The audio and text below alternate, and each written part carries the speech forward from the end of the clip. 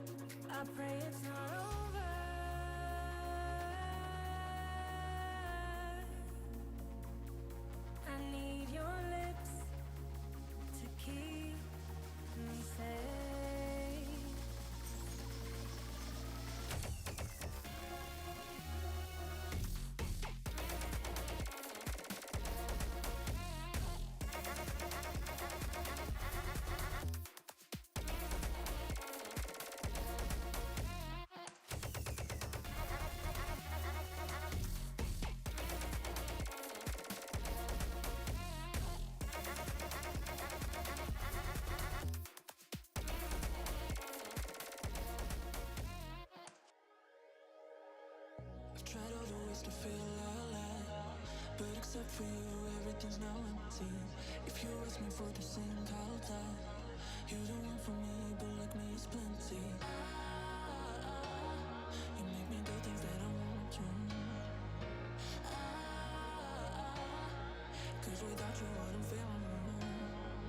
You see, I'm lonely lately, but without you, empty. All I do is crazy. You see, I'm lonely lately, but without you, empty. All I do is just for you. You make me do things that I want to. Cause without you, I don't feel alone. All I do is just for you.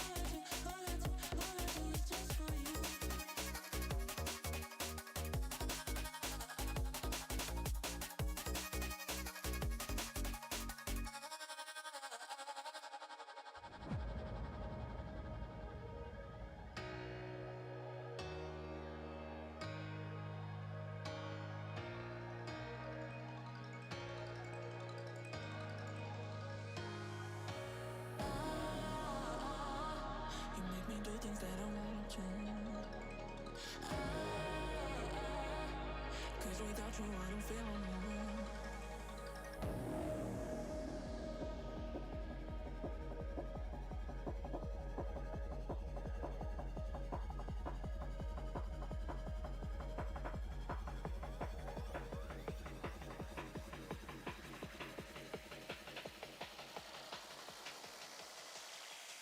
All I do is just for you.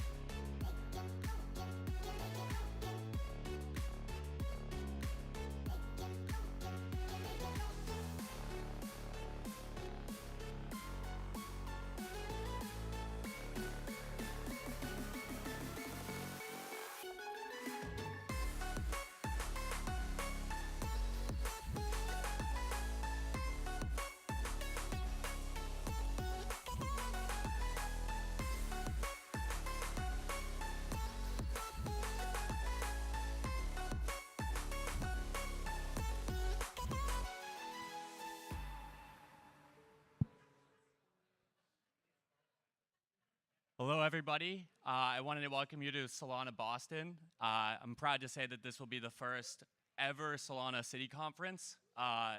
We started this with the idea that, Breakpoint was really far away and not a lot of us could make it. And so we wanted to do something that would be local to the United States and hopefully inspire some other people to do the same in their areas. So we're really excited to have Solana here. Solana has been an insane help with putting this together, so I really want to thank them. Of course, thank the sponsors. You can see the sponsors up here. They know who they are, and they've helped out the Boston DAO for a really long time. We're already blown away by the turnout, so anything from now on will be. We're just excited to have you here. Without further ado, we'll kick this off. I'm going to hand it over to the institutional panel.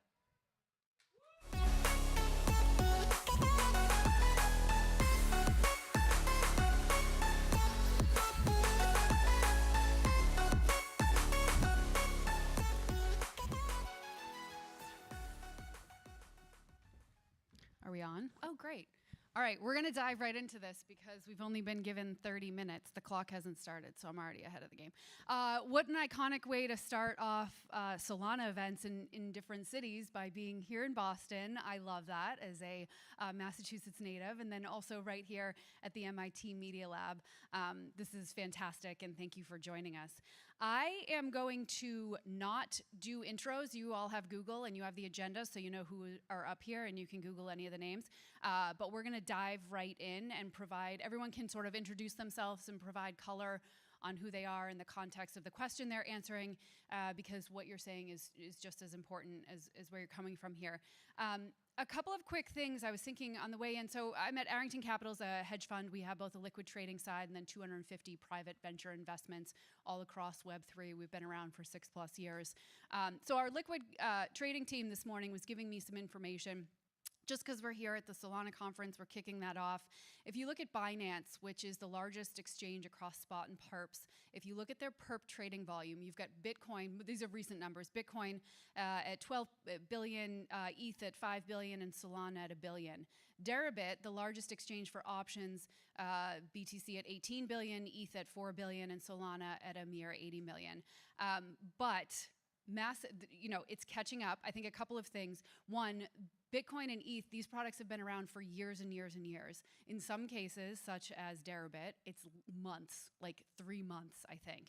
And if you look at the volatility on Bitcoin and ETH, Solana is about 20%, but the volatility on Bitcoin and ETH has drastically declined over the past 5 years. And with Sol entering at this point that we're seeing, I think the volatility is going to even out very, very quickly. So I think given that, we're going to start broad as we get into this and think about what institutions are looking at with the products that have been available for years, as well as the newer ones like Solana that are coming to the forefront. And so I want to start broad as we cover this. And some of the adoption and these professionals that we have here on the panel and the varying viewpoints that they take in serving institutions across the board. So Ryan, I'm going to have you warm us up here. Ryan's joining us from Fidelity. Since we're here in Boston, I want to give Fidelity a pretty big shout out. They have been buying Bitcoin mining rigs since I think 2014. In 2017, they were allowing employees to buy lunch in the cafeteria with Bitcoin. They were one of the first ones to allow Fidelity customers to actually add Bitcoin to their retirement portfolio. Abigail Johnson has been a force. I believe she's been going to crypto conferences since well before the rest of them and since before it was the cool thing to do. And she's just this silent, I've had the opportunity to meet her once or twice. She's fantastic. And the first time was probably 5 or 6 years ago. And she was the only one. It was a fascinating room of leaders from government institutions and financials, both in the US and beyond. And she was really the only one that spoke up about digital assets. And it was very impactful to see in person. So Ryan, I know you'll be an excellent stand-in for Ms. Johnson today since she was apparently busy. I know Jake probably asked her to come and she couldn't make it. But Ryan, why don't you give us your take on where you're seeing your clients, what they're asking for, and just generally, as you distribute fund products, can you tell us about those and what Fidelity's doing? Thanks, Kelly, and thanks everyone for having me. Ryan Lessard, digital asset strategist within Fidelity Digital Asset Management, one of 2 commercial businesses at the firm focused on digital assets or crypto as an asset class. And I've been with the firm now for 8 years, about half and half. First 4 were on the traditional side, institutional side, distributing mutual funds, ETFs, the regular TradFi product lineup. And then the last 4 within the digital assets group on the asset management organization, distributing fund products and seeing that evolve over time. And the beauty of this being at Fidelity, right, an almost 80-year-old asset manager headquartered down the street here in Boston, is their journey in digital assets predates me joining as an employee. It started in 2014, thinking about what is Bitcoin at that point in time, what this might mean for financial services, and making sure as a private company that we're ahead of these trends and growing alongside of them. So we've done many things over the years in our incubator group. I'm lucky to be joined by Hadley, who was there at that time building out some of these great organizations that got commercialized today. And we now have an institutional custody business and an asset management business supporting investors at the end of the day. Current clients of Fidelity of all different types, and then I think net new clients to Fidelity as well that are growing alongside this ecosystem and thinking about these two worlds in parallel and trying to work with a company that sees them as that, right? In parallel, in this intersection coming together and supporting you along your investing journey, no matter where that is and how you choose to allocate. So in my role as a strategist, I'm facing off with all sorts of institutions and investors, everything from a high net worth individual to a pension, foundation, endowment, family office, RIA, financial advisor, and everything in between. And we see a really unique basis of these different investment trends and these different timelines of those different types of investors. And of course, how they invest varies just based on operationally how they're set up and who they are as much as anything else. But what they invest in changes too. And I saw that from my first days walking in the door in 2017 when I was on the traditional side of the business, and thinking back to then, as many in the room know, right, that was a bull market at the time of, specifically mainstream top of mind was just Bitcoin for the most part, a little bit of ETH, but we were getting questions just, what is this thing, right? Like they just totally didn't understand it. And I was selling, equity funds and fixed income funds, and I personally got it, but it wasn't exactly my mandate to talk about Bitcoin, and serendipitously it is now. But the questions they asked then, and what I've seen 8 years later, is just tremendous growth in the seriousness in which they are choosing to learn and care about this topic, and the intellectual depth of the questions that they're asking versus mostly back then it was how quickly can I find a reason to dismiss this stuff, right? It's just like finding a good excuse to not care. And now they have a really great reason to care, and they want to make sure they're prepared to talk to their clients or their investor community, whoever that might be. So day to day, I represent a suite of exchange traded products that, famously have come to market this year, and the billions of dollars across the industry that goes into that. But I'd say still more commercially at Fidelity, we are, call it, very blue chip in the assets that we represent, right? Those on my side of the house are just Bitcoin and Ethereum, more, logistically and technically speaking. And that is one part, of course, where demand has been for the last 4 years since I've drove this business. And then the other part being entirely regulatory. So I think that's part of the challenge here too, where we sit at Fidelity as, being a legacy financial institution, we are balancing innovation with regulatory challenges. Your perspective, having been in that position for the past 8 years and seen that with the path that we've come down, what do you think has been the biggest hurdle, the biggest challenge in terms of educating everyone that you're talking to? It's sometimes a chicken and the egg, right? Like depending on who the investor is and how they can invest. If you are a pension fund, right, most of these investment policy mandates don't allow you to go out, at least as their operations are constructed today, and buy spot Bitcoin, Ethereum, Solana, any asset, right? And so why would they put in all the time and effort to learn about these assets if they got to the finish line, wanted to, and still couldn't allocate for more logistical reasons? And the beauty of, traditional investment products and wrappers is you eliminate that friction, that hurdle of getting there. And so now they're willing to lean in and learn, right? And it often starts with Bitcoin because that's just what's been around the longest. And it has the most concrete in terms of technical background that hasn't changed much. It's been very, static in nature by intention. And for them, that's easy as I describe it, right? They want to start with what's easy and, take bite-sized pieces. And that's not to say they don't have depth to go beyond Bitcoin, but we often recommend start with that. Just understand what these networks are at a really high level, how these protocols work more technically, and then we can start to get into other assets. All right, and I want to come back and sort of talk more about Bitcoin and ETH being the thing, and then everything else, because I think most people in this room, A, on Sol, and B, on the 15,000 other digital assets that exist out there today. So Hadley and Perry, you're both more of in the trenches. You're providing highly valuable services to institutions as they continue on this path and hopefully go beyond just holding Bitcoin and ETH and more. And we're going to talk about the tooling, but you've been in the space for quite some time. Can each of you sort of give me the biggest shift in what you're seeing when it comes to interest levels and depth from your perspective from institutions? Perry, we'll start with you. Yeah, so I'm Perry. I'm one of the founders of Node 40, and we do financial reporting. So yeah, the shift is well, it's education. Have you always been digital asset financial reporting, or did you? No, so The regular my stuff. company started the first staking company in the space in 2015. So very early on, we were doing like the first opportunity to do staking. We jumped on board with that, and we had to develop financial reports for our clients back in 2015. So that's how we got our start. My co-founder and I, software engineers, running servers for staking was frankly boring. Didn't know what the longevity would be for that in 2015. So we got rid of that and focused exclusively on kind of transaction analytics so you could produce financial reports. And as we all know, this really grew. So doing transaction or financial reports for Bitcoin was really easy. So it's easy for people to get into Bitcoin because it's simple value transfer. Like there's an asset moving from one place to another. There's not much more than that. And I think that's part of the appeal. ETH opened the door to things becoming much more complex, where you could have financial vehicles on chain.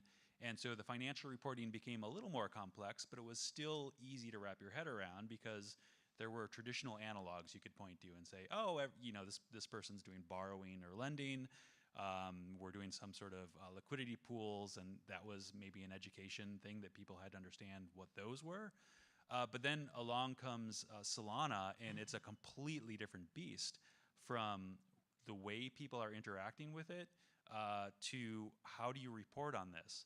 So if you want the institutions to be interested in Solana or some of these more complex chains, they need to abstract away the technology. So they need to fully understand how all of this stuff is working. So I assume there are builders here in the audience. The institutions are looking at you saying, that's interesting. How do we understand this? How do we represent this to our customer base? How do we show that what we're getting involved with has actual value? And so that is, I think, going to be a struggle for institutions just because, one, there's massive volume on Solana. Like we've got clients that are doing 216,000 transactions a day on Solana. So how do you represent that if you want to be a financial company that has longevity, reporting to your shareholders? And it's just a different beast. And also the way you guys are building is very different from all the other platforms. Hadley? Yeah, I think it's just bringing it up a couple of levels. Like it's Hadley, give us a quick context on your background. Oh, sorry. So Hadley Stern, been in the space since 2014. As Ryan mentioned, I was privileged to be part of the very early team at Fidelity in 2014. I was voluntold, which I think is an institutional corporate term for to start the Bitcoin incubator, and so very early R&D group. And then since then, I've been in the startup space. I was most recently at Bank of New York Mellon, built their digital asset custody business, and now I'm at Marinade, which is a wonderful staking platform, one of the first on Solana, been running 3 years, and it's a staking marketplace. So yeah, bringing it up a couple of levels, like I think it's interesting to think like what we mean when we say institutional and how that plays out, because like I sometimes wonder like what would Satoshi think about institutional panels at crypto conferences, because that was obviously quite an anti-institutional white paper, right? And so, and then another tick down is when I think about institutional adoption, I think fund products are incredibly important investment vehicles, but I think more of the technology. Like when will it be a point in an institution on a whiteboard when blockchain will be part of a technical architecture conversation like cloud is now? So I think when we think about institutional adoption, there are so many different layers, which makes it really fun.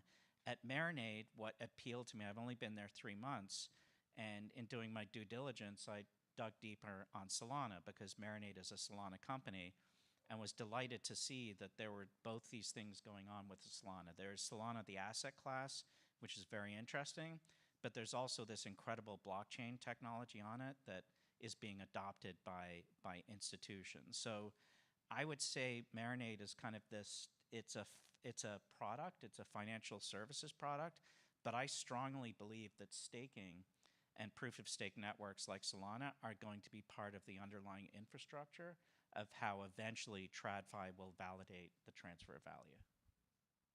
That Yeah. may be a bit meandering. I'm not sure if I answered your question. No, I think that's helpful. And I think most people in this room would recognize that the tooling's hard, right? I mean, many of us have been, I'm not technical. I'm not a computer scientist. I'm not a developer. I'm not a coder. I sit on a different side of things. But even having been in that space and having a basic understanding, it's still hard, right? There's still super hard concepts to understand, and you have to dive in really deeply. And I think when Hadley, when you see it, what do you think institutions are diving in from, like, the tooling perspective? And are they doing it in broad daylight and sharing what those are? Are they doing it in incubator type programs like the one you had at Fidelity? Or are they just sort of like doing things quietly in the dark to figure out what the hell's going on?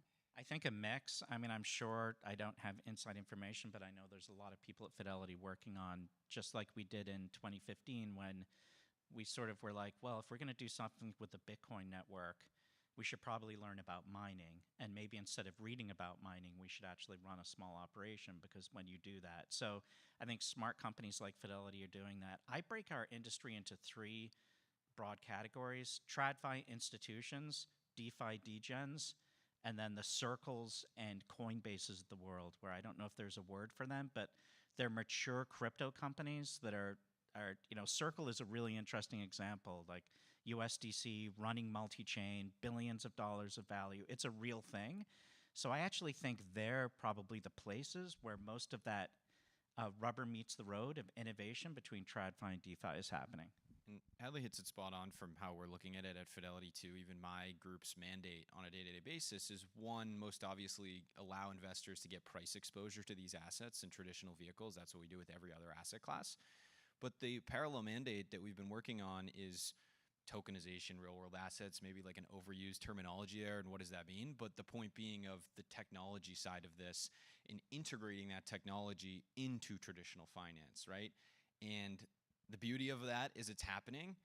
The not so great part of it, probably for everyone in the room and everyone that's an optimist in the space, is it just takes a really long time to make significant change, or for that significant change to be adopted in meaningful ways. I forget who said it. I was at a conference 3 years ago in New York, and someone said, whatever you think your timeline is with traditional finance, just triple it. And that's just the truth of the matter, to get at least mass adoption at scale. So it's not just Fidelity at this point. Triple it on the digital asset side. Yeah, as the two worlds collide, like, it's going to just take time for traditional financial companies to either A, get all the way there, or get comfortable enough to commercialize it in some capacity. When we start thinking about technology, especially, that's the harder part, to reassemble 75 years of operational plumbing. I think even the institutions are dabbling at this point, because what we see is institutions trying to figure out how to put some of these assets to work. So if you think about the ETF issuers, you saw a lot of talk and you saw people filing for staking ETH, right? And why couldn't they do that? Well, aside from the regulators, when we talked to people who were staking ETH and investigating, so they were doing the dabbling, these are the institutions doing the dabbling, they still didn't have comfort that they could report what they were doing, and that's really critical for an institution. And when you, the problem with Solana is it's just so insanely complex that when they would try to do reports on what they were getting involved with, they would be missing data. And that's just the nature of Solana. You can ask one node on Solana, hey, what does this transaction look like? And the node's like, I have no idea. Never seen that before. You ask the next node, and the node is like, yeah, I got that. I gotcha. Well, institutions have to understand that there's like lots of hoops that you have to jump through that just don't exist in Bitcoin. They don't exist in ETH. But some of these other layer ones, they are very different. And I think it's going to take a lot of time for the institutions to finally wrap their heads around that.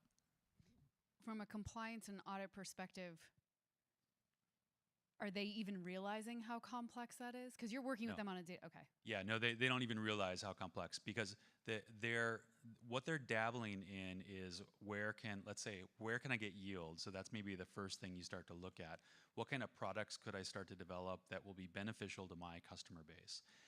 And then they'll come to us and say, hey, we did this great thing. Can you help us understand it? Which is a weird approach. Like they're putting the cart before the horse. Can you help us understand the thing that we just did? And that is something very different from the way they've worked in the past. and everything is sort of hidden and obfuscated on the blockchain. So pulling that out and exposing it is going to allow these institutions to be able to move forward faster. And some of the help that we could make as builders is try not to obfuscate things as much, and try to be a little bit more straightforward.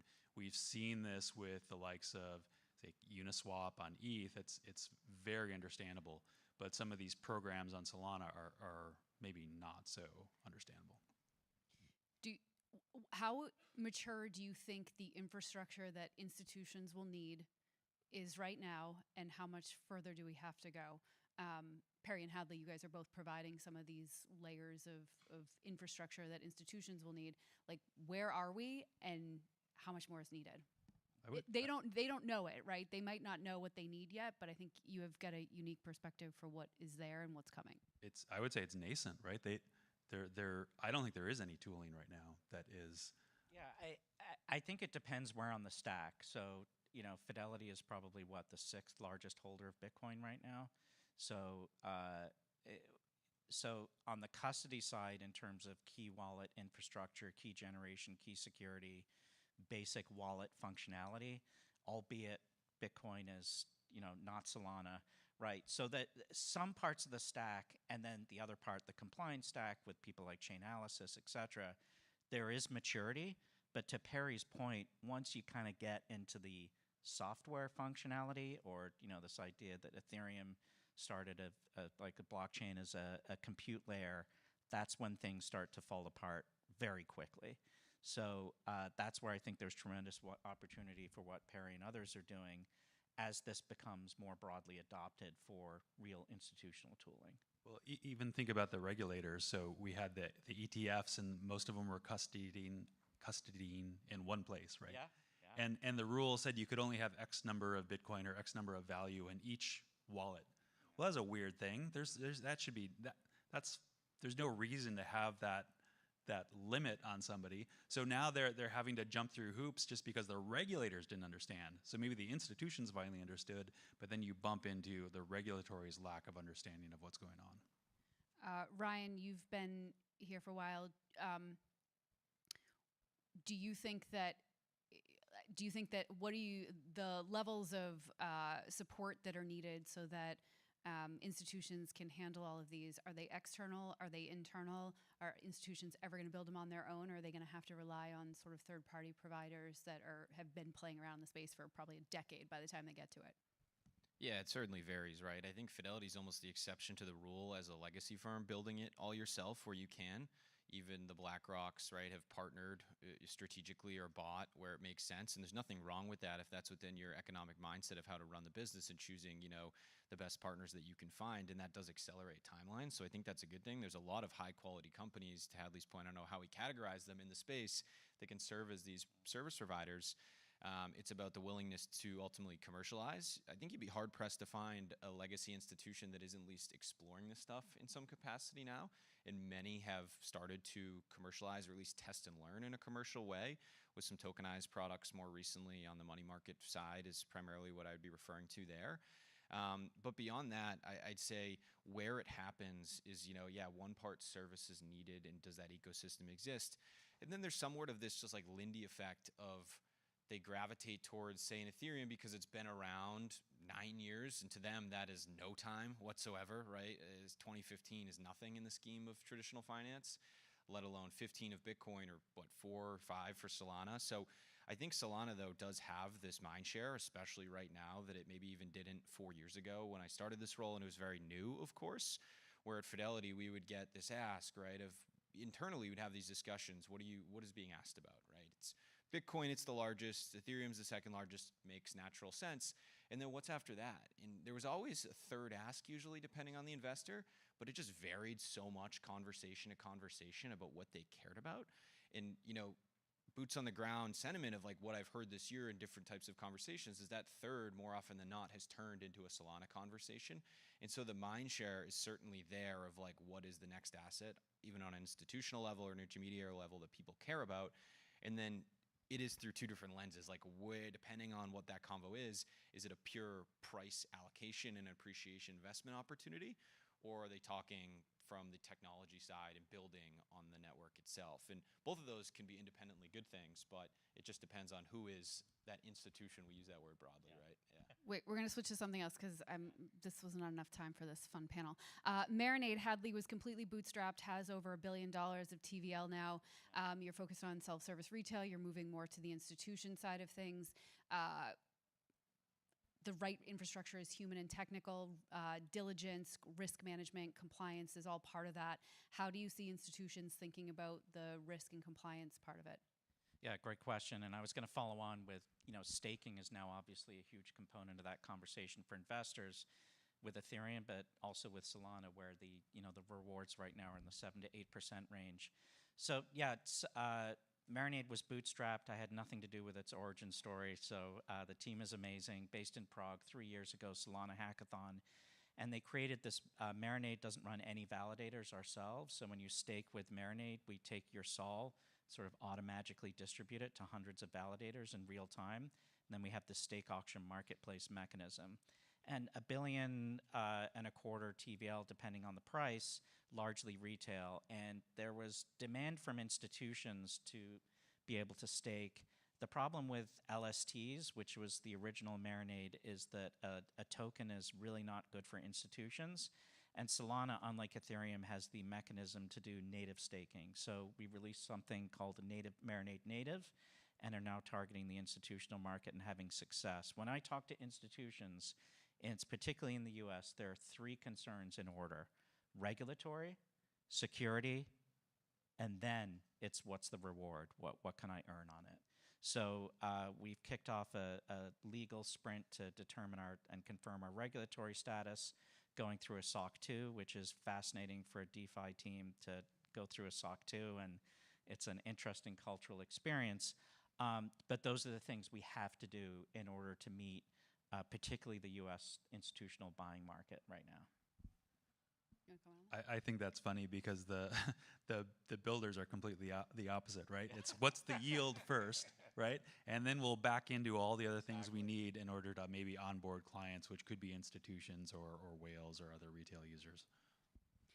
All right, we're coming up on time here, and we're going to keep this program on schedule. We've managed to keep politics out of this conversation, which has been super fun. But we're going to come up to our conversation with Mr. Gus Coldebella and John Deaton. And so hot takes only as we close out and go down the panel line here. What's the biggest opportunity with a political change that we're seeing, no matter what happens in however many days we have to go? There's a change and there's a shift. No matter who wins and what the outcomes are, there's a change. What will have the biggest impact on institutions with a change in the political regime here? It's value. There's value here. So if there's value, the politicians are going to follow that value. And that's it. So it doesn't matter which party is going to win. We are already at a stage where there's no way to stop this. And as long as there's value, the politicians are going to find a way to insert themselves, rightly or wrongly, whether or not they're on your side or not. They are going to find a way to work with you. So let's make this something that they can't ignore. Yeah, I would call the next 3 weeks, no matter what happens, noise, right, in the system, in that this is really long-term, and it has been long-term. It will continue to be long-term, in that it's bigger than the top of the ticket as well. It's very localized in different states, Senate, House, et cetera. So, how this goes at this point is it's not going away. That wasn't always the case, 3, 5, 10 years ago, but it's changed. And the beauty of just where we've sat at Fidelity has been able to engage with these legislators and regulators over time. And what they want is they want to learn. So I think it's not a hot take, but if anything else, it's that this matters. And if we can all leave here with confidence that this matters, that's probably the best thing for the industry. Yeah, I guess I'll close it out. I think us as an industry desperate for sensible regulation, not through enforcement action. The Bitcoin ETF got approved because of a lawsuit by Grayscale, ultimately, right, against the SEC. This sort of regulation creation or through enforcement action has to stop. I'm optimistic. I think Mark Andreessen said software will eat the world. So blockchain is here. It's an unstoppable force. I think the question is how much will the US participate in it? And will we be those leaders like SpaceX, that incredible rocket going up and down, or is that going to happen in another country? Because it's going to happen.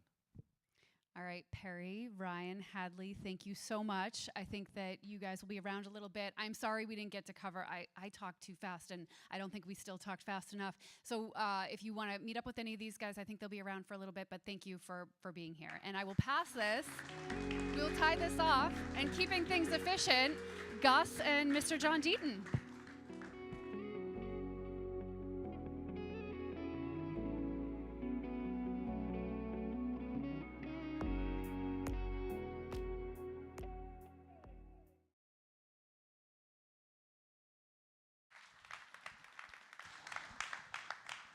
Ladies and gentlemen, what a treat we have at Solana Boston this year. John Deaton is running for a seat in the United States Senate to represent Massachusetts for the next 6 years.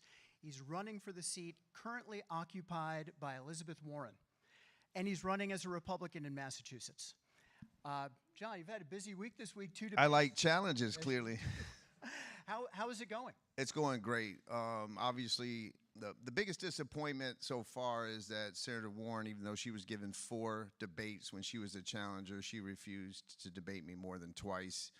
And I think you may have seen, if you watched any of the debates, why I'm not your typical kind of Washington politician. I'm more of an American who's frustrated just like all you out there. So, a lot of people asked me was when I looked at her and said, I got news for you, Senator, you all suck in Washington. Was that planned? No, because when I got back into the room after the debate, my campaign team goes, where the hell was that from? And I just said, listen, I was just standing there, not a candidate, more of an American citizen, just frustrated with this broken system. And this industry exemplifies just how broken the system is as far as regulations in Washington, D.C. So, John, I watched you in the debates. You did a great job. Thanks. For the folks who have not watched the debates or read the book, I'd love for you to spend a few minutes on your background, because obviously your background has shaped who you are and what you're doing right now. So tell us about your upbringing. Obviously, you roared onto the scene during XRP litigation, but tell us about how you got introduced to crypto and why you're running for office. All right, thanks. Listen, I wrote a book called Food Stamp Warrior, and it was really a book about unexamined trauma. I lived in a place called Highland Park, Detroit. If you look it up, you'll see it's ranked in the top 5 worst neighborhoods in America, bar none, for the last 40 years. There's a sign not too far from my childhood home that says, enter at your own risk, police do not patrol the area. To give you an idea, my mom was stabbed when I was 6 in front of me. The stabber, unfortunately, was a predator who raped me for a period of 2 years between 9 and 11, threatened to kill my mom. If I told anyone after watching her get stabbed and almost die 3 years earlier, you can imagine what that does to a 9-year-old's mind. My best friend at 17 died in my arms in a drive-by shooting. My first day of high school, I was a high school dropout because I had a gun shoved in my mouth on first day. Everyone in my family was a high school dropout.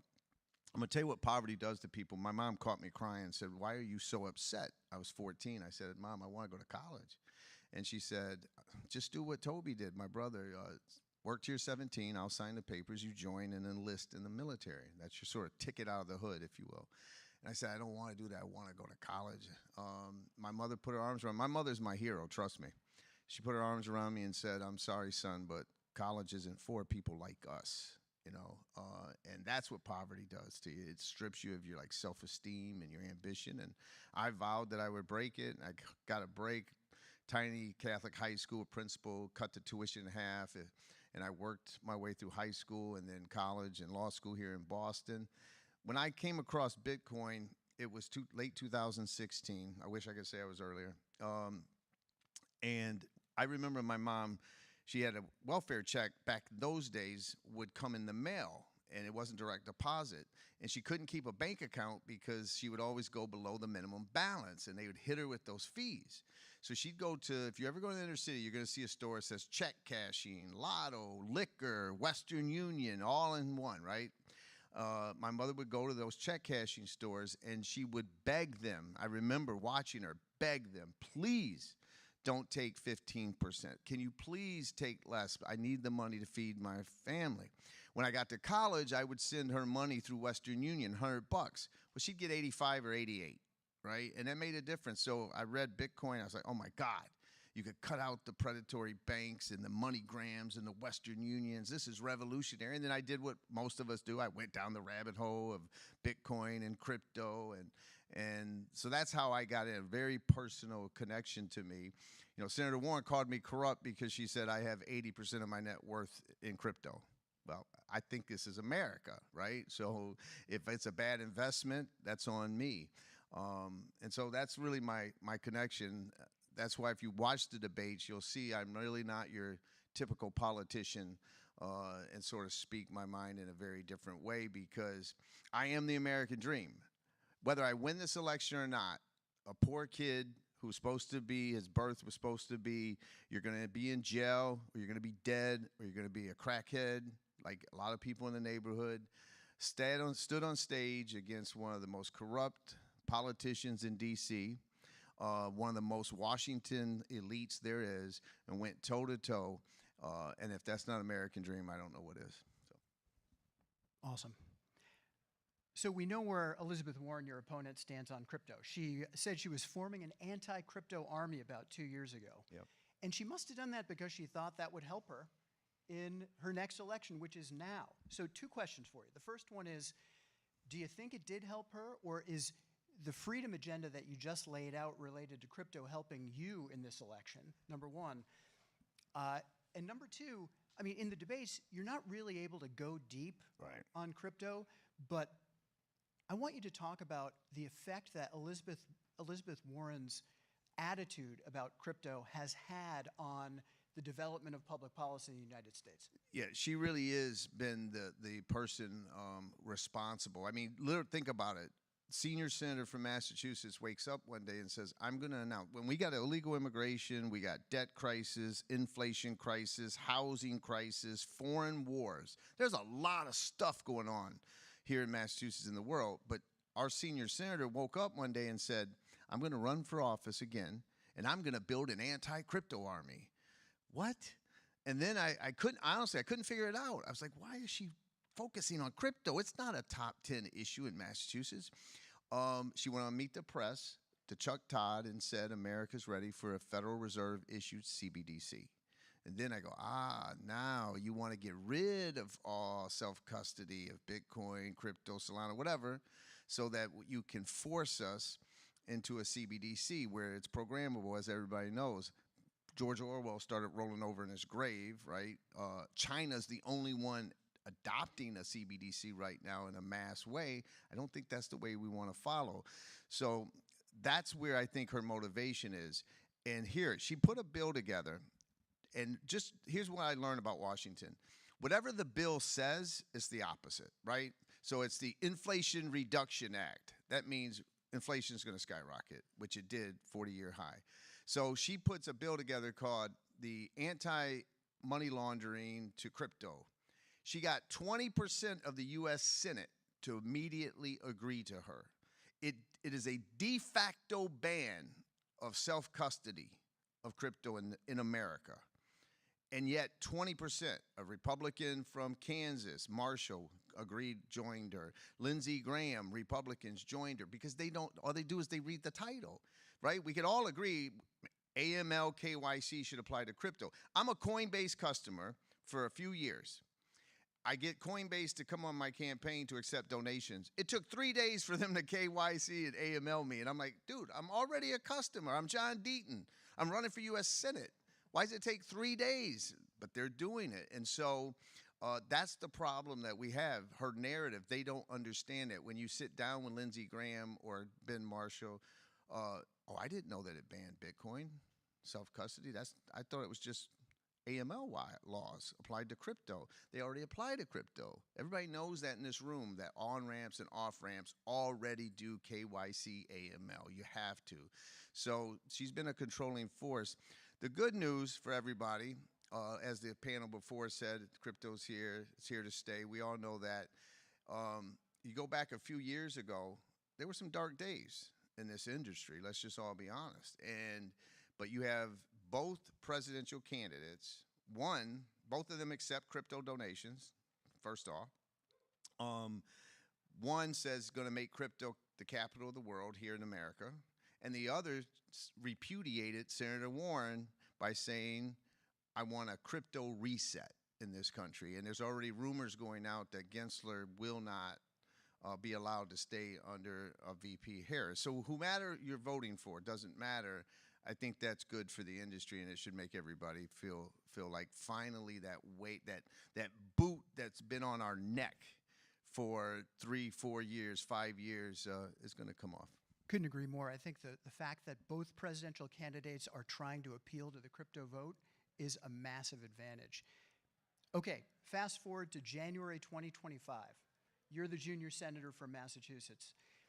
Everyone in the Senate, everyone on the Hill knows that you're a crypto expert.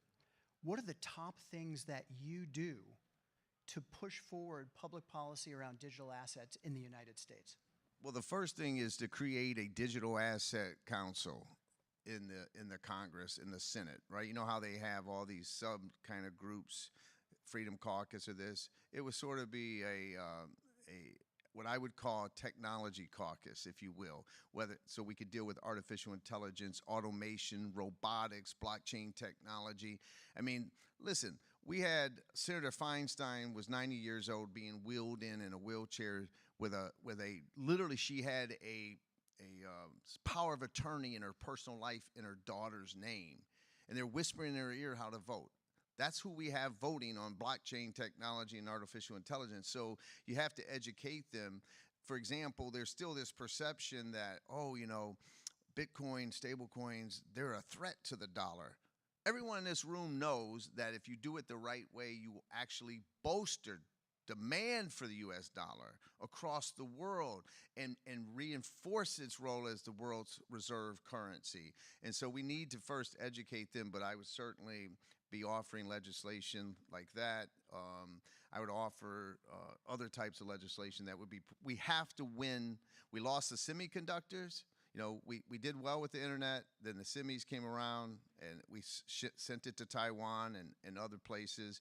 We have to be the leading country when it comes to these new technologies. If we're not, it's bad news. I'm glad you raised that issue. So in addition to digital assets, you mentioned AI. Obviously, the Congress is going to be debating Section 230.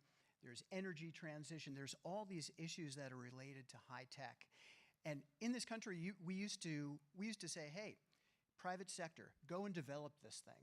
And then if regulations were necessary, Congress would step in and regulate. It seems like now we're putting the regulation cart before the innovation horse. Absolutely. So when you think about how Senator Deaton would deal with issues of technology zoomed out from crypto, tell us a little bit about that. Yeah, listen, I'm a free market guy, obviously. Here's an example. In the Inflation Reduction Act, they assigned $7.5 billion to build EV charging stations, right? Electrical vehicles charging stations. 3 years later, they had one operational. In 4 years, they've built 7. $7.5 billion. In the meantime, Tesla in 1 quarter built 359 EV charging stations, obviously for a fraction of $7.5 billion. So the private sector is always going to do better than the government sector. Here in Massachusetts, there's a serious housing crisis like most places. It's taking 2 years for builders to pull permits. That's just insane. So we've got to cut through the red tape.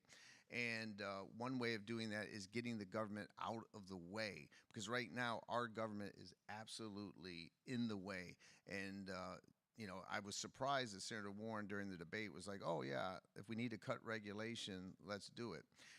Listen, what's held this industry back has been the lack of regulatory clarity. So I've been out there when I sued the SEC. It was because I think we need smart, tailored regulations. But think of this. We're applying 1933 statute and a case called Howey, as some of you've heard, from 1946 about oranges. to artificial intelligence, blockchain technology, automotive. That's insanity, right? You can't take 33 law from the 30s to today. So we need people to get off their butt in Congress and actually want to do their job. And right now they don't want to. They just want to push everything off and argue about labels. And but I'm going to be an absolute pro innovation. And you want to know what state does the best? Massachusetts, right? If we foster innovation in this country in, you know, renewable energy technology, artificial intelligence, everything we've talked about, Massachusetts is going to do well. We've got Harvard, we have MIT, we have Tufts, we have so many great institutions, and we need to do that because we'll win as a state. Let me ask you to press pause a little bit on the XRP litigation that you were involved in. I mean, I think you described it perfectly. The reason we are where we are in digital assets legislation, regulation, or lack thereof is because Congress isn't doing its job, and it forces lawyers and clients like you were a few years ago in the XRP litigation to go out there and say, no, this isn't working right. So why don't you give everybody just a short summary of your role there? Yeah, listen, I was accused a lot of times on social media, he must be paid by Brad Garlinghouse. I had never met Rip or Brad Garlinghouse. My daughter was 18 years old. She turned 18, Jordan. She just graduated UMass Amherst. She got 15 grand. You know, that saved up from birthday parties and grandma giving her 50 bucks, whatever. So I said, you know, honey, do something smart with it. But you're 18 years old. And, you know, she bought a Bitcoin for 10 grand. And she just took, hey, Dad's talking about these digital assets. So she took 10 grand, bought Bitcoin. The other 5, she bought $2,500 worth of ETH and XRP. She just took the top 3, knew nothing about it. She had never heard about Brad Garlinghouse. She didn't know what Ripple was. And so I knew there were people like her that had no connection to this company. And why are you going to say that when someone bought XRP off Coinbase, that they have an illegal security? Beavers were used, as you know, beavers were used as an investment contract. They're still beavers. Bitcoin in 2013 was packaged as a security. It's still Bitcoin. Condos. The token itself has never been, or the underlying asset's never been the security. Why are you doing this? And so I knew people would be hurt. I knew investors would be hurt, so I got pissed. That's the real answer. At my government, that overreach, and I sued the SEC, and it went viral, and 75,000 XRP holders joined me, 627 here in Massachusetts, and a lifelong Democrat judge appointed by Barack Obama agreed. She said XRP itself's not a security. She cited the affidavits I submitted by XRP holders and cited some work I did in library, and I'm very proud of it. And I did it pro bono. You know, I'm not asking to be pat on the back. I'm just pointing out that they call me a crypto attorney, but I've never made any money as a crypto attorney. It's all been pro bono work. I made money owning crypto. So let me make that clear. I do own Solana. I want everybody to know, so let me give you my full disclosure here. That's a great rundown. So I'm glad we had a chance to talk about crypto issues. We will return to those. Sure. But obviously this election is about a lot more than that. So, I mean, when you think about, you know, when you barnstorm this state and talk to the state's voters about what's on their minds, I'm sure a lot of that stuff came up in the debate, use border security and immigration and housing. What are the big issues that you're thinking about, and how are you separating yourself from Elizabeth Warren on those issues? The 2 biggest issues here for everyone, and that's why I've been calling her the crypto candidate, because I said illegal immigration, debt crisis. I mean, we're paying $3 billion a day on interest alone. You know, I pointed out on the debate stage, because her solution to the problem is everything is taxed to rich. So I said, Senator, 735 billionaires in America with a cumulative wealth of $4.5 trillion. Let's just take all their money from them. Don't tax them, take it all. And we pay the interest on our debt for 4 years. Not a dollar goes towards education, climate change, anything you want to talk about. So that's a slogan, not a solution. Inflation, pricing everyone out of the country, foreign wars, and she's focused on crypto. It's insane. And so she's the crypto candidate. But the 2 biggest factors here is Massachusetts is illegal immigration, migrant crisis, whatever you want to call it, because here in Massachusetts we have a right to shelter law that does not require residency.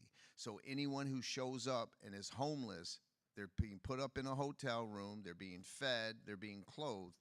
Massachusetts has spent over $1 billion in the last year on this crisis. So Massachusetts is a border state because of that right to shelter law, which is also a right to educate law. So you're having classrooms impacted because kids, and it's not the migrants' kids' fault that they don't speak English, but it does impact, education. And so that's number one. And number two is Massachusetts is now the second most expensive state to live in behind Hawaii.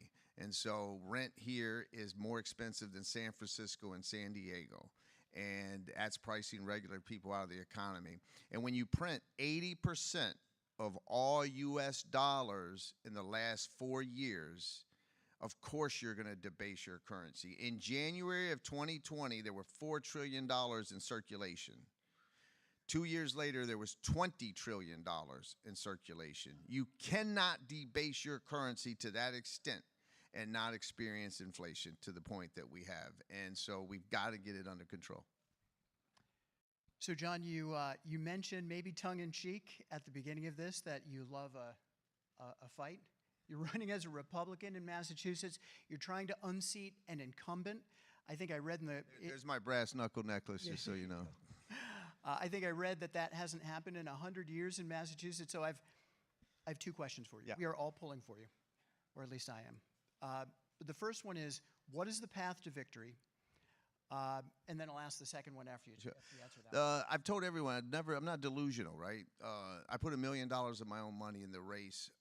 I wouldn't have done that if I thought there was zero chance. There's a very narrow uphill path to victory. I need a few things to break my way. I need to raise more money. If you support me, go to johndeatonforsenate.com, please. Even $5 helps. Senator Warren has $8 million, raised $8 million. I've raised $2 million. $1 million of it's my own money, but I wouldn't do that if there was no chance. I need a few lucky breaks along the way. We've done polling that shows if all they learn is they see Elizabeth Warren, Democrat, John Deaton, Republican, I'm going to lose by 20 points, if that's all they see. When they learn I'm a veteran, 7 years in the Marine Corps, and I'm pro-choice in Massachusetts, it's 7 points immediately. So if they learn more about me, then it's very competitive. Former Republican Governor Charlie Baker, there was a poll that showed that if he were in this race, he'd beat her by 15 points. Doesn't translate to John Deaton. I wasn't the governor for 8 years. The people don't know me like that.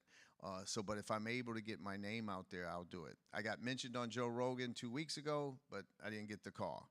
If I get on that show, it's 12 million views. It leads to money. It leads to exposure. So it really comes down to that. If those things don't work out, I'll get my ass kicked. But it won't be the first time in life. And you know what? When you learn my story, the fact that I can stand toe-to-toe with someone like her in America proves that America's great. And we get to damage the false narrative, right? Because she called me corrupt because I have my money invested in crypto, which means every one of you is corrupt in her eyes. When she says that crypto is only for criminals, those are her words, only for criminals and terrorists. She called everyone in this room a criminal or a terrorist because we believe in technology. To me, Bitcoin and crypto is the new American dream. Because when I was young, and I'm 57 years old, buying a house, paying it off, maybe owning a couple stocks, and having a nice savings account, that was the American dream. Today, you can't afford a house. They had 0% interest, so they would charge you money to put it in the bank, so you couldn't keep a savings account. So the only people in the last 20 years that have actually done well are people who have owned stuff, right? Bitcoin, real estate, whatever it is, gold. And so I view crypto as the new American dream. So you could take a apartment building and digitize it on the blockchain, and now you could be a renter and have a fractional share of ownership in the apartment that you're actually living and building equity. So to me, this whole technology represents the new American dream, and that's why I fight so hard for it. So, John, this is not your first foray into public service. And I think you running, just the fact that you're running and not sort of leading to a coronation for the sitting senator is a public service. But as you said, you served in the Marine Corps, you've done a lot of pro bono work. What does the future of public service look like for John Deaton? Because I think your voice is very important to have. Well, thank you. I'm someone who believes in term limits. You know, everybody asks me what's my first bill. The first bill I would write is that you get 12 years as a U.S. Senator or 12 years as a congressman. It's called public service, not self-service. That's why when Senator Warren criticized me, she literally criticized me for being a success because I have money now in my life, considering the poverty that I grew up in. And I'm like looking at her like, shame on you. Like, I didn't hate rich people when I was poor. I might say, hey, you got 5 minutes? Can you tell me what you know that I need to know in life? I didn't demonize people.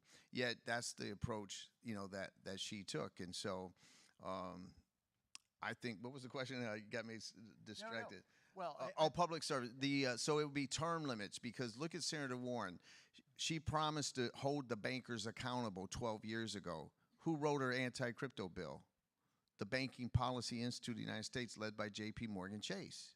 That's a fact, not an opinion. So that's what happened. So term limits, and I was able to tell her I made my money before going to Washington. How do you all go to Washington broke, and 10 years later you have millions and millions of dollars? And so I think that if we don't get term limits, it's one of the issues that threaten our society, because trust me, they want us divided.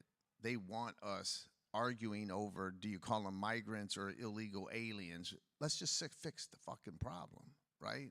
Let's not spend our time arguing over nonsense. And so, but that's what they do. MAGA versus Rhino. And, you know, we got to get past that. They want to keep us divided so that they can keep power, so that they can keep enriching themselves. And so I'm gonna fight until I don't have a breath left in my life.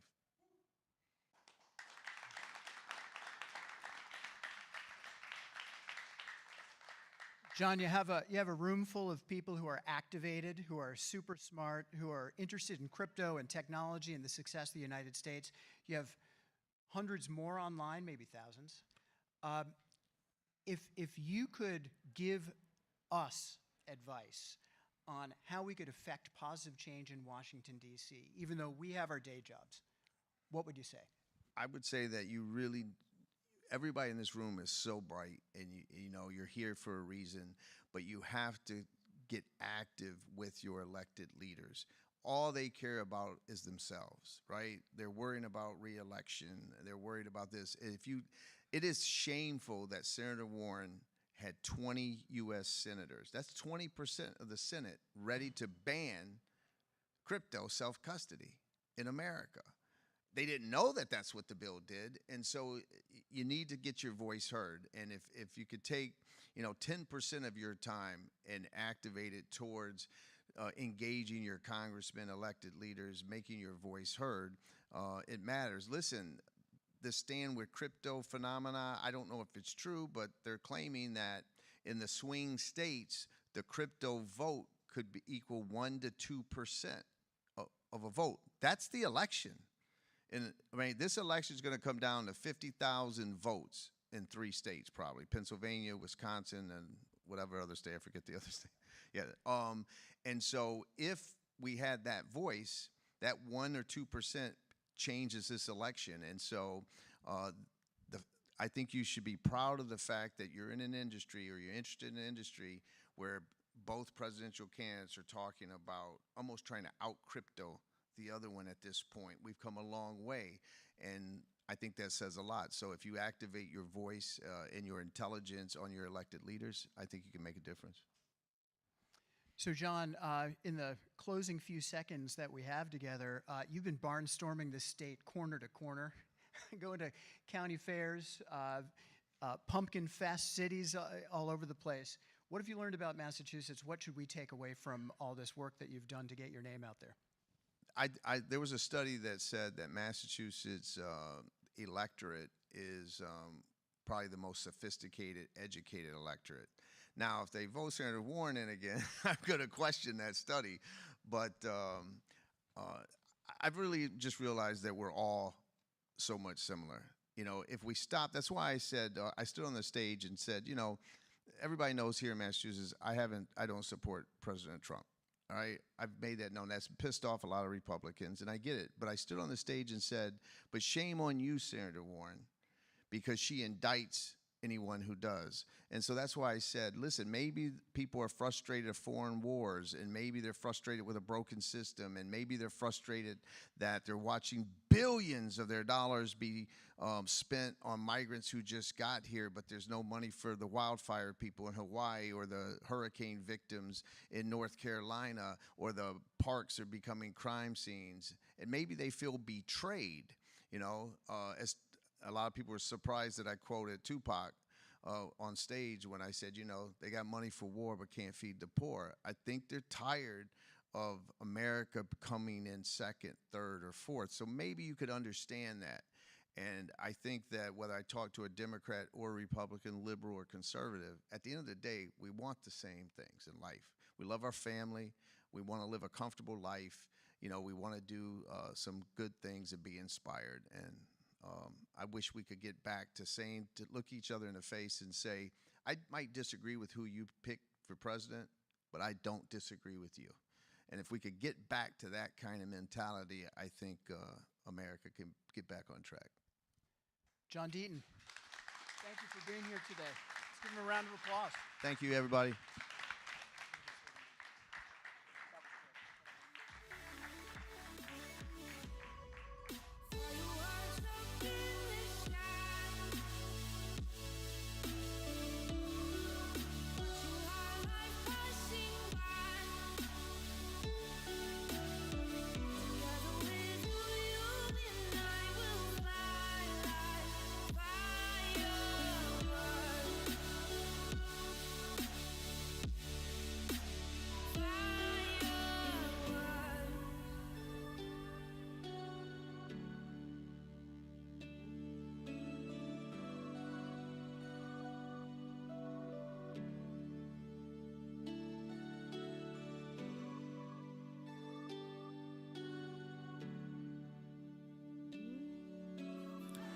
Ladies and gentlemen, we are not cutting for lunch yet. We have a policy panel happening from 12 to 12:30. Then we get to lunch. So hang around if you can for our next panel.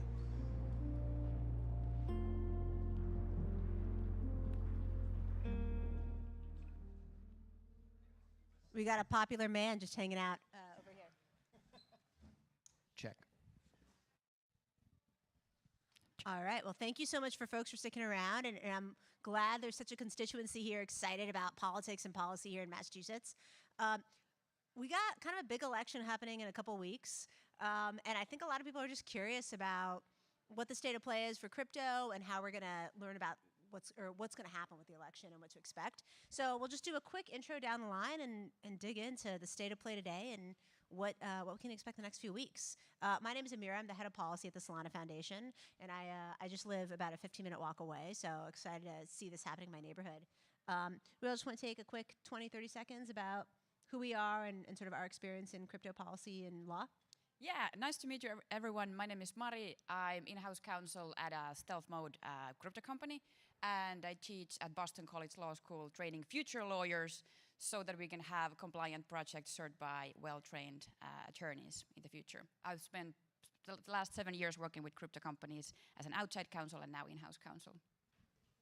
Hey everyone, my name is Mark Cianci. I am a crypto litigator and a broad business and securities litigator in the space. I've been in the blockchain ecosystem for around the last 4 years. I am partner at a boutique law firm, Israel David, with offices here in Boston and in New York.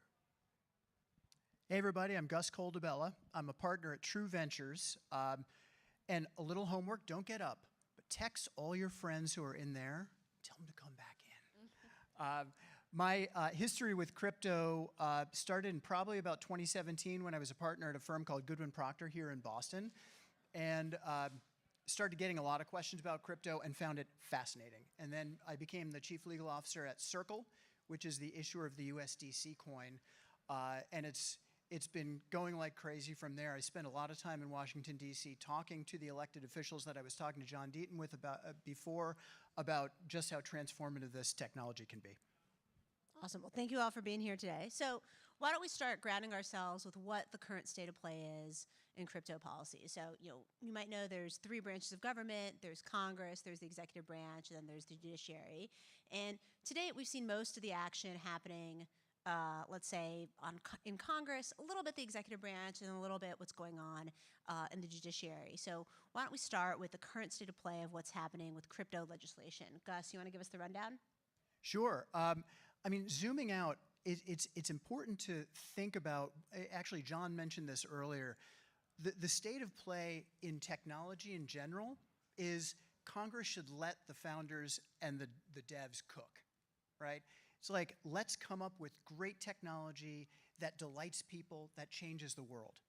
So why are we on a crypto panel saying, well, we need Congress to do something? And the reason we need Congress to do something is because the law has essentially let the SEC say, I'm looking around and I see an investment contract, and that investment contract is a security. And if it's a security, it needs to be regulated and registered, and you didn't register it, right? So the current law allows the SEC to reach out, we think, beyond its mandate and say, okay, that's a security, you got to stop doing it. The only solution for us, since the executive branch is doing that, is with the other 2 branches of government that Amira mentioned.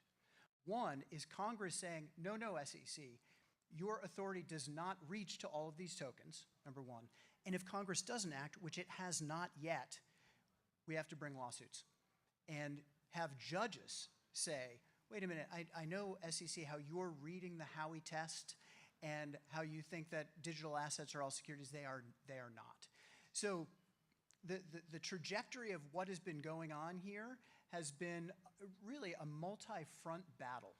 When I started at Circle, it was talking to the SEC about how they should do rulemaking that makes it very clear that tokens can be used for useful purposes. They can be traded. They are not securities. Or if there was a need to have them all be registered, that they could be registered in a way that, that allowed all of the important innovations of crypto to continue to happen.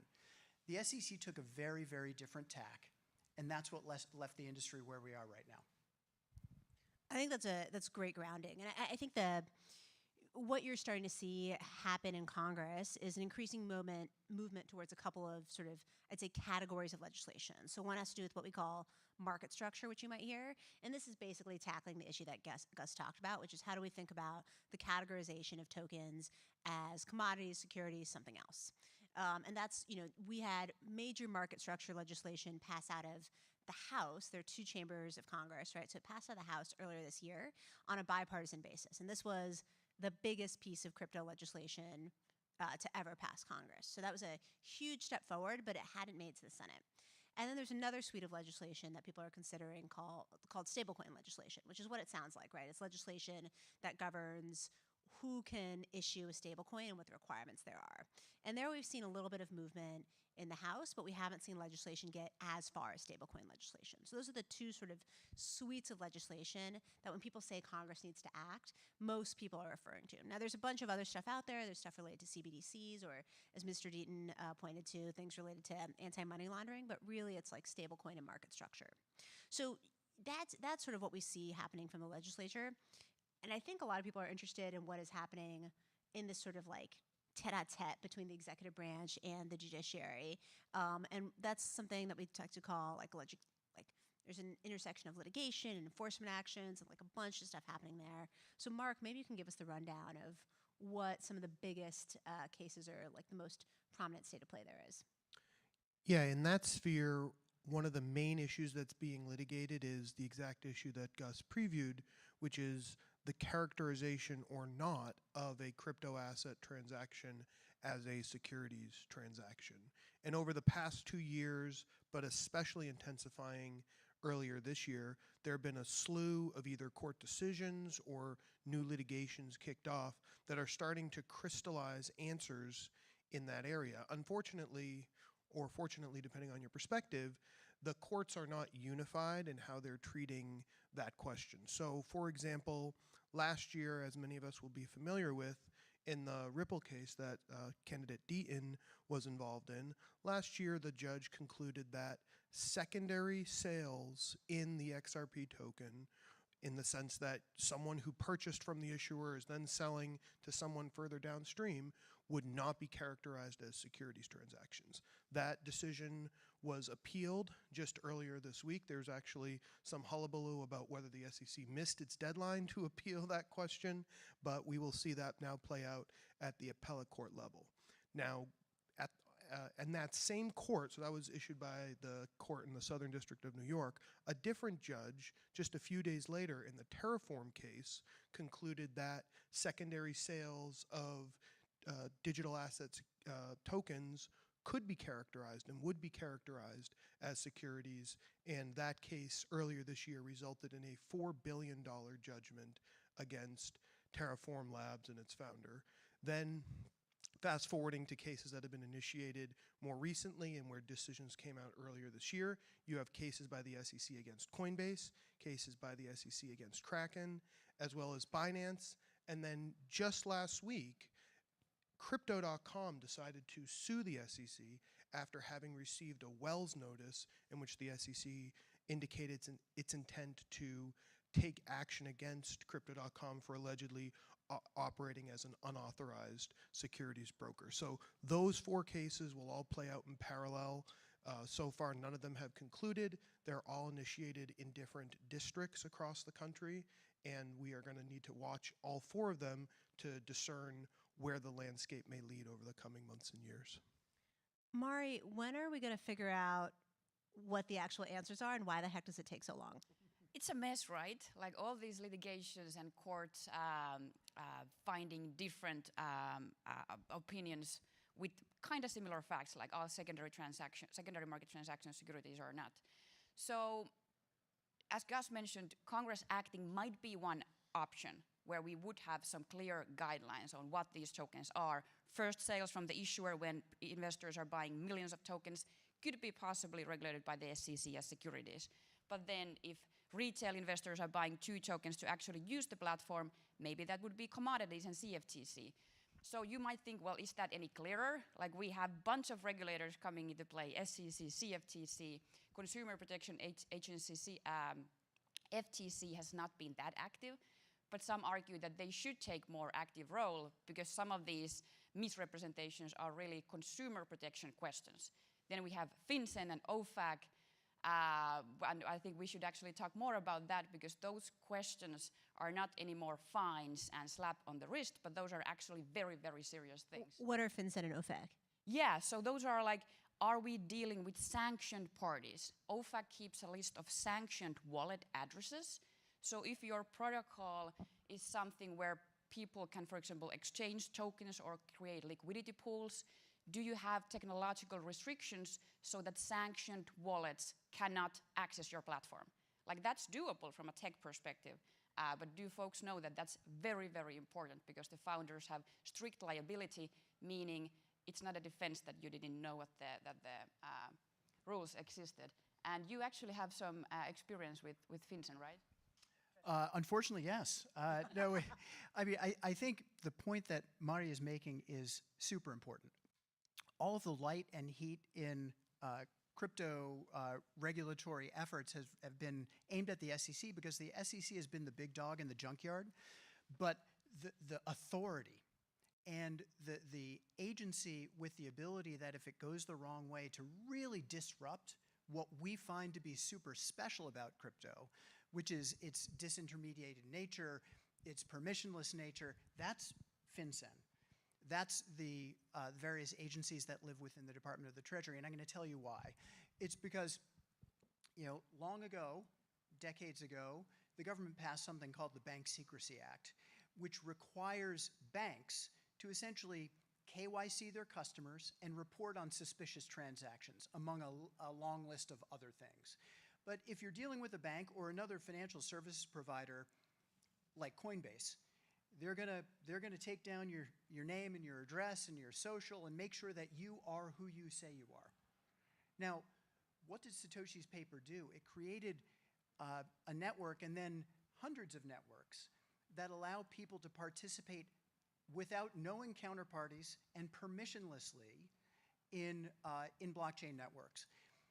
But there are characters within the ecosystems that blockchains create, like validators or node operators or other parties that are incentivized to all do the right thing under the rules of the blockchain, that Elizabeth Warren and others in the Senate like her, and some people within the Department of Treasury want to say, you, validator, have the same obligations as a bank or Coinbase. You cannot facilitate or bundle or publish to a block this transaction or set of transactions unless you know the name and address and social security number of the person who is affecting the transaction. That, I think, everyone in the room knows will absolutely break the systems that have been invented and are causing so much innovation in this space. That's a great breakdown. So let's get to the juicy stuff, which is what's going to happen with this election. So I won't ask people to make predictions about who will win yet, but I think it's important to delve into questions around what are the implications of whoever is going to win. So why don't we talk a little bit, and we'll start first with the Trump administration. So let's say Donald Trump wins the presidency again. He's getting inaugurated in January 2025. That means we're off to the races with crypto. Is that right? Well, yeah, sorry, but yeah. Did you watch the speech where he read on teleprompter saying, I will fire Gary Gensler, and then the audience erupted, yeah! And he was like, wait, who is this guy? Like, who did I just fire? So if that happens, it creates a question, will the SEC continue this enforcement route that they've been now playing for the last 5 years? The head of enforcement left the SEC earlier this month. If Chancellor also leaves, there will be a lot of room at the top to figure out what will be the future crypto policy. And there's something we can do, but not so much to actually elect folks, but what we can do is to have a plan. If somebody who is crypto-friendly is elected there, they will ask, so okay guys, what do you want? You've been complaining for 5 years, tell us what you want. Is it this SEC/CFTC regulatory structure where we have 2 regulators? Is it something where Consumer Bureau would have more active role? What do we want? If they ask, what do we want? Yeah, just to jump off that, I agree that if Trump is elected, it will be largely off to the races for crypto. I was actually in the room when he made that prediction around Chairman Gensler, but I think it's also important to shift the focus beyond just the SEC, because a lot of times we want to fixate there, but the president also has the authority to appoint the chairs of all the other regulatory agencies, and certainly within the Department of Justice, which is where the criminal sanctions and criminal enforcement exist. The president has authority not only to appoint the attorney general for the entire country, but the lead attorney for enforcement of the federal laws within each state. And we've seen, especially within the Department of Justice's enforcement of Treasury laws, Bank Secrecy Act laws, a very wide-ranging perception of their own authority, including to go after developers of protocols that just create software and upload it and allow others to use it. Those developers, those programmers, those leaders in the space in terms of providing functionality for usage of crypto tokens have been targeted criminally by the Department of Justice, including the developer of Bitcoin Fog, the developers of Tornado Cash, and they have had wide-ranging outcomes that are heavily problematic for other developers that have emerged from those prosecutions. So I think the president's ability to guide the law enforcement angle in a more sensitized way that doesn't hurt further development will be one of the potential implications from a Trump presidency. Gus, what do you think? Well, you know, it's beyond me to predict anything that Donald Trump will do if he's reelected to the presidency, but I will tell you what I think is important.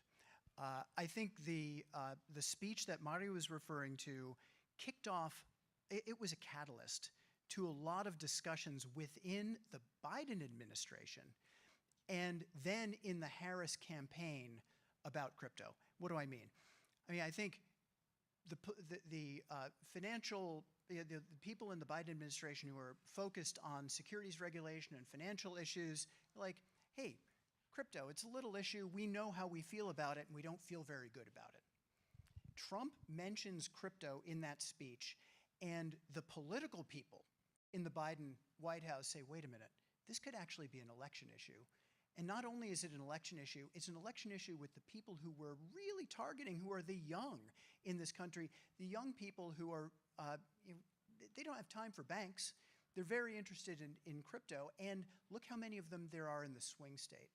So while I don't know what Trump's going to do, the first rule that, that did or purported to do, it was never passed, that regulating intermediaries, it was actually issued in the first Trump administration. So it's hard for me to say it's going to be materially better, but what is materially better is that crypto went from an issue that, the political people could legitimately ignore to one that's really front and center in the policy development of both of these campaigns.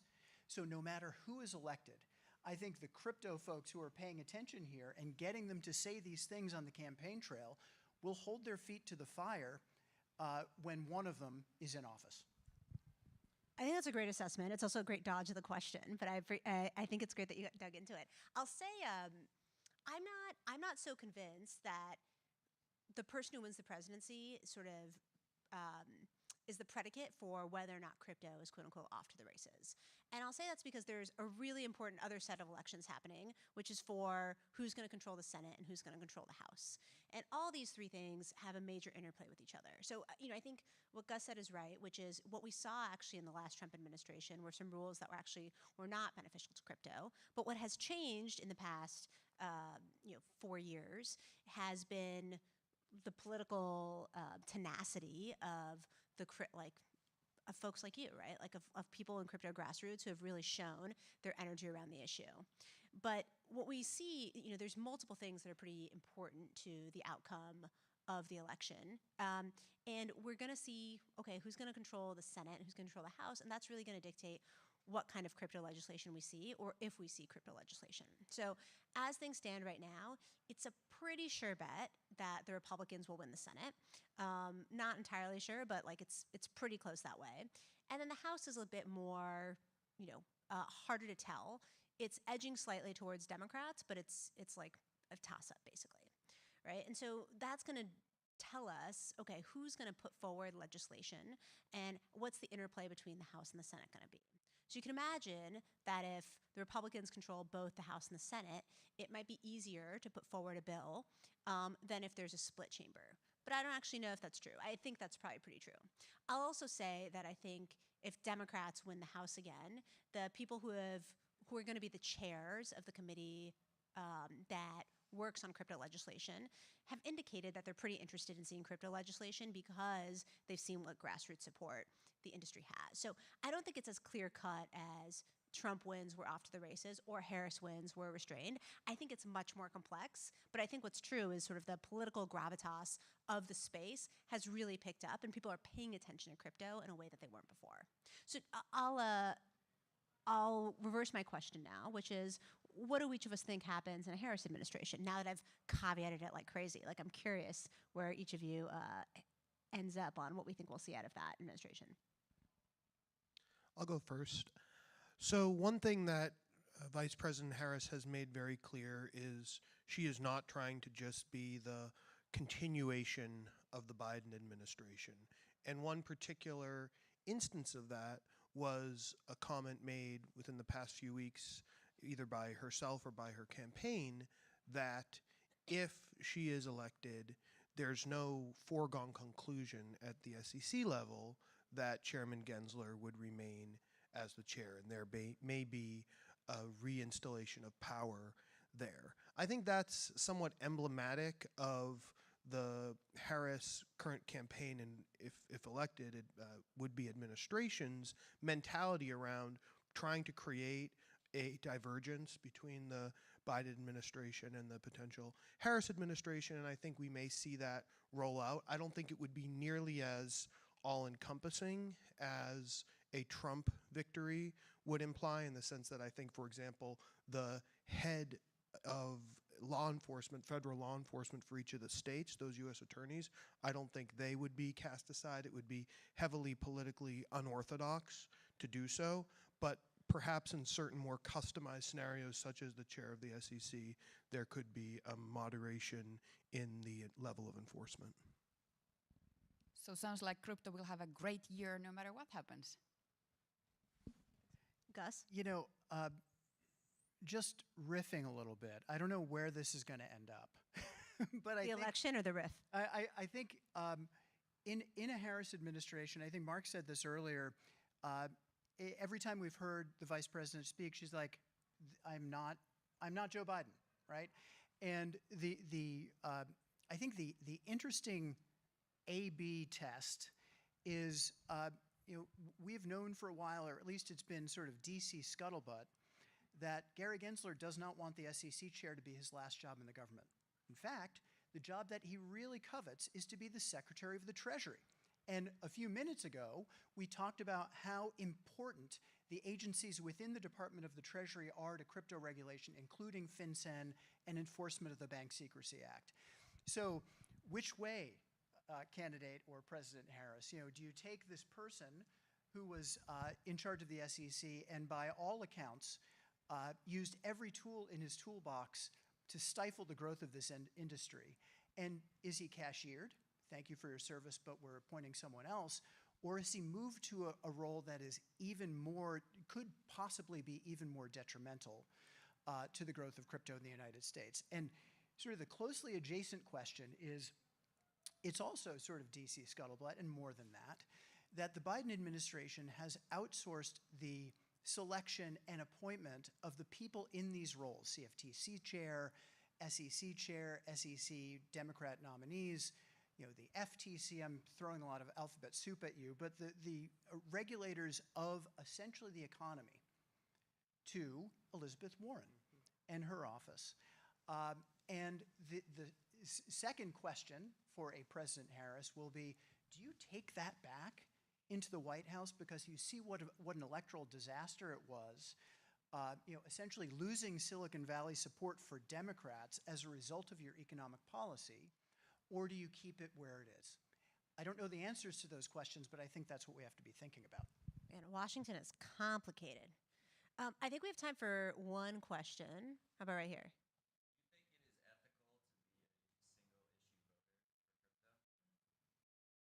You're asking lawyers about ethical issues. Well, I'll take a first stab at that. Look, I think there is an inherent autonomy, an inherent self-determination embedded in the American political process, where voters can vote on whatever they want. And as an embedded component of that, yes, if you decide you want to vote on one issue, then you absolutely can. It can be crypto, it could be the economy more broadly, it could be wars, it could be anything.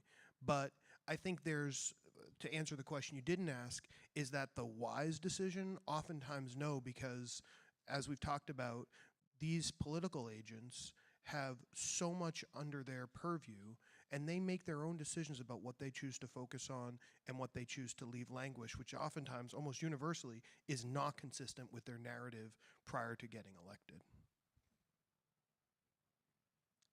Really quick, 30 seconds.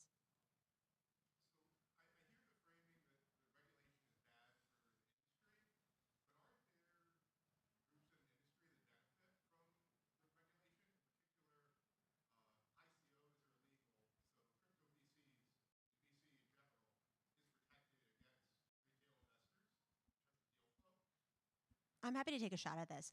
I actually think what's interesting about the dynamic right now is that industry is asking for regulation, not wanton enforcement.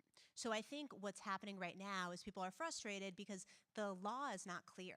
You have a different SEC chair come in, you have different people come in to all these regulatory agencies, and they can't know what to expect. It's really dependent on who gets elected, right? The way that you have an effective economy is that you have clear rules of law and precedent set over time. And so when you see a lot of people in crypto talk about the need for legislation, they're saying we need to know the rules. So we need legislation that addresses this industry in particular. So it's a rare occasion where you're seeing people, Democrats are like known for asking for regulation, but Republicans are asking for regulation, right? Because they want clear rules of the road for crypto. And that's the distinction that I would draw here. Not we don't want regulation, it's give us regulation so we know what to expect. Thank you all so much. Appreciate your hanging out for this chat. And thank you to our panelists.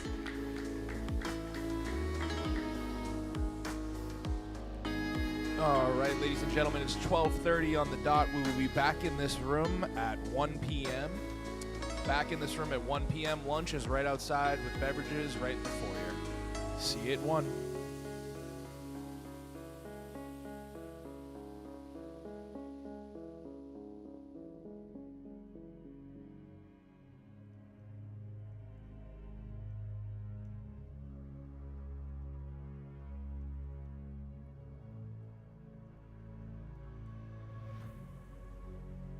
Dancing with the devil, will I ever learn? Or will my world burn?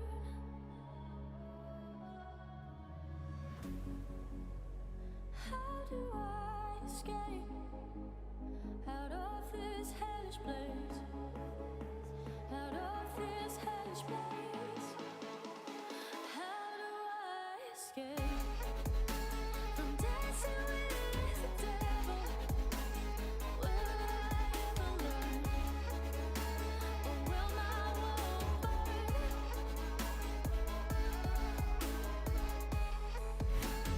Dancing with the devil. Will I ever learn? Or will my world burn?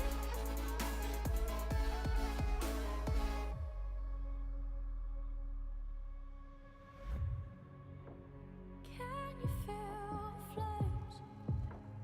How can I be blamed for dancing with the devil again?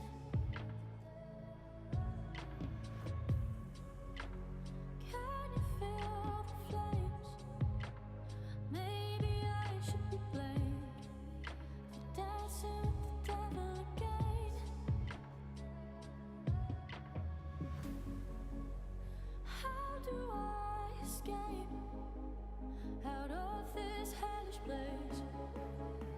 Out of this hellish place.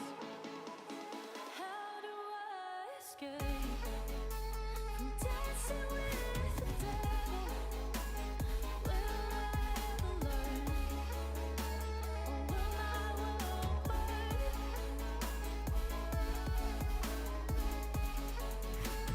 Dancing with the devil. Will I ever learn? Or will my world burn?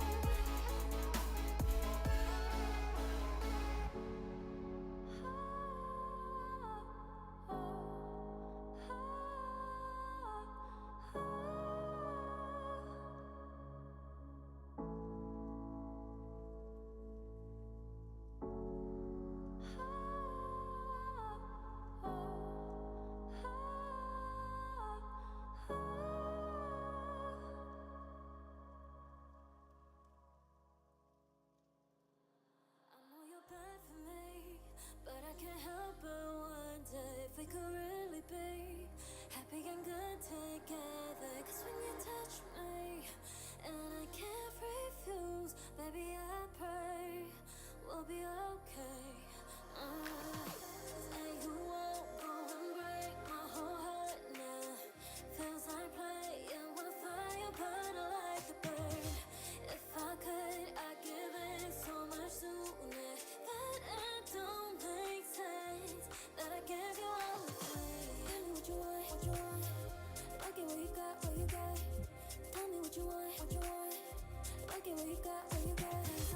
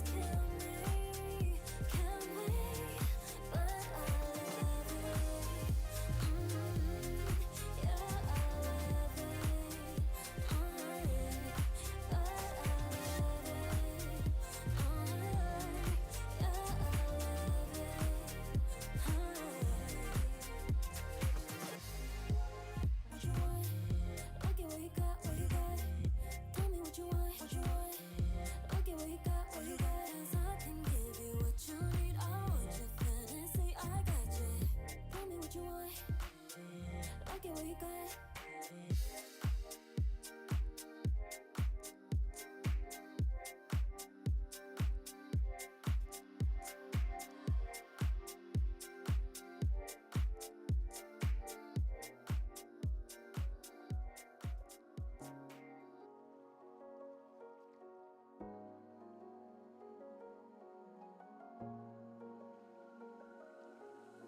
If the world was ending today and you knew how to escape, would you bring me to your starship? Would you find a way to live? If I came knocking at your door on the last day on the earth, would you give a try to fix this, or would you just let me go? I know we can overcome it. Side by side we shine like diamonds. If stars and moons collide, love will save our lives.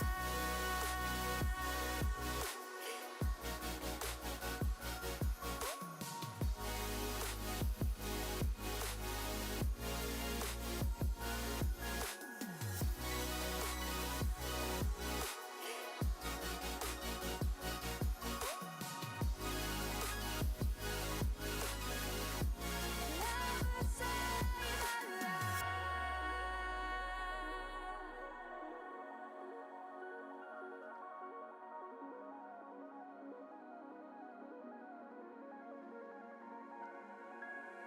What about the things we could say? Baby, how you gonna fake? This could really be the last time you could spit out all your sins. So why would you still keep it back? I will listen, no regret. In this moment of forgiveness, we'll just hear and understand. I know we can overcome it. Side by side we shine like diamonds. If stars and moons collide, love will save our lives. Love will save our lives. Love will save our lives.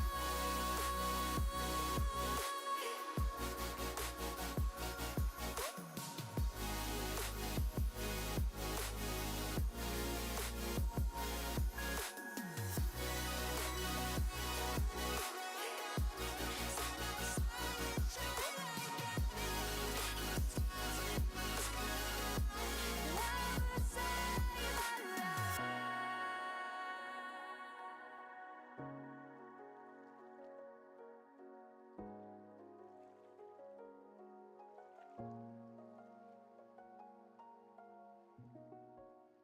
lives.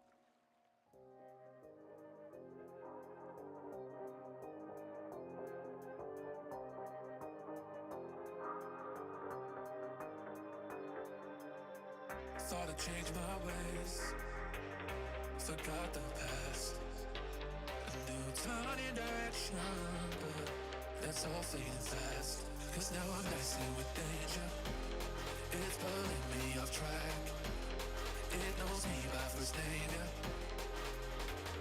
And now there's no turning back.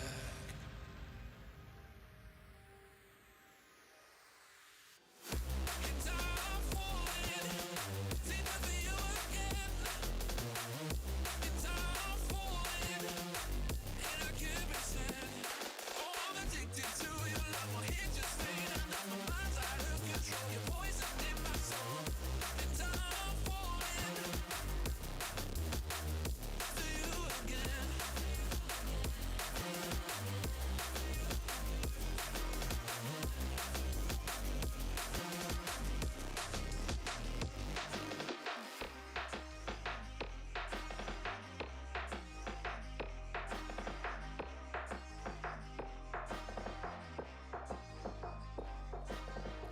Can't fight anymore. Taking your hand, and I can't give you up. It's what you planned. Cause now I'm messing with danger. It's pulling me off track. It knows me by first name, yeah.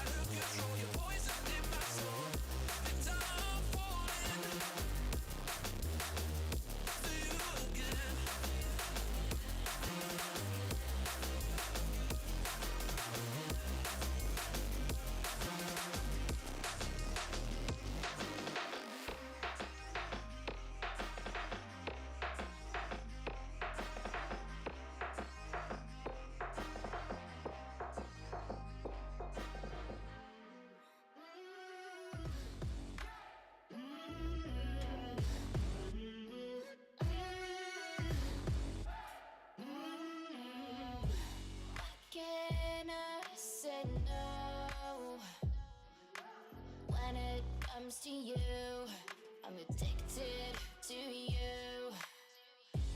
Why do I always find myself right back at you?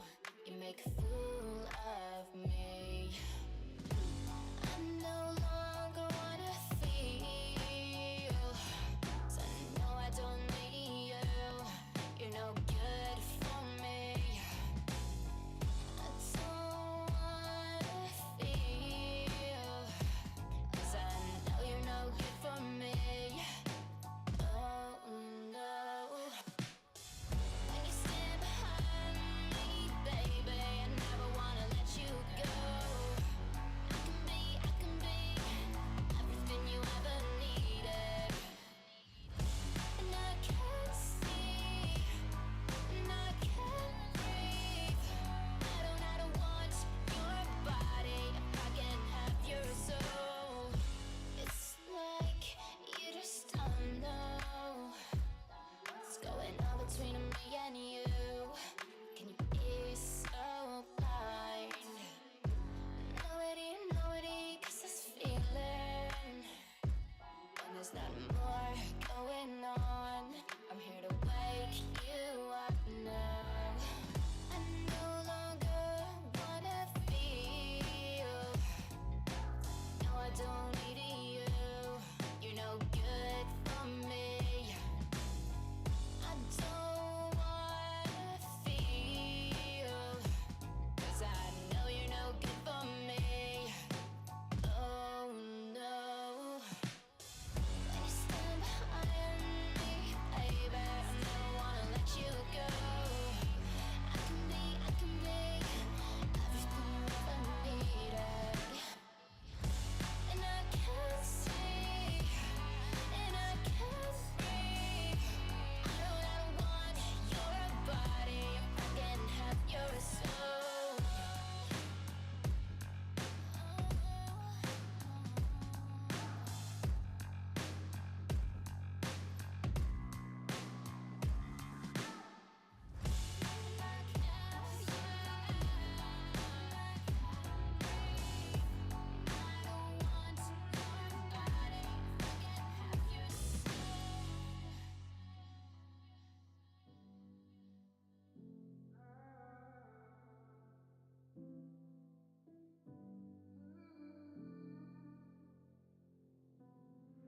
It's time I grow stronger.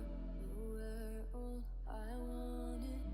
I don't want you to forget me. And I feel like I'm losing myself, 'cause I keep on crawling back to you. So I keep wondering, why do I want to just call you? You won't know it's hard to, 'cause now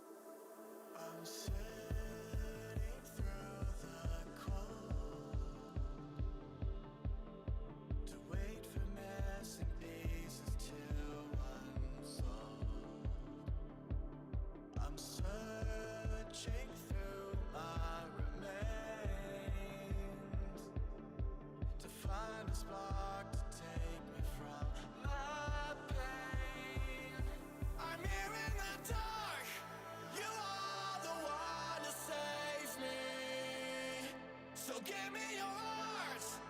I want you to embrace me.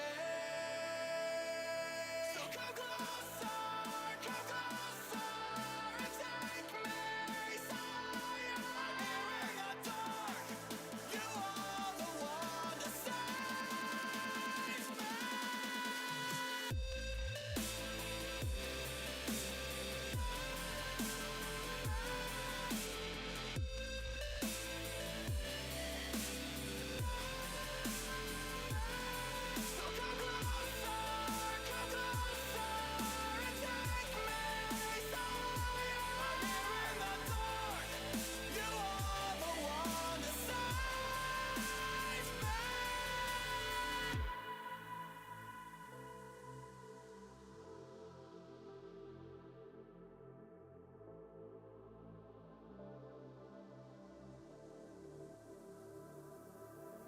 Shifting through my soul, collecting all the pieces from my home. You're taking all my remains to light a spark inside to kill my pain.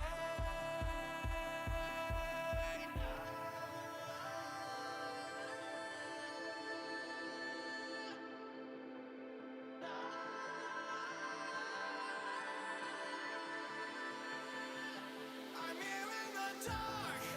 You are the one to save me.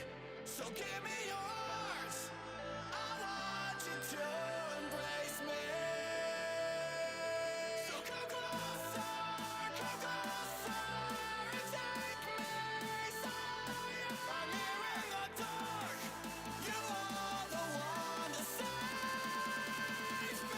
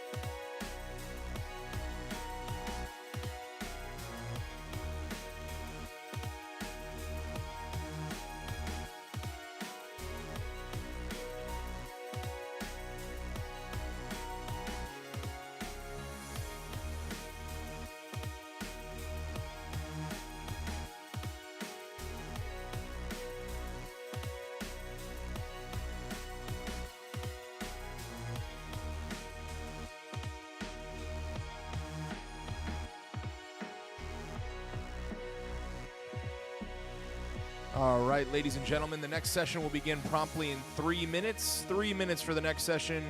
So grab a water and make your way back into the main stage, stage 1, for the next session, which will begin in 3 minutes. Thank you.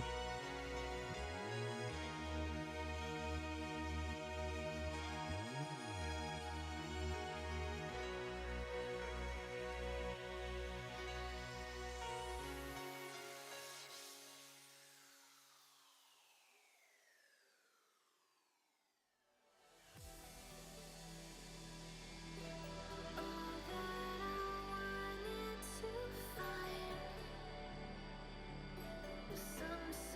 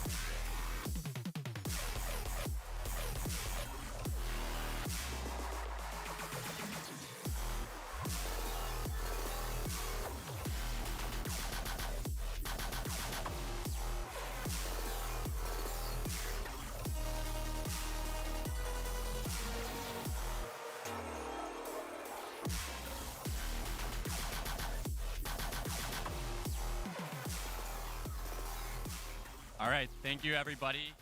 I hope everybody enjoyed lunch. We're going to start our afternoon programming here.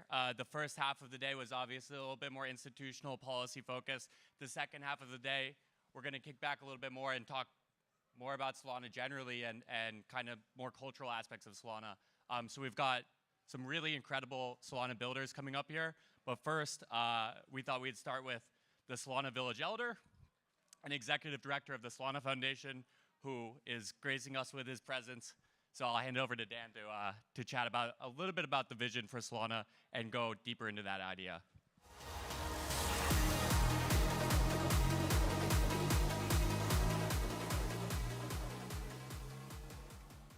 Hello, hello. Hi. Thanks everyone for coming.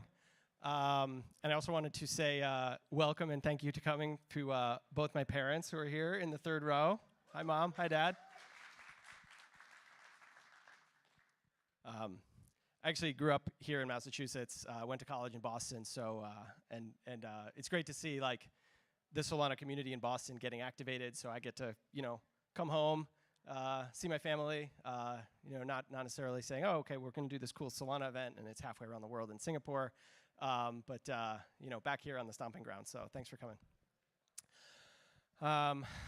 So what is Solana?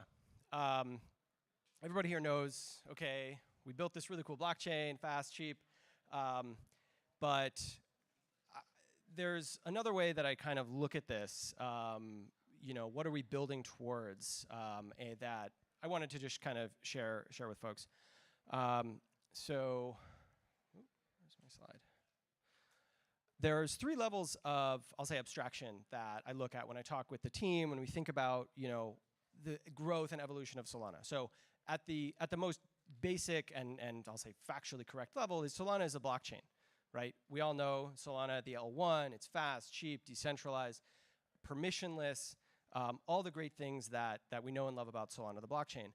But not everybody here is touching the blockchain on a day-to-day or engaging at a low level with the protocol, but you still are part of Solana. You're still engaged with Solana, right? So many Solana developers engage with Solana more as a technology platform, right? This is abstracted somewhat away from the blockchain itself. This is all of the tools, the applications, the infrastructure integrations that make Solana a viable place to build a product, build an application. And why do we do these things? What do we build on top of Solana? The platform is the Solana economy.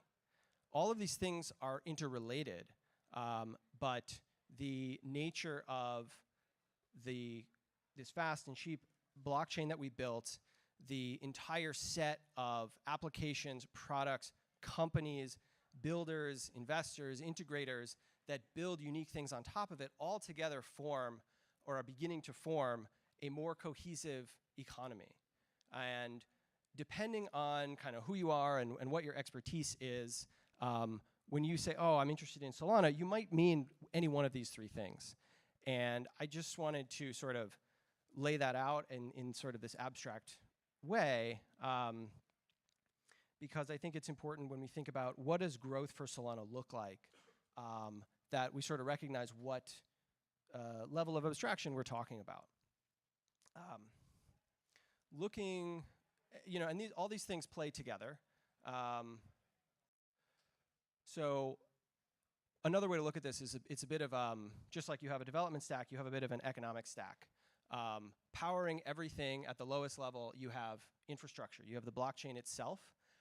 And on top of that, you have companies and technologies that hopefully are profitable, attracting labor and talent, all of our developers, all of the resources, all of the super teams around the world, all of the Solana Bostons that get people together to get excited to build things, to ideally make money, make products, make things that are profitable, useful. And you start to see this cycle of labor and capital as we've seen more developers come into the space, we've seen more investment into the space, more investment based on this fast infrastructure enables more people to ideate on ever more kind of complex things as we're starting to see Solana's composable blockchain is leading to a composable economy. So what I want to do, sort of laying that sort of philosophical overview, is step through each of these, the blockchain, the tech platform, the economy, from this lens and just share a couple updates, kind of the way that I think about things, and also just some exciting updates from both the tech and sort of the economic side of things. So first and foremost is the blockchain itself. My background is as an engineer. I joined Solana almost 6 years ago as an early engineer at Solana Labs. And at the time, Solana wasn't even a blockchain. It was just an idea, let alone all of the great products and the economics. So this is a fun story I like to tell. This is where Solana started. Solana, the blockchain. This was in one of our co-founders' basement outside of Denver, Colorado.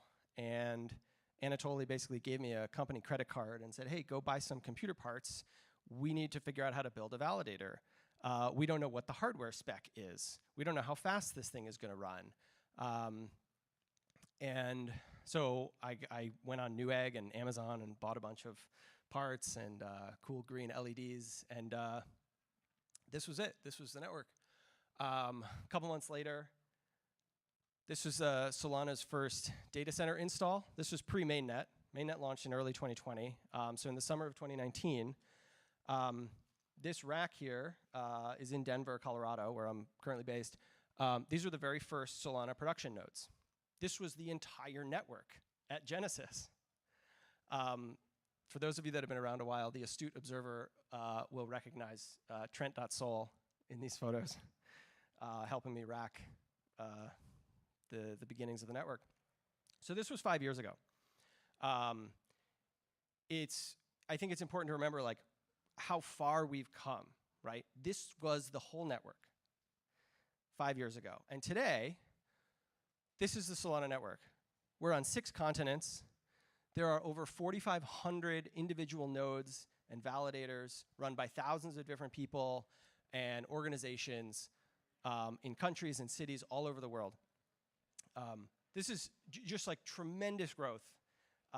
And I like to tell this story, one, because it's a fun trip down memory lane for me, but also I think it's important to remember like the timescales on which we're operating, right? Everything that you know about Solana today, or what you imagine, or all these great things you think about, or read the great and awful debates on Twitter about the future of this or the future of that, right? This thing didn't exist 5 years ago. So what can it be 5 years from today, or 10 years from today?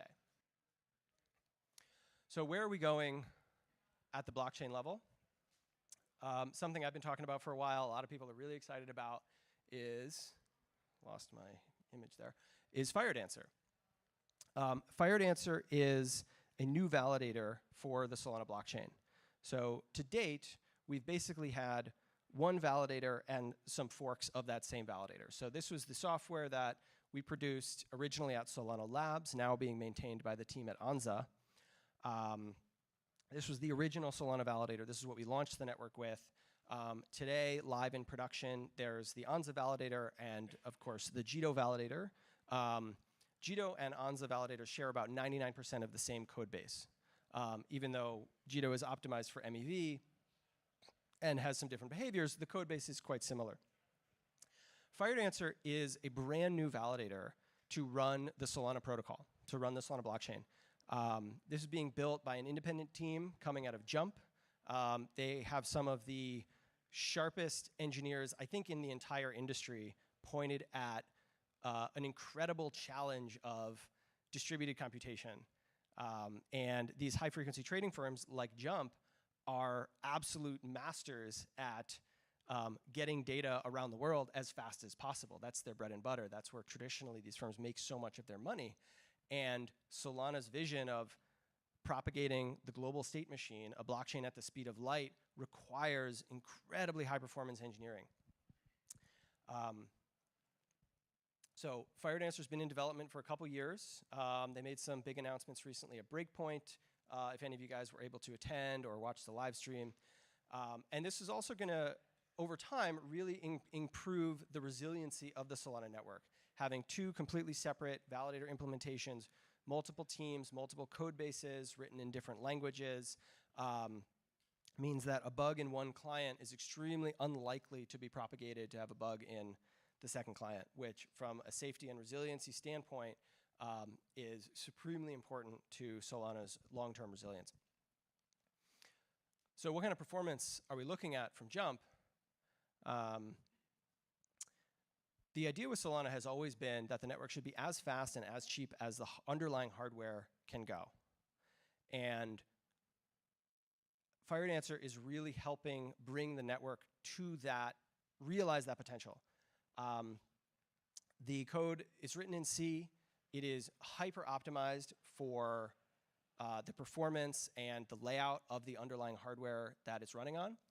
And in some of the early demos, and even in some of the production demos, FireDancer team has demonstrated over 1 million TPS of transaction ingestion across just 4 cores of the CPU running the validator. Now this is the same hardware that is running today's production validators, right? This is not some supercomputer. If you're running a validator today and you choose at some point to run the FireDancer node, the capacity from removing so many of these bottlenecks in the existing implementation dramatically improves the potential performance of the individual nodes and therefore the overall network. So I'm going to just dive into this just a little bit deeper. So the way this is being rolled out, the way this is being built, because we've been talking about FireDancer for about 2 years, a Solana validator basically at a very coarse does 3 things. It brings packets in from the internet. It processes them in ingress and says, okay, are these any good? Are there transactions? Are they valid? It executes them in the runtime, the SVM, the Solana virtual machine, says, okay, what do these transactions do? How are they changed to the state? And then if it's the leader, it takes those transactions, packs it into a block, and sends that block out to the rest of the network. So it takes traffic in, runs transactions, sends a block out. In FireDancer, the team basically took these 3 functional chunks and broke it up into sort of discrete software components that they can build one at a time. So the Agave is the validator that is produced by the Anza team. So this is what Jito is based on. This is what runs most of the network today. Is written in Rust for the entire stack. The first version of FireDancer, what they're calling FireDancer v0, is called Frankendancer because it's a bit of a Frankenstein's monster. They rewrote all of the networking code in C, but they left Anza's runtime. So the thing that's actually doing the state updates, executing transactions, is still the original Rust code. And so the first version, that's Frankendancer. And then the full FireDancer, FireDancer v1, replaces all of the legacy code, all of it in C. So you have separate tool chains, separate compilers, no shared dependencies. And so this is basically the 2 main things that, for anybody who's following developments on the network, you're going to hear about Frankendancer and you're going to hear about FireDancer. And this is the distinction. And ripping out the SVM in the middle, that's the hardest part. Rewriting something so complex as the Solana virtual machine and saying, in my implementation versus their implementation, every single transaction, every byte, every packet that comes in, and every piece of a block that goes out needs to match to the exact bit 100.0% of the time, or we're going to have a divergence of the network. When a FireDancer validator and an Anza validator replay the same transaction and come to different conclusions. So getting these things bit exact is a tremendous engineering challenge and something that the FireDancer team is actively working on. So where do things stand today? Frankendancer, the easy one, and I say that somewhat facetiously, Frankendancer has been live on testnet for over a year. We actually announced this at Breakpoint last year. Some new exciting announcements. Frankendancer itself rolled out on mainnet with some early developer nodes. We are expecting the public validator operators to pick this up after Agave upgrades to 2.0 coming on the network, which should happen in the coming weeks. Full FireDancer the big kahuna is live on testnet, building blocks that are being confirmed by ONZA validators and JITO validators. It's hard to understate how much of an accomplishment this is to have rebuilt the runtime and send it back to a legacy validator, and it says, yep, I recognize that. So this is super, super exciting. The final big milestone, bottom right, full fired answer on mainnet. Expecting, hoping, early next year, first half of 2025. This is really production sensitive, and so the team is working through a lot of security work, a lot of stress tests, stability tests, making sure, as I said, both validators come to the bit exact conclusion every single time they're going to replay a block. So this is super exciting. Fired Answer is a huge project and probably the most significant update over the next year or so that we're going to see for Solana, the blockchain. So zooming back out, coming one level up the stack, blockchain is great, it's fast, it's cheap, Fired Answer is going to make it even faster. Cool. If we don't have the ability to build awesome products and tools and enthusiastic people to build products and carry out their vision, it doesn't matter how fast or cheap your blockchain is. So one of the other things we focus on is making sure that Solana, the technology platform, is as robust as possible for a wide variety of use cases. So there's two things that I just want to call out here. There's obviously a ton of things happening in the Solana tech space, but two things that I just wanted to call out. The first is compression. This helps Solana scale. So everybody knows Solana transactions are very, very cheap. That's obviously the biggest thing we've talked about for a long time. So this is what we call execution economics. I want to execute a transaction. Great, it costs a fraction of a penny. Easy. But what if I want to store 1 million accounts on chain? I have an app, and I want to airdrop tokens to all my users. Well, reserving all of that space in the account actually costs quite a bit of money, and sometimes those state economics can be much more expensive than the transactions itself.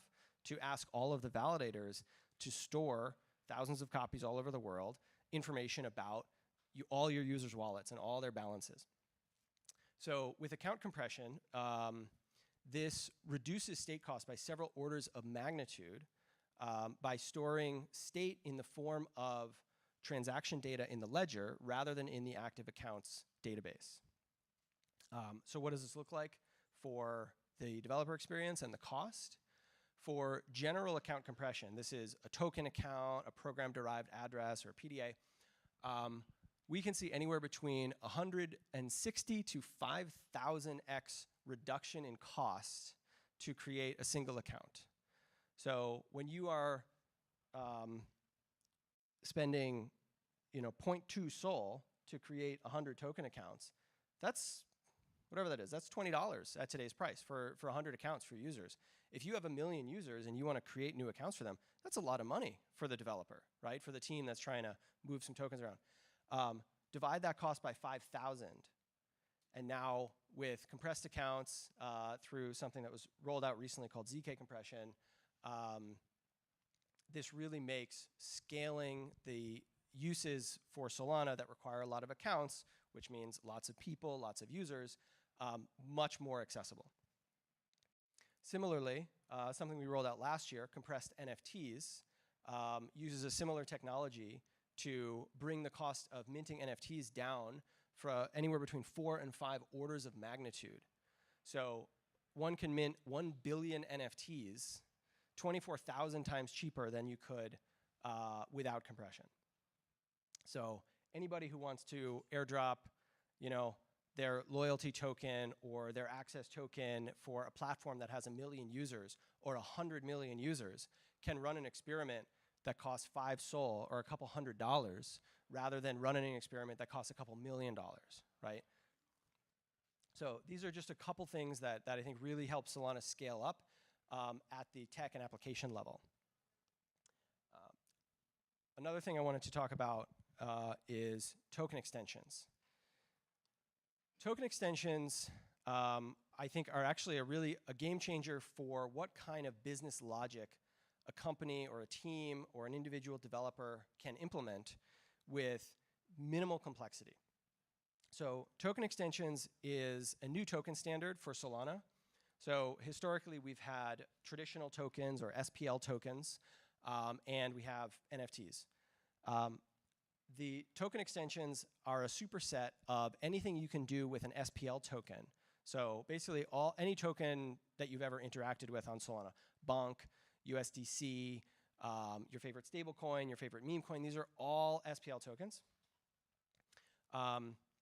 Token extensions is a set of smart contracts that encompass all of the SPL token logic and allow the developer at the time of mint with a simple config file or a couple config files to add complex behaviors to what the token can or cannot do, or what behaviors are triggered when a user receives a token, transfers a token, or engages with that token.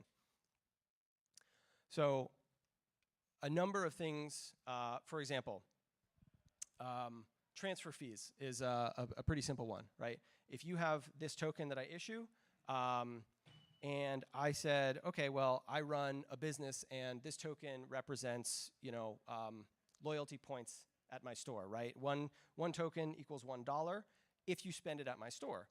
But if you want to send those tokens to your friend, I'm going to charge a 2% transfer fee because I want you to spend that money at my store or on my storefront or in my retail shop.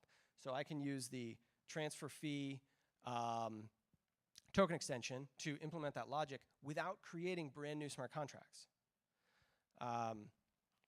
Permanent delegate is another one that is pretty interesting and has actually been a little controversial, actually, which has kind of been interesting. Permanent delegate actually means that someone else actually owns the token, not the wallet that it's in.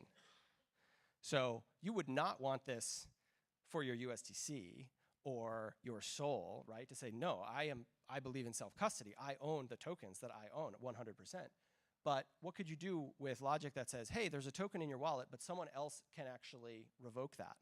Well, if you have any sort of access token or a decentralized ID, a DID token, or a KYC token that says, hey, the issuer says you have access to this platform because you paid your dues, or you passed KYC, or you graduated from this university.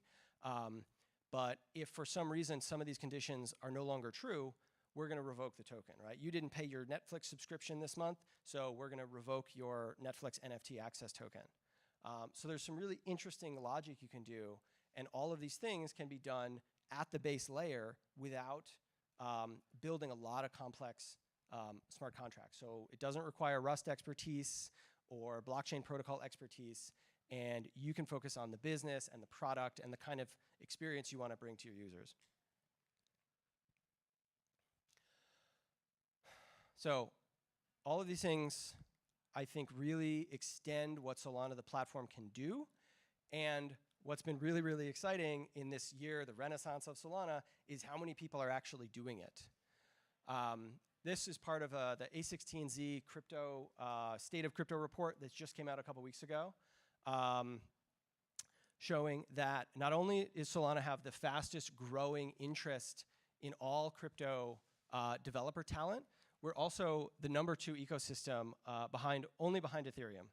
And that number is rapidly, rapidly growing. So Solana is really capturing the developer mindshare, both in terms of number of builders, but also number of projects that are getting started month over month, year over year. Recently just wrapped up Coliseum. I think Maddie's here is going to talk about Coliseum at some point. Recently wrapped up their Radar Hackathon, which is Solana's global hackathon that's done once or twice, a couple times a year. We had 1,359 submissions from 64 countries around the world. These are not random little software projects. These are early stage product companies, people that want to build meaningful things on Solana, and the hackathons have been a tremendous catalyst for ongoing growth in the Solana ecosystem. And with the Radar Hackathon being the largest to date, I only see this trend continuing. So this is super exciting. Did anybody here actually compete or submit anything for Radar? Right on. Thank you. Last thing I wanted to talk about before I run out of time, a couple updates from Solana the economy. Now this is very broad term, so there's a few things that I just kind of wanted to drill down on. First thing is stablecoins. Everybody loves stablecoins. Well, some people love stablecoins. Solana has the most volume in the stablecoin market than any other blockchain. And we are seeing more and more stables pop up.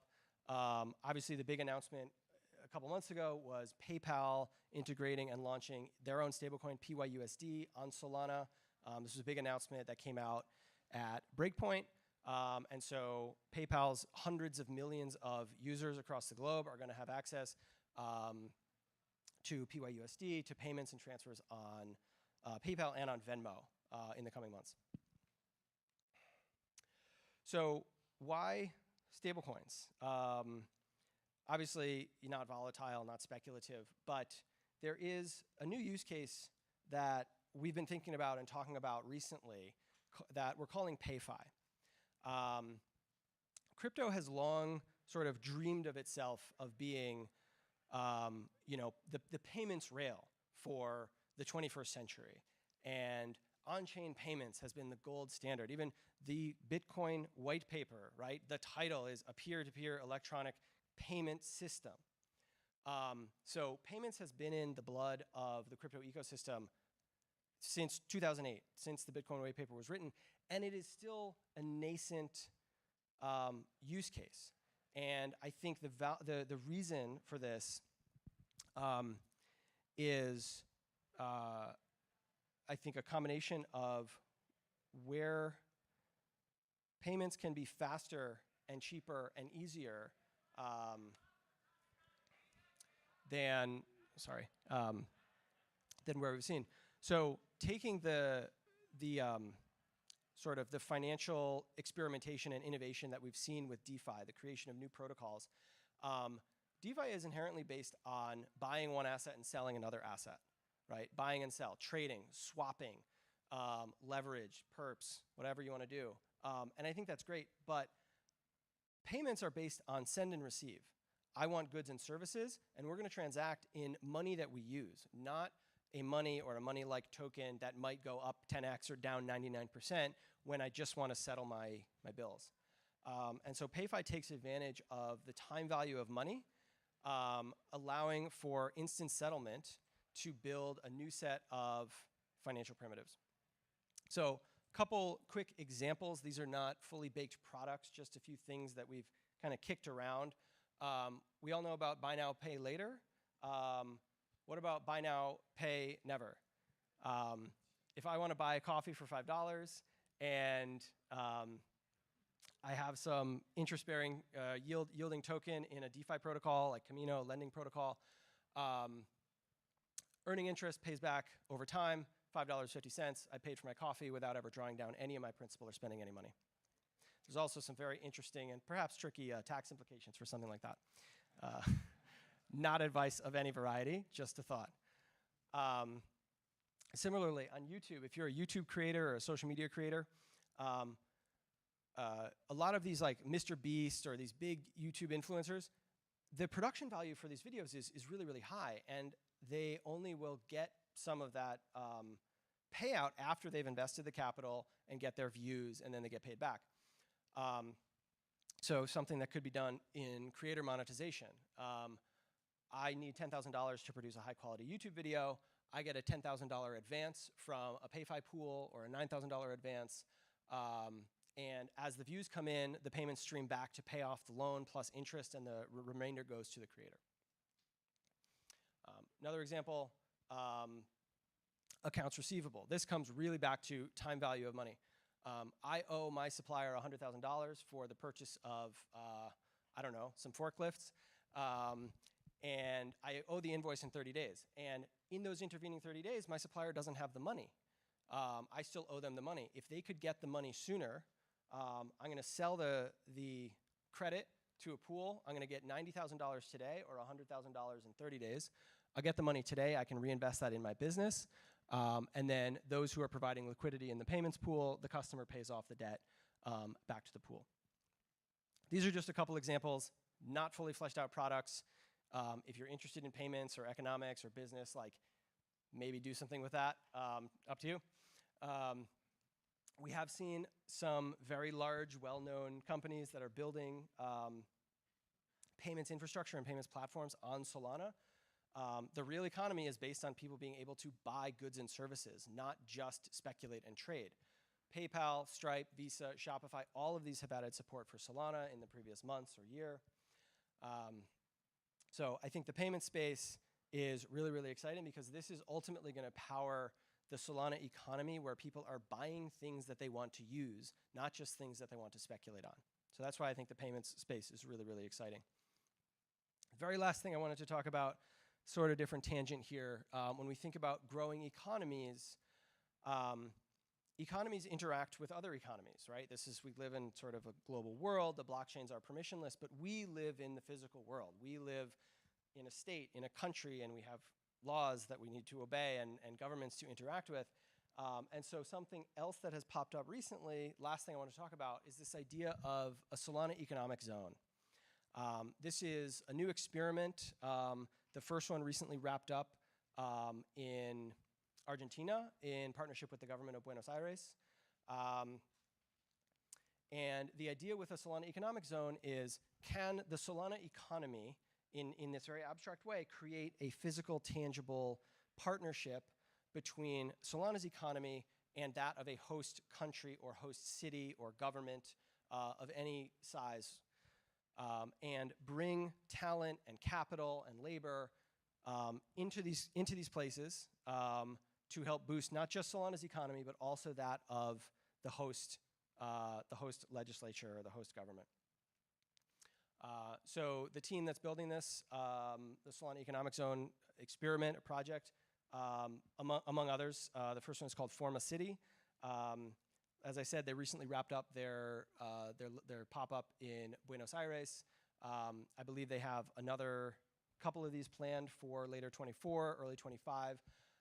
This is not the only way that this can happen. I think, with the Boston DAO team here saying, hey, this is a Solana City conference, right? I want to see the Solana flag flying high above Boston and Cambridge and everywhere else. There was Island DAO recently in Thailand. We've got the build station in Germany, the port in Miami, and I really am excited to see both these more formal and informal sort of economic opportunity zones where people can get together in real life to build the digital economy powered by Solana. That I'm just really excited to see. So I appreciate everybody for whatever your role is in helping to build that. So thank you very much.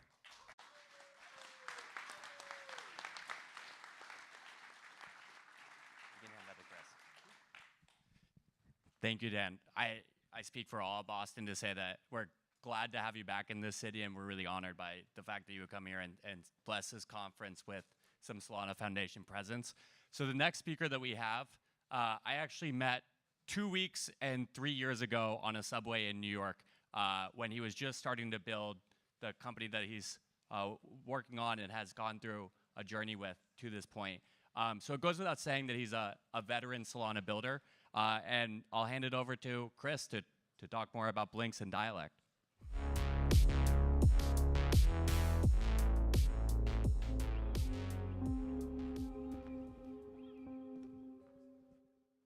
Hey, everybody. Good afternoon. It's great to be here. It's hard to follow a talk like Dan's. I just get so fired up when I hear about the stuff that's going on in Solana. I don't know how many of you are new to the Solana ecosystem. Raise your hand if you've been around, or new. Raise your hand if you're new. All right. I met Jake 84 years ago, so been around for a bit. Okay. I'm excited to tell you about a piece of technology that I think is as exciting as anything else that's going on Solana, so let's get into that. So my name is Chris Osborne. I'm the founder and CEO at Dialect. In June, we launched a technology called Blinks in collaboration with the Solana Foundation. Blinks, or blockchain links, change the way that you discover, share, and use the Web3 internet. The URL is the atomic unit of shareability on the internet. Blinks give your URLs superpowers.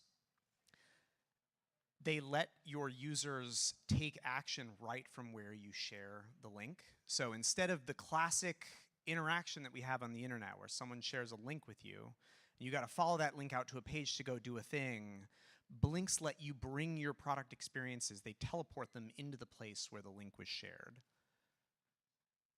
As a part of the launch in June, we teamed up with some of our favorite wallets and dApps to do something pretty fun. We brought crypto directly into crypto Twitter. Let's talk a little bit about this. On launch day, you could swap tokens with some of your favorite protocols like Jupiter, Sanctum, Meteora, and Phantom even. You could mint and trade NFTs with Truffle and Tensor.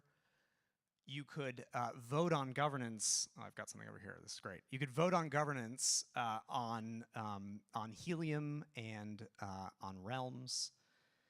And you could subscribe to premium content with our friends at Access Protocol. And you could do all of this right from your timeline on Twitter Web. This was made possible through a collaboration with the wallets that are able to teleport this experience directly into Twitter. And on launch, we worked directly with Backpack and Phantom and with about a dozen dApps to bring these experiences onto Twitter. Today, there are 500 Blinks in production today and 9 wallets powering this experience. It's like literally every single project on Solana has built with or is building with Blinks. I'm not going to call out the couple of teams that haven't yet, but we've got some cool things coming with them. And this is across virtually all of the biggest projects on Solana, many of which you can see here, as well as, and I think as equally exciting as, is a wave of new teams building from the ground up with Blinks. I'm going to go through a few of these, both like kind of more traditional examples, as well as some of the new ones that I was just thrilled to see. One of our favorite examples of this is actually, we've got Maurice in the audience here from the Lulo team. They're a DeFi protocol where you can deposit USDC and earn yield. They built a Blink, I think, within a very short time of launch. Our friends at Mallow, you can bid directly on NFT auctions from these. I mean, I'm not going to talk to you all day about the number of things you can do here, but these are some of the more traditional examples of the things you can do in DeFi and with NFTs. But there's also been a wave of new Blinks native projects, one of my favorite of which is the Send coin. So this was about a week after Blinks launched during the summer. This team did not exist like the day before Blinks launched. Irfan from the team got about a week heads up on this technology, so he knew it was coming. But when we launched this, a few days later, they said, let's play around with this technology, and they launched a Blink with, I think, 100,000 NFT supply, just mint for free in collaboration with Threeland, one of the major creator platforms on Solana. And it minted out, I think, within a few hours. The tweet itself got like 1 million+ views. And then the crazy thing is, a couple days later, this free NFT ended up topping the charts across all blockchains and all NFT collections for 24-hour trading volume. So this is like a new distribution mechanism for bringing your product to market. And I want to emphasize they had no website, no app, nothing that they had built before. They shipped this in collaboration with their favorite teams. They built a brand off of it. They later launched a token. And now they're one of the core contributors to the Blinks technology and the ecosystem. So this one was just kind of mind-bending. I've got another shout out here I want to give. I actually see Carrie in the audience, the co-founder and CTO at Baxis. There's all kinds of interesting experiments now going on with e-commerce as well. This one is probably like still reigns supreme as my favorite Blink I've seen to date for a number of reasons, which I won't ramble on about, not because it's huge. They actually like very graciously dealt with some limitations with our rendering. So for those of you who don't know, Baxis, and Carrie, I'm going to butcher this a little bit, but Baxis does collectible spirits. So they are bringing on chain an asset class that I actually learned from the Baxis team is as interesting as an asset class to like fine art. It's growing pretty quickly. And this is like collectible whiskeys and spirits. They released just a few days, again, I think like a week after the launch, a Blink to purchase a whiskey with like a very interesting provenance, which I'm not going to read that out loud to you, but it was incredible. And it just blew up. I think got like 500,000 views, and I think I can say this, but like I think sold well north of like $70,000, $75,000 in sales in just a few days of this whiskey. I own one of them. They may actually still be available, so you should definitely check it out. Not financial advice, just delicious. And then a number of other interesting e-commerce experiences too. So one of our favorite hardware wallet providers, one of the leaders here, Keystone Wallet, also has done a number of collaborations, including with some of the NFT communities like Mad Lads and Solana Sensei here, to sell their hardware wallets directly through a Blink. And then we've seen creators, some of our favorite folks, the Superbase team. I think many of you know this team. Some of the biggest influencers in Solana. Jakey and Solana Steve are the folks behind Superbase. They've done a number of these activations as a part of their new brand. So it's been really fun to see. And then like this one's a little bit unconventional, but the Giving Block, which is like a technology provider for allowing for donations to charity and political causes, actually ended up collaborating with us to create a Blink to donate to pro-crypto causes, which I know we're all in that season right now. So it's just been like an unbelievable experience for us since June. It's been about 4 months. And in that time, I also want to share that we've shipped a host of new capabilities that you can use to build Blinks. And I'm not going to ramble through these, but they really are like a remarkable set of new tools you can use to bring your Blinks to life. And you'll see, and bring more of these experiences around the internet. And you'll see some of this in some of the things I want to share next.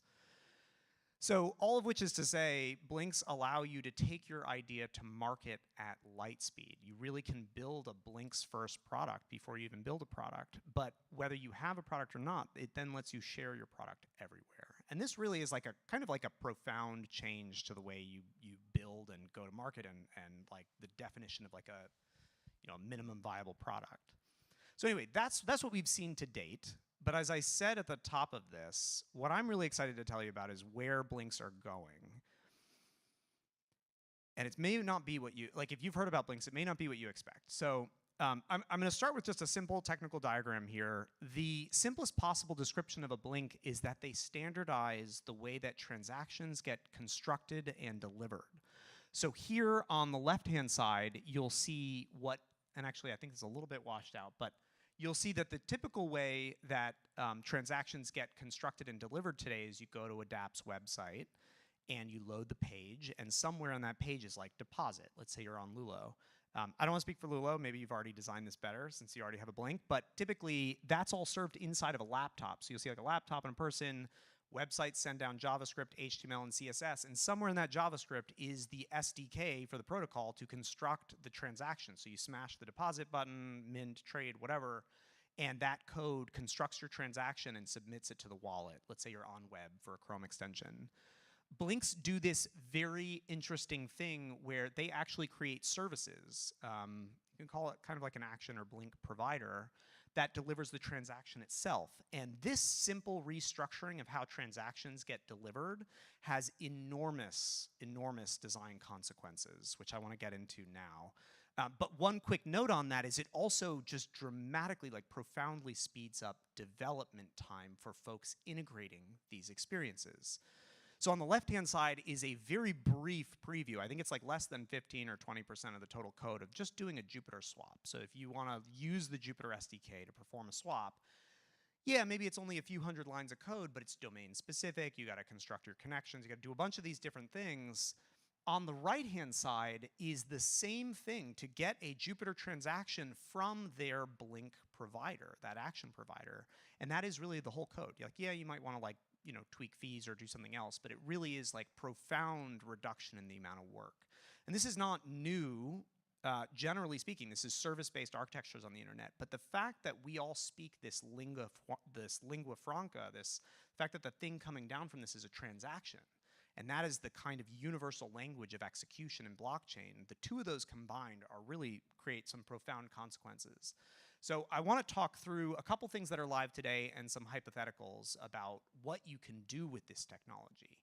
So yes, you can bring crypto into the Web 2 platforms on web using Chrome extensions like Backpack, Phantom, and a number of other wallets. But we're also beginning to see the beginnings of actual Web3 products teleporting experiences back and forth between each other One of my favorite examples live today is on Drip, the creator platform, one of the leading NFT platforms on Solana. Drip has partnerships with Mallow, the auction platform, and Tensor, the trading platform, and they've linked out. You find a creator on Drip, and you can link out to go bid on and collect premium content from that creator on Mallow or trade their NFTs from Drip on Tensor. With Blinks, the Drip team has now teleported these experiences directly into the Drip platform. So this thing you see here highlighted in green is a teleported component of a Blink, allowing you to bid on Mallow auctions directly from Drip. And then similarly, and I think you can't quite see it here. Oh no, there it is. The buy button there, that's just teleported directly from Tensor's product. And this was done in just a fraction of the code. There was no native SDK integration on Drip's part. They really are just taking the Blink. And just a quick note on that previous slide about new capabilities, one of the ones I'm most excited about is Blinks. We often think of as like link previews with buttons on Twitter. We're calling them mini Blinks. They're really just Blinks, but mini Blinks allow you to teleport individual buttons and actions. And so in this case, whether you're donating, bidding, whatever, you can actually just grab that tiny piece. And so that's what Drip is doing today to integrate Mallow and Tensor. And this is just as much a part of the capabilities of Blinks, like quite literally teleporting buttons across the internet. It's actually my favorite left curve way to describe this. And then maybe this is obvious to a lot of you in the audience, but that Mallow Blink on Twitter that I showed you earlier in the presentation, and now this teleported one directly in Drip, that is the same Blink built by the Mallow team once. Anyone can consume this technology and pull these experiences in. And this is just a massive accelerant for composability and for one of these core promises of crypto. Another medium that I'm really excited to share, so Drip is doing this sort of Web3 dApp to Web3 dApp experience. And I want to emphasize that this is hypothetical here, but Blinks turn wallets into super apps. The major wallets have, and especially the mobile wallets, have millions of monthly active users that may be coming online to being on chain for the first time after maybe using Binance or Coinbase, and they don't know what to do. And today, dApp Explorers are the tab that virtually every mobile wallet has. It's our belief at Dialect that Blinks can transform these tabs to make more intentional, more sticky, more engaging, more retaining, and ultimately like more profitable experiences for the wallets. So a couple examples here is like, let's say you just downloaded Backpack for the first time and you maybe bought a little bit of Sol on Coinbase and you have no idea what to do with it. Earn is one of the killer apps of crypto, and from an Explorer experience directly in Backpack, for example, you might be able to discover Jito staking for the first time and say, well, of course I'd want to earn an additional 7-8% in APY. Or I might, as you see there, want to deposit some USDC directly into Lulo. You might even learn how to upgrade and practice better OPSEC for the first time. So you might get served an opportunity to buy a Keystone or a Ledger wallet directly from a Blink and get that shipped directly to you. As you can see in this flow here, actually, well, you can't quite see it. With a lot of the new Blinks capabilities, you can take in e-commerce information securely and fully off-chain, like shipping information, email addresses, all that. And it's all authenticated via the wallet, but with sign message, action chaining, all this, you can do these multi-step journeys, securely send that information to your fulfillment. The Helio team has done a direct Blinks integration into Shopify, and then you can take that seamless commercial execution step as well. Which is to actually accept, let's say, USDC or even Sol for these. And so, again, this is the same Keystone Blink that already got shipped on Twitter can get served directly in a mobile wallet as a part of a recommendation to the user. And then you can discover creators. Maybe you're into art and you get addicted to the collector's experience, and you can follow an artist directly on Drip. And again, following an artist on Drip is not a transaction on chain, but it's a wallet-based authenticated experience. And last thing I'll say here, for the second time, it's all I say every day is you build these once, and they are usable everywhere. And so the Lulo deposit blink can be used socially on Twitter or anywhere else that blinks are supported just as much as it can be a recommendation to a new user who just onboarded to a mobile wallet. I'm personally really excited about this possibility for mobile wallets to become super apps, but the point I'm trying to get at with blinks and where we at Dialect are taking them is they turn everything into a potential super app. I like to say that blinks unfurl the internet or they flatten it. They bring the action directly into the call to action. And one of our favorite new projects is actually pretty timely here. We've been working with them for a couple months, but one of our favorite new SocialFi products is the Bags app. And the team behind Bags has integrated, I think they might have launched last night, their public beta. The product's been in private beta for a little while. Don't quote me on that. But they are a messaging, crypto-native messaging app, and they are using blinks to basically bring the rest of crypto directly into their product. So let's say you're a degen sort of chat product for trading meme coins. The Bags team is going to build their own trading experience natively because they want that to be excellent. Blinks fill in literally the rest of crypto directly into their product at virtually zero work. I want to emphasize this. Any user in Bags will be able to share a blink, like a link to a blink, and it will unfurl directly in the chat with actions that you can take. And they've really optimized for UX, and so they have an embedded wallet, and when you smash one of those buttons, I mean, they described it as like, it's so smooth it's illegal, like how easy it is to do things. And that just gets me so excited. So blinks are this fundamental primitive that you can use to just proliferate crypto experiences, like directly into your product, share them everywhere else. This is a bit of a side note, but there's also these other consequences to this restructuring of how transactions get constructed and delivered, which I mentioned a few minutes ago. And it's that because transactions are now, any transaction coming from a blink is being served from a URL, that means the user no longer needs to be in the loop for a security provider such as Blowfish to run offline monitoring and simulation of what these transactions do. For anyone who's used a Chrome extension wallet before, you've seen that little loader right when you send the transaction to your Chrome extension, and you either get flagged of like failed to simulate, or you get a warning about the safety of the transaction, or you get that sort of, it's not exactly a green check mark, but like you're good to go. Security providers such as Blowfish are in the loop during that user event, and that's what happens on the left-hand side here. But one of the things we've been talking to a number of security providers about is as more and more teams actually just build their experiences using blinks, these become well-defined URLs on the internet from which security providers can do this like offline simulation. So we're really excited about even these like non-user facing things that this restructuring of transaction delivery can support. Okay, last point I want to leave you all with is both the least and I think absolutely most interesting thing that I want to see next from blinks. I think, and what we're working on at Dialect, is every team, if you're a builder and you're building a new product, every team should build the buttons in their own apps using blinks. And the reason I say this is because I don't know how technical the audience is, but like there's a thing about the internet that we have taken for granted forever. Like if you were a developer back in like 2010, like early-ish Web 2 internet, a lot of the modern web development frameworks, as you built your web page and you built more pages in your site, the URL was not changing. The fact that today, modern web development frameworks like Next.js, which I personally think is the best, as you build your product, it just gives you URLs out of the box. It makes the shareability of pages on the internet basically by default.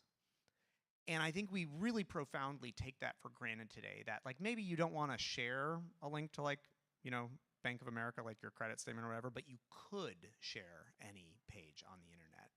What we want to do with Blinks and what we're working on today is that you build your product from the ground up using this new architecture. You build every single button in your mobile or web app using Blinks architecture, and every single one of those buttons now could be shared. And like we want to URLify the ability to take action on the internet, to really flatten it and help create this new kind of more seamless interaction layer.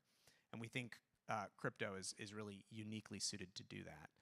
So this is the mission that we're on at Dialect. This is what we're building with Blinks. And call to action to all of you is if you are a founder, product manager, developer, you don't have to be technical, please get in touch with us. We'd love to see what you want to build with this. Thank you. Thank you, Chris. I can't believe it's been 3 years. It feels like a lifetime, but it's really incredible the developments that happened in Blinks over the past couple years. So next, we'll actually have Chris back on stage to talk a little bit more about the founder journey in a little bit. But before that, I want to introduce Mike Saunders, who's working on XP, which I think is genuinely one of the most interesting and ambitious consumer-facing apps being built on Solana today. So I'll hand it over to you, Mike.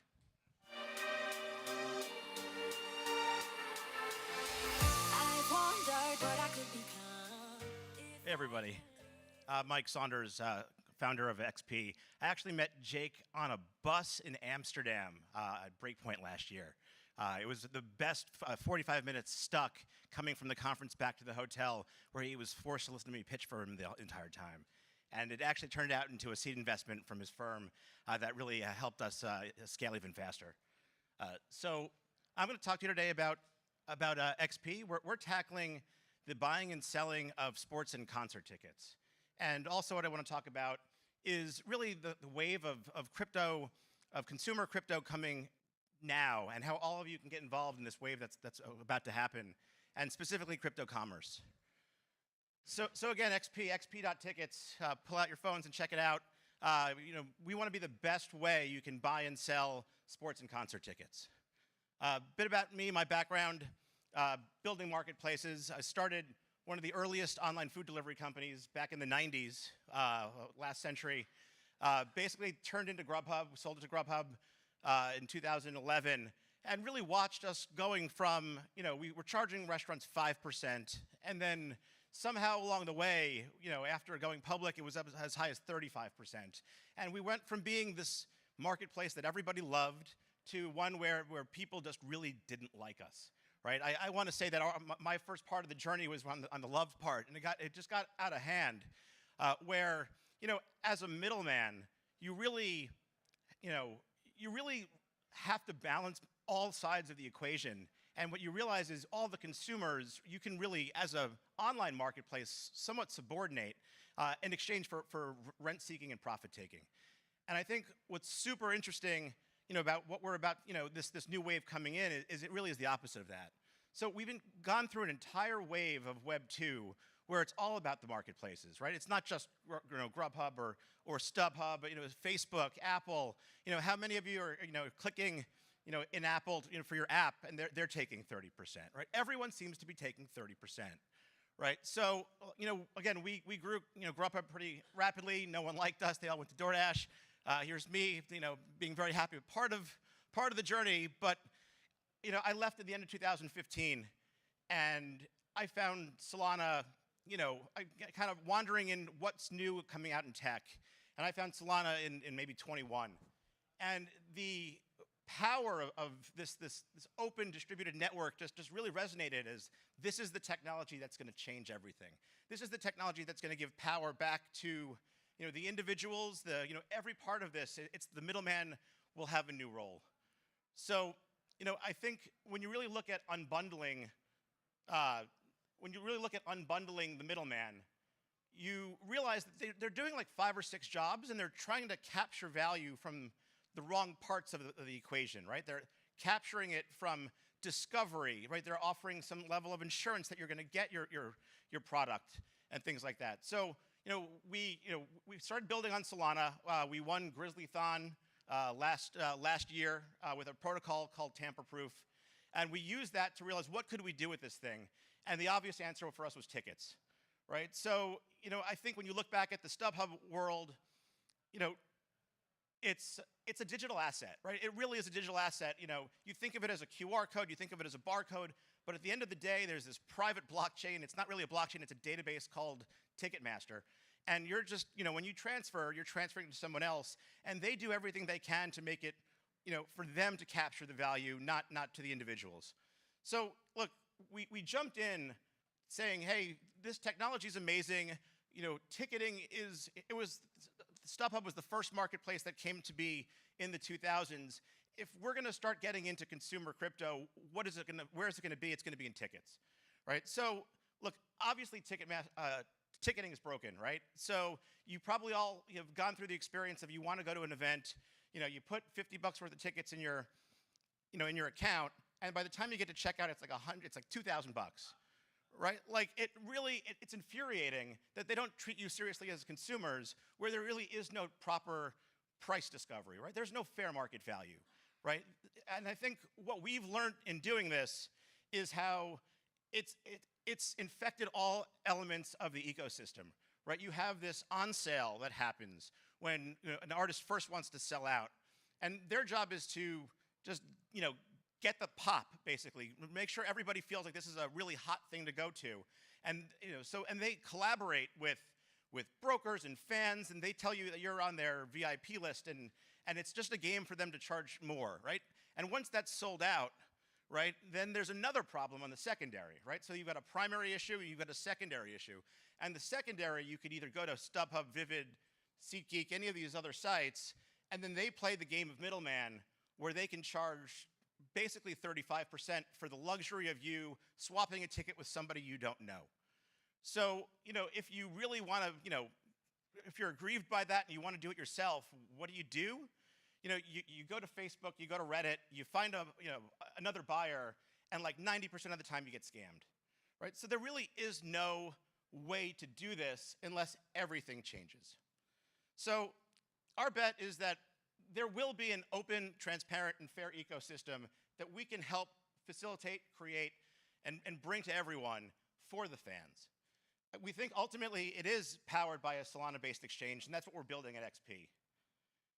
So to do all this, though, you just can't knock on Ticketmaster's door and say, hey, I'm going to beat you, right? This is a huge problem, right? We started today. We are live today at xp.tickets with basically 50 million tickets nationwide to every event. You want to go to a Patriots game, a Celtics game, we are 30% cheaper than StubHub, Vivid, SeatGeek. And we do this today by partnering with a network of brokers that they're on the other side. They just want to find you guys and be able to sell their tickets at at what they consider fair market value. So we are stepping through this in a way where, to get through this together, we need to grow a fan base to acquire tickets and really just realize that there's a better way. So the XP promise right now is that you will get your ticket, it will be cheaper, and we can guarantee we have a ton of inventory to your most popular events.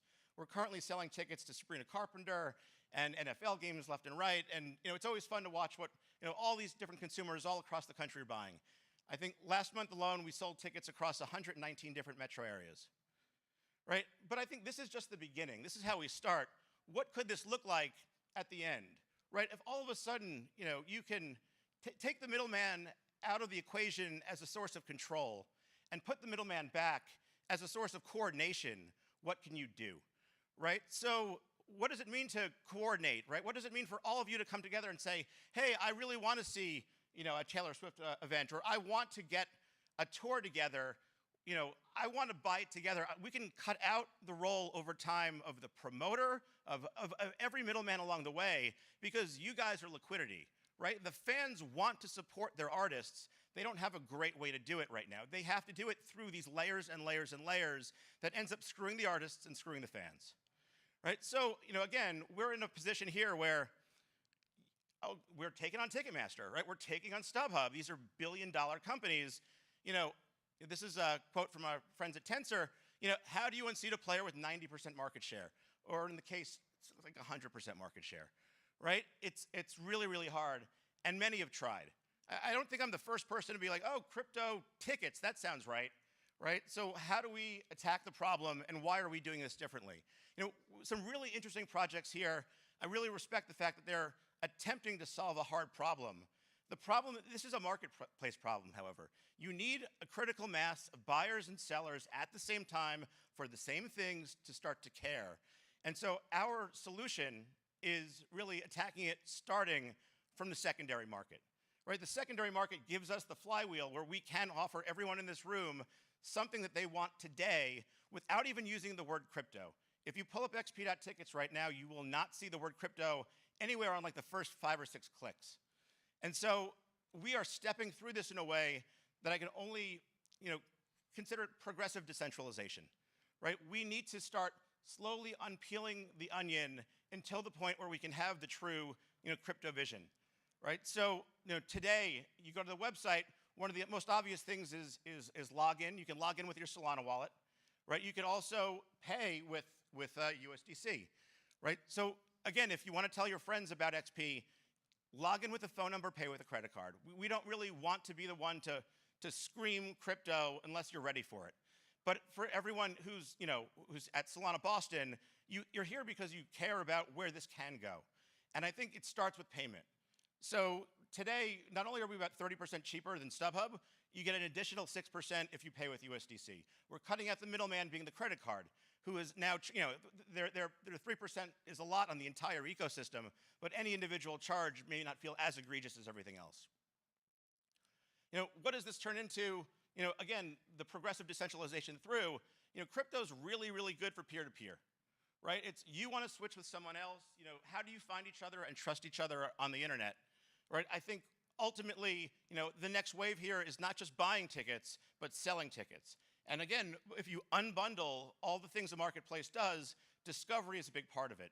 But if you find somebody on Reddit, if you find somebody on Facebook, you should be able to safely swap money for ticket and know that your money is verified by USDC and your ticket is verified by XP.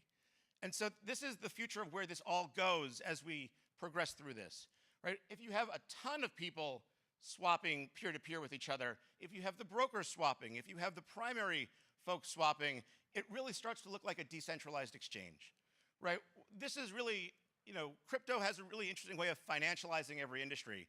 And I want to use the word financializing not in a bad way, right? So by doing this, by creating that price transparency, by creating unlimited liquidity, it allows anybody to feel like, I'll buy an extra ticket because I may or may not want to take a friend. And if not, I love this artist, I can sell it later on, make a few bucks. I think that is ultimately how all of these things start to connect as this goes on. And the artists would much rather you make a few bucks than some broker making a few bucks instead. So really, we're pushing it down to the individual layer where everyone gets to participate in supporting their favorite artist. So, it's more than just your favorite artist, and I'm telling you I'm your favorite artist. It's the ticket itself is kind of this gateway to your identity, right? Your wallet, contains what you do, all about you. It really is an expression of your identity and in effect, proof of fandom. So we believe that these tickets, your ticket stubs that you used to care about 20, 30 years ago as a collectible is now just this random Apple Wallet extension that needs to be more. And I think what we can do is we can allow you to have your tickets, your proof of fandom, infer what you can do next. So an artist may say, hey, I want to give first access to people that have been to 5 of my shows. I want to give someone, my favorite fans who've listened to 1,000 hours of Spotify access to my favorite shows. It shouldn't be Ticketmaster that defines that you're a verified fan. It should be you that is verifying to them, hey, I'm a fan, what are you going to give me? And I think this crypto possibility is what starts to change the game and really change the role of the middleman. So why now? Why tickets? I think we saw something really interesting. After COVID, everyone wants to go to live events. Live events mean more. It's not, you hear a lot about it's not things, it's experiences. That's where the name XP comes from, the experiences. There's just an ongoing hatred of Ticketmaster that I'm happy to lean into, to the point where the regulators are now going after them. This was a Ticketmaster Live Nation acquisition roll-up that came together in like 2011, 2012 that probably should have never happened. And that monopoly will get broken up. No matter what side of the aisle, it's an easy pickings to pick on breaking these guys up. So it may not happen this month or this year, but it's definitely going to happen. And the other why now is Solana. I think we're all here because there's something really interesting about what this blockchain does. What does it mean to have this open, transparent network, and what can you do with it?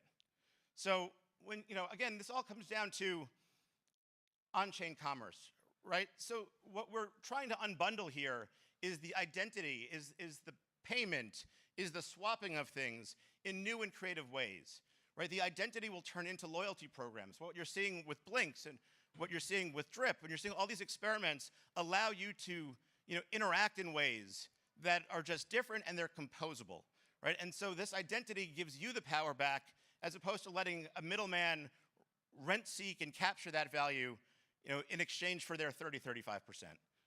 And again, I want to really talk about how, for everyone in this room that's thinking about building on Solana, it is so damn early. This is like the beginning of it. I know we are all watching, token up and token down a bit and token back up. It's still early from a usability standpoint. You still talk to people. They're like, I've heard of Solana. I don't know what it is. We're so early. I've lived through the first wave of the internet, right? Where, we had Bill Gates on the Letterman show. They were laughing at him that you could listen to a baseball game, on the computer. And now, who's laughing now, I guess?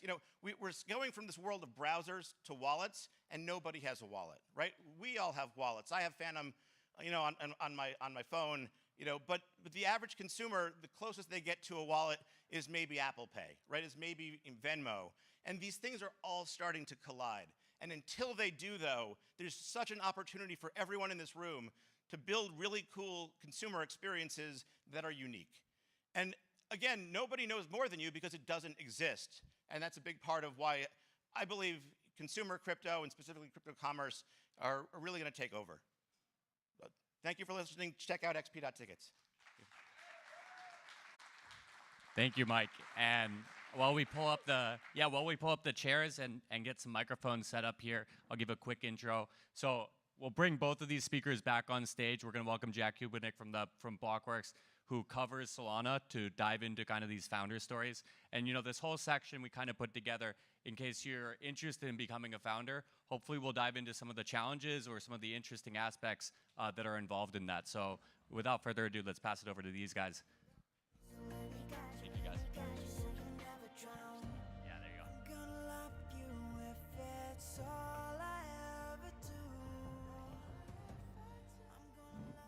Cool. Hello, everyone. Good to be with you all here in Boston. I'm a New Yorker who shipped north for the weekend. It is much cleaner up here. Does not smell like pee, which is awesome. And it's good to be with you all. I'm a journalist at Blockworks. We're a crypto media company, and we're kind of the biggest place right now for independent Solana journalism and coverage. So I put out a daily Solana newsletter that's called Lightspeed that you all should check out. And I also co-host a podcast with a bald guy named Mert that some of you may have seen that is also called Lightspeed. So check out all things Lightspeed for some of our coverage. But really excited for this panel. Good to be here with Mike from XP Tickets, Chris from Dialect. And we're going to just be diving a bit into these guys' founder stories, one on maybe the consumer side, one on more the developer side. I think the place I want to start with you guys is, for neither of you is your current company your first company that you've founded. So I guess I want to dive a little bit beyond your current companies to earlier ventures, ones that worked out, didn't work out. What are the learnings? And yeah, just walk us through a little bit of your journeys before your current companies and what you've learned about being a founder coming to today. I guess I'll start with you, Mike. Sure. So, well, I gave a little bit of an update, background on that on the last presentation. My first company was called campusfood.com. It was, again, early food delivery. I think an early learning is that you are super early sometimes, right? Like starting online food in '97, I had to wait for, I did it in college because the only people with high-speed internet were in college, right? Everyone else was ordering, you weren't going to use dial-up. So I think we all see something super special with Solana, but again, being early, you just can't start building tech and hoping the world comes. You have to wait until we're ready. And so I think really timing it is a big lesson. Mm-hmm. Chris, what about you? Yeah, hey everybody. I mean, I think it's mostly the same audience from 20 minutes ago, but Chris, I'm the founder and CEO at Dialect. So my background is actually in science. I did my PhD in physics at Columbia. Learned really quickly during that experience that what I want to do is build technology, build products. And so I ended up working after that at Rigetti Computing, which was a quantum computing startup. There's a reason this is relevant, I would like to say, to the founder journey. But I started a previous company, did absolutely like everything that you could do wrong, I did wrong. And then started this company after being at, the company was called Rigetti Computing. That was the quantum computing startup, not my company, Chad Rigetti's. And started this one, ended up doing YC, Y Combinator, the startup accelerator, on a different idea. And discovered Solana in late 2021, and that's when I founded Dialect. And so, officially speaking, 2 companies, but the journey with Dialect has been absolutely both wonderful and grueling, and I can share all kinds of stuff about that. But my joke is kind of like, I don't think I've worked a day in my life at a company with product market fit. Because like research labs are not supposed to have product market fit. Like by definition, you're trying to figure stuff out that like nobody understands. And so it's a little bit of a training in that kind of discovery process. Well, and you mentioned, you said everything I could have done wrong, I did wrong. And not to make you relive some trauma here on stage, but like it could be helpful for potential founders and things. Like what were some of those mistakes that you made in that earlier venture? Thanks. No, I'm kidding. Like it's the classic stuff, which now I think is just like so deep in my bones at this point, which is just like just ship it. Like get it out the door. Talk to your users. Like now this is so deeply ingrained in what we do at Dialect. And I don't think Blinks would exist without that. Like it just is an idea we kind of like wandered into. So it's just like ship, get it out the door, talk to your users, listen. But then the other half of it is, and maybe this isn't like the mistake that I made, but the other half of it is also like really believe in the courage of your convictions. Like just because there's so many ways things can just not be right. Number one thing that kills a startup is giving up. But so how do you balance that idea of having conviction with also going where the product market fit is and going to where users are today? That's the alchemy. Like that's the, like Mike, I'm curious, like, yeah. No, I mean, a lot of it is that conviction. You'll only hear about the winners, right? Like the other 100 people that didn't make it had conviction as well. And for whatever reason, you didn't have that product market fit. You know, I think for something so important to the process is just being able to tell the story, right? I get sometimes so excited about the technology or why this is different that it's hard to figure out what problems it's actually solving. And I think it's really kind of, you know, super self-reflective into, am I solving a problem for somebody or is this just really cool? Yeah, and maybe to double click on that, Jack, like it's amazing how the things you should be doing for your business also kind of solve this problem, which is like, we've had really long stretches at Dialect where we felt like we weren't making progress, or at least from the outside, it looked like we weren't.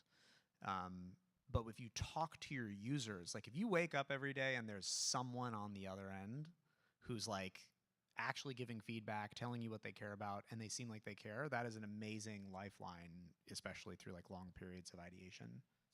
So, I call that like wandering in the desert, right? And it's part of the process. And, you know, with XP, we started with an app called Supper Club doing restaurants, right? So for like 12 months, we were wandering in the desert. And, you know, I had all the conviction in the world that this is going to break. But then there's the other conviction, oh, it's going to take longer, way longer than expected. So it's really kind of balancing this stuff and also being really smart with your resources, right? So, you know, raising just enough to do what you need to do, because you need to constantly know that you're probably wrong, but have some sort of North Star. And I think that to me is what that conviction allows is, hey, I'll be wrong all day long, but I know I can course correct 10 times a day. Drives my team crazy. Interesting. Mike, maybe to go deeper there as well about going where users are. You know, Chris obviously is more on the developer side. You're more on the consumer app side. And a big struggle for a lot of crypto consumer founders is there's a lot of apps but nobody using them. So what to you has been effective, and how do you think about actually getting users for your app? This is a good question. I think there's really like this divergent path right now in crypto, in that the product market fit for so long is speculation, right? You're swapping something for something else. So something's either going up or it's a bet, right? And so I think there's one wave of consumer app that is really just based on speculation. We're seeing a lot of that now. The other side of it is you have to hide the crypto. So what problem is crypto solving that you don't need to scream crypto? You know, and again, my take is it's allowing two people that don't know each other to do something. And so then you as a middleman or you as an app have to build something that really just hides in the background. And that's kind of a real weird head case to get into. Like, how do I build something that I am only part of facilitating, but that I can play within this bigger ecosystem? And this bigger ecosystem, I think this is why Blinks is so cool, is because it connects all the ecosystems. And until then, we're all building our like unwalled gardens, hoping that they ultimately all connect.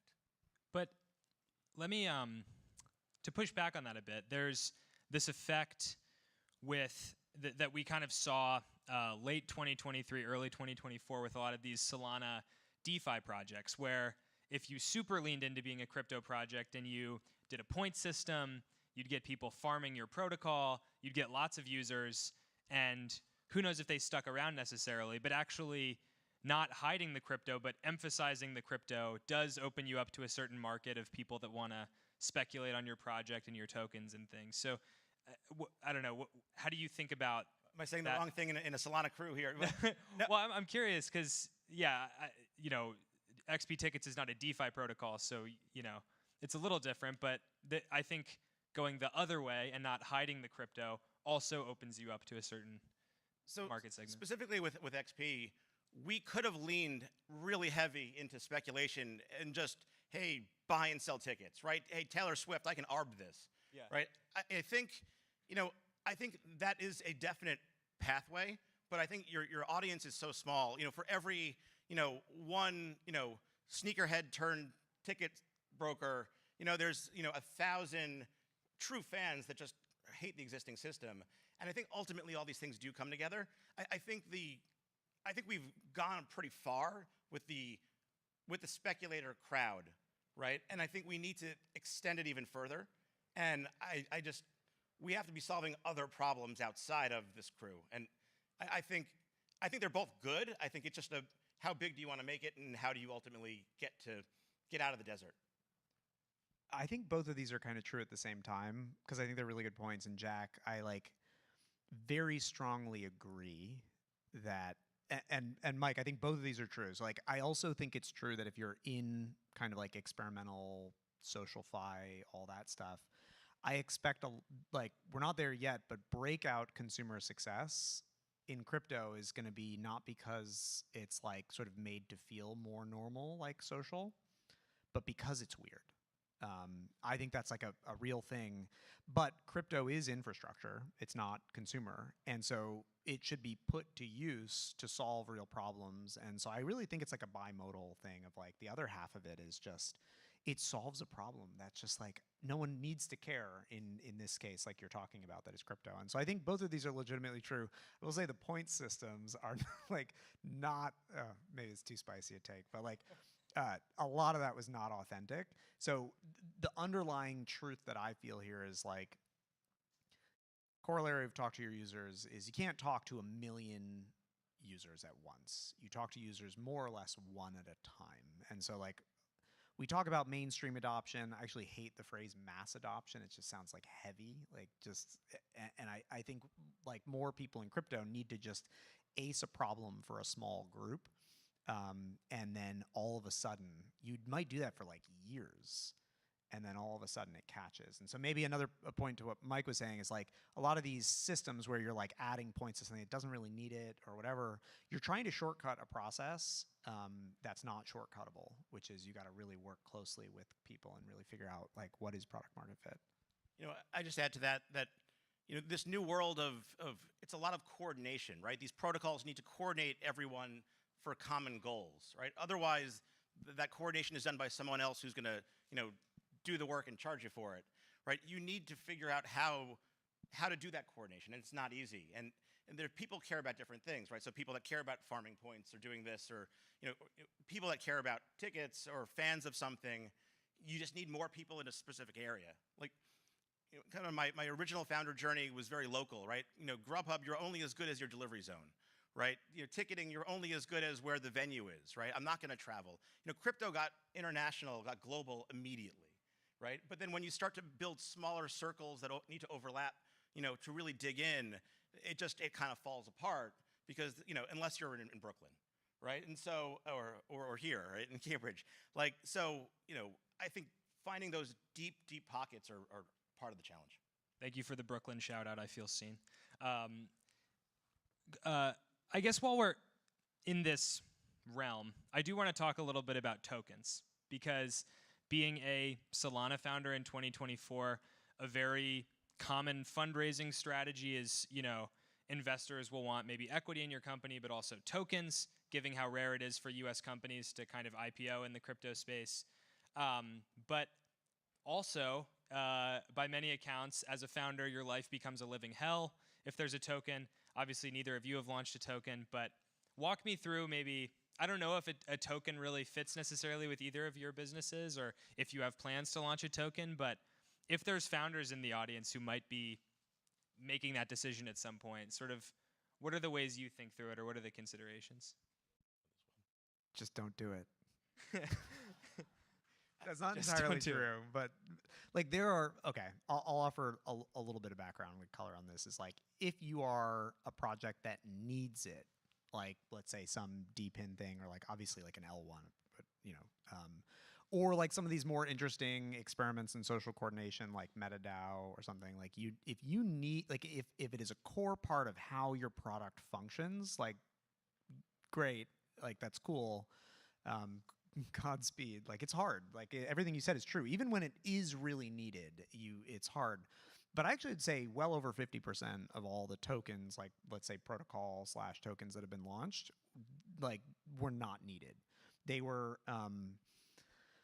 probably shouldn't say this, but I'm going to just say it. It's like a SPAC. Does everyone know what the SPAC is? It was that thing during COVID that was this one weird trick to go public as a company.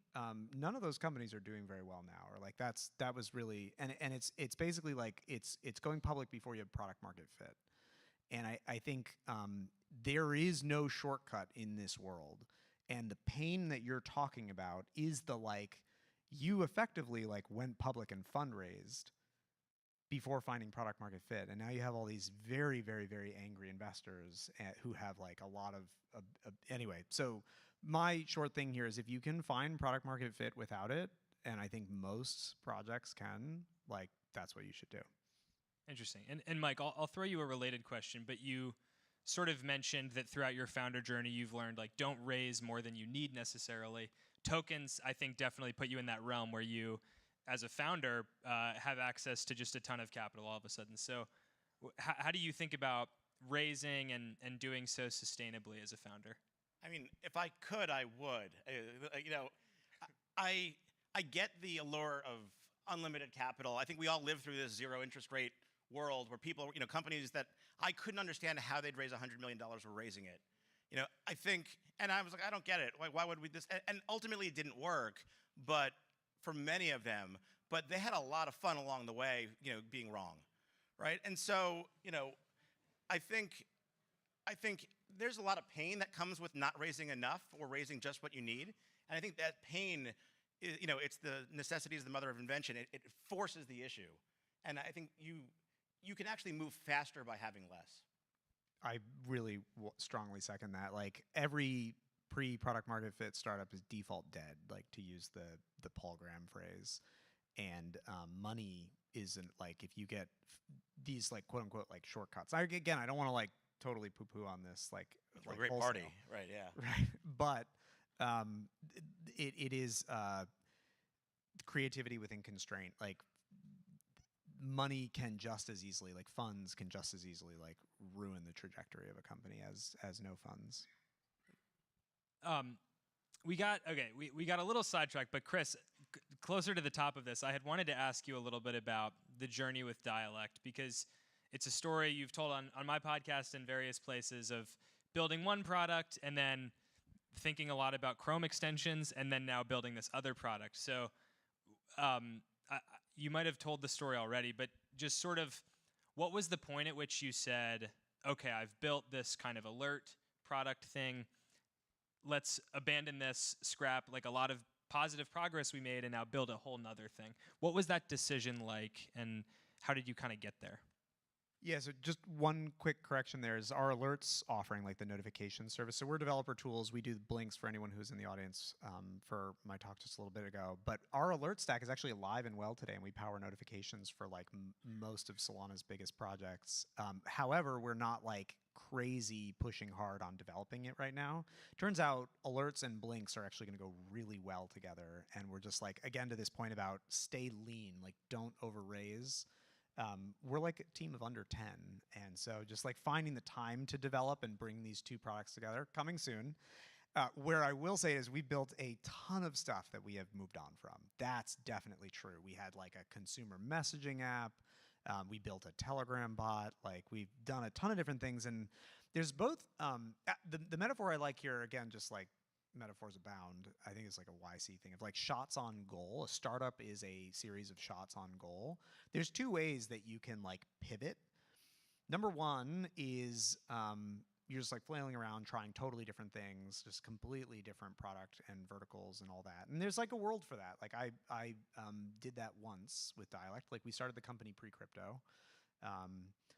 But it's the shots on that's a different goal. You're like shooting on a different goal. It's the shots on the same goal that are the most interesting kinds of pivots. So it's like, and so the reason I say this is we launched Dialect in early 2022. So we're approaching 3 years. And we launched with the announcement of a thing called the Smart Message. And so it was an alert stack. And the Smart Message was a piece of technology that we had not launched yet, but we like pre-announced it as a part of our like fundraising announcement. And when we launched the alert stack, Smart Message is a blink. It's the same exact thing. And we've been building like this quote unquote like overnight success, which I actually think blinks have like a really long way to go still. It's actually just 3 years in the making. We've been building this thing for literally forever, and we've been collaborating with Solana. Like the reason we launched it in collaboration with Solana Foundation, we built it on a thing called Solana Pay. Solana Pay is also blinks. Like blinks is just a new way to go to market with the same thing. So to like sort of answer your question is this journey we've been on at Dialect. Some things you scrap, some things you launch, iterate on, some things kind of hibernate, they come back, you know, all that. Blinks has been the through line through all of it, and it's this kind of like angling to try shots on goal. And our launch in June, when without like in hindsight it kind of makes sense, but it like 100x better than any other launch we'd ever done. It's like, wait, we've been doing this thing and launching it over and over for like 3 years. So it's really like kind of a chaotic journey, and it gets to this alchemy. From your question at the beginning of like, how do you know that you're onto something when none of it's working? And these slight tweaks on the shot, and you'll have just blowout success, just like light the sky on fire kind of stuff where you're like, wait, what? Like, this is not new. So anyway, I don't know if that answers your question at all, but we built a ton of stuff and it's been a great journey. It does. And Mike, I want to ask you, have you taken multiple shots at the same goal with ticketing, or has it been kind of one North Star that you're building towards the whole time? So it's funny, I hear this and it really resonates. You know, again, we started on this crypto restaurant loyalty thing that turned into ticketing after Grizzlython with the Tampa. I mean, so I could tell you how I could be self-effacing and say, hey, we've pivoted 3 or 4 times. But in my head, there's this North Star around, you know, kind of fuck the middleman that everything connects back to, and this technology allows it to happen. And maybe I was too early on, and maybe we're still too early, or maybe the idea was not exactly right, and it was better to be a ticket than a loyalty platform. But I can go to sleep at night thinking it's the exact same thing, and also very, very different to the outside world. Mm-hmm. We've heard so much like, most of our investors are really supportive, but every once in a while it's just like, what are you doing? Like, what's like, and these are your allies, you know? And then like community is just like, are you just flailing about? Like I've heard people say, oh, Dialect pivots too much, like all this. And the reality is it's been the same thing the whole time. And this is why it's good to talk to your users, because they know what you're doing. They understand it. And like, it's just, yeah. One other thing I want to get into is Jason Yanowitz, who's kind of the founder of co-founder of Blockworks, talks about, we built Blockworks to this many employees, and then everything broke, and we had to recreate our processes. And then we built it to 40 employees, and everything broke again, and we had to rebuild. So I'm curious, you mentioned you have 8 at Dialect. I don't know how many people are at XP tickets, but have there been moments when kind of the processes and just ways you do things as a founder broke and you had to recreate it? And what are the learnings from that? I'll give it to either. So we're 15 people. I was fortunate enough that when we started XP, I brought over my favorite, 15 people from my last, from Grubhub, right? And so I worked with everyone in the past, and I said to them, we are not hiring anyone else until we absolutely need to, right? And because I felt that pain, and 15 and 20, it's a number where, oh my God, then I need like a manager, and then I need people whose whole job is not just creating stuff, and then there's fiefdoms and power struggles along the way. So I guess you're always rebuilding everything. So this goes back to being lean, right? Lean, it's not just on capital. It's everything you do. If you have this mentality that you don't have enough, then you somehow find a better. You don't have to rebuild over and over again. Yeah, just the leanness, creativity within constraint. Yeah, we're fortunate enough to be small that I don't think. And actually, kind of like an interesting, I don't know that it's leading or lagging, but like an indicator for product market fit is when you as a founder are starting to think more about the team structure. Really, as a team really scales, founders' responsibilities, your product becomes your company. So it's exactly what you were saying. We've been fortunate enough to stay very small, but I've had to, through just the sheer insanity of the last few months, trying to get this thing off the ground like Blinks, thought a lot about what are the gaps in the team. And we've thankfully are this just crazy cracked team of devs. I have infinite love and respect for the Dialect team. They're amazing, and a lot of them have been with us almost 3 years now. It's that core team, but growing it a little bit now and thinking about this structure, I can't wait to just have to be everything's broken. So something to look forward to. Yeah, and always good to have cracked devs. I guess final question for the two of you. There's kind of a lot of founder mythology out there. There's endless ink spilled about what works and what doesn't when building a company. What's just one thing for both of you that maybe recently or just throughout your founder journey you found has consistently worked, or some good advice you could maybe impart? I mean, I think in my personal life, I can get very manic about a lot of this stuff, and I think that absolute intensity that is I'm just not going to stop. It's just I may present very calm a lot, at least to my family, but I go to sleep thinking about the business, and that puts me to sleep, right? And that I think it's this ongoing just go that it's either going to make it or you're going to ultimately hit a wall. Chris? You also do seem very passionate, so it comes through. Yeah, in a good way. I think if there were one thing that I would offer to you all is the vast majority of products die. And oftentimes the number one thing that kills them is just founders giving up. The only thing that you're guaranteed as an early stage employee, a founder, whatever, is that you love the work and you love the journey. That's the only fact in all of this, is really just loving what you're doing. And the just sheer stick with itness of just don't talk to your users and don't give up. Pivot all you want, but yeah, just don't give up. Great. I think that's a good place to end it. But Mike and Chris, thank you so much for taking the time. It's been very informative. And yeah, please give a hand for these guys.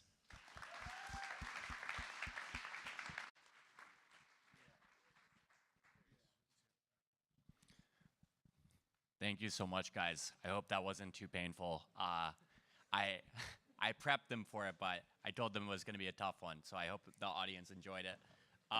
Next up, we're going to have our DeFi panel. DeFi is obviously a huge part of Solana. When I think about Solana and what I do on Solana, it's primarily DeFi. So we tried to bring together a group of perspectives that was very different than your typical DeFi panel. So I hope you enjoy. We'll send them up right now, and I'll hand it over to Felipe.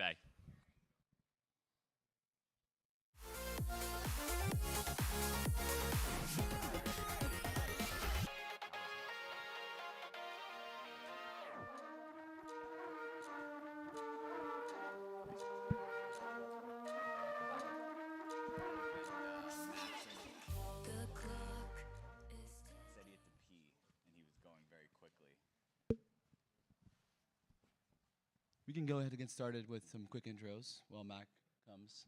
So Felipe, I'm CIO of Theia. We're a liquid token fund focused almost exclusively on DeFi, and spend a majority of our time now on DeFi and Solana. This is Chris Armida. I'm one of the co-founders of Switchboard. We're a permissionless Oracle network and the first Oracle aggregator. We've been heavy in the Sol Eco, among other ones, and excited to chat about DeFi or debate about DeFi. Sweet. My name is Maurice. I am actually not a monkey, although it looks like I am up there. I'm a real human. I've been building in the Sol ecosystem since early 2021, and today I am head of growth over at Lulo. We are Solana's original lending aggregator, and we're building the modern way for you to grow your wealth. Hey, sorry, I just had to go pee. My name is Mac Brennan Pete. I'm a co-founder at Margin and at Temporal. Margin's basically like a crypto native bank. It's one of the larger DeFi protocols on Solana, and Temporal is one of Solana's like primary research and development firms. Great. So I'll start off with a few questions, but let's make it a debate. I think all of these are questions we've heard before, and I've heard you all give pretty spicy takes on all of these at one point or another. So the first one's a question that Mac, you like to ask, and I think it's important. And it's one of our main questions at Thea as well. We're trying to build, we have this grand vision in DeFi. You've all heard it, kind of take all the world's assets, build an internet financial system, permissionless around the world, cheaper, faster, better. But right now, the reality is that most flows in the space are in Coinbase and Binance. And we celebrate having 14% of spot DEX trades be on-chain. 14% is low, and that's our best number. We have 3% of perps trades on-chain. That's nothing, right? These kind of big companies are eating our lunch. So what can we do to get those flows? Those are our flows. That's not the NASDAQ. That's not the NYSE. That's Bitcoin, ETH, Sol trading. Mac? Yeah, it's a good question. So I think first we need to, and this is sort of like a why Solana question, I think we need to fix like the market microstructure. Like a lot of the reasons people default to Binance in order to trade perps is because you can place an order and it can be filled really fast and the market can't move against you, and there's like a pretty streamlined process, and from when you place the order to that order hitting the order book to that order getting filled.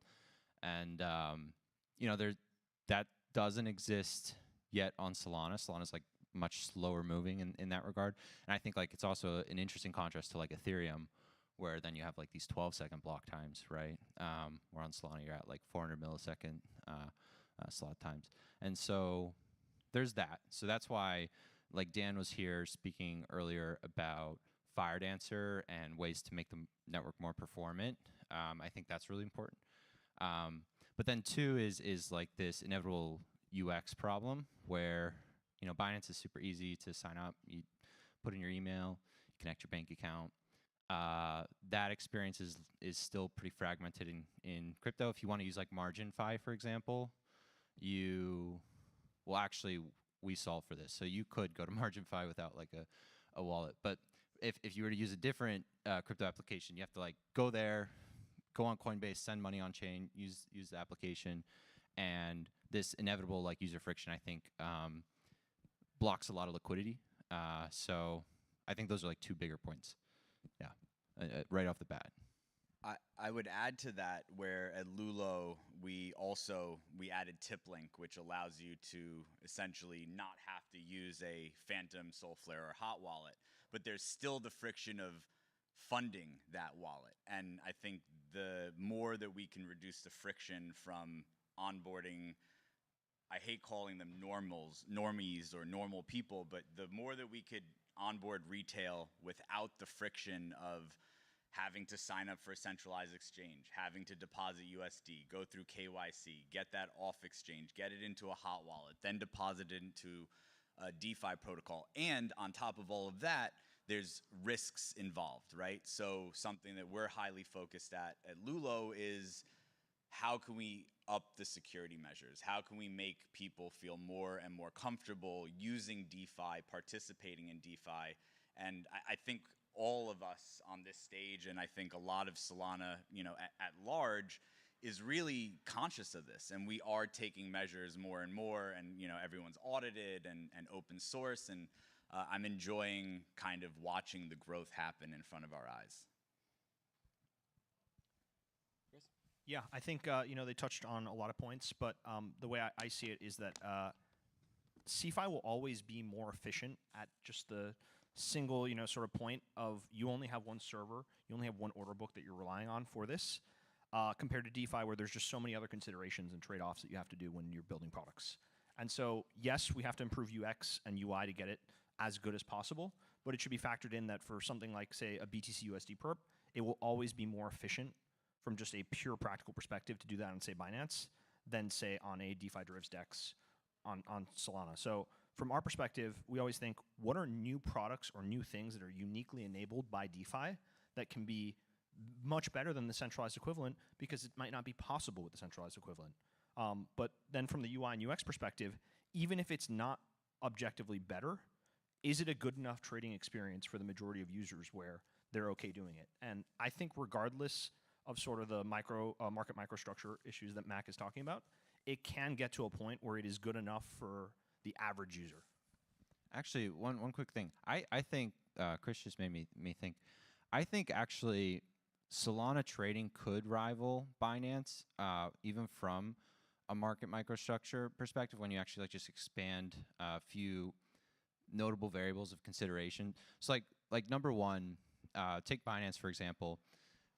Binance,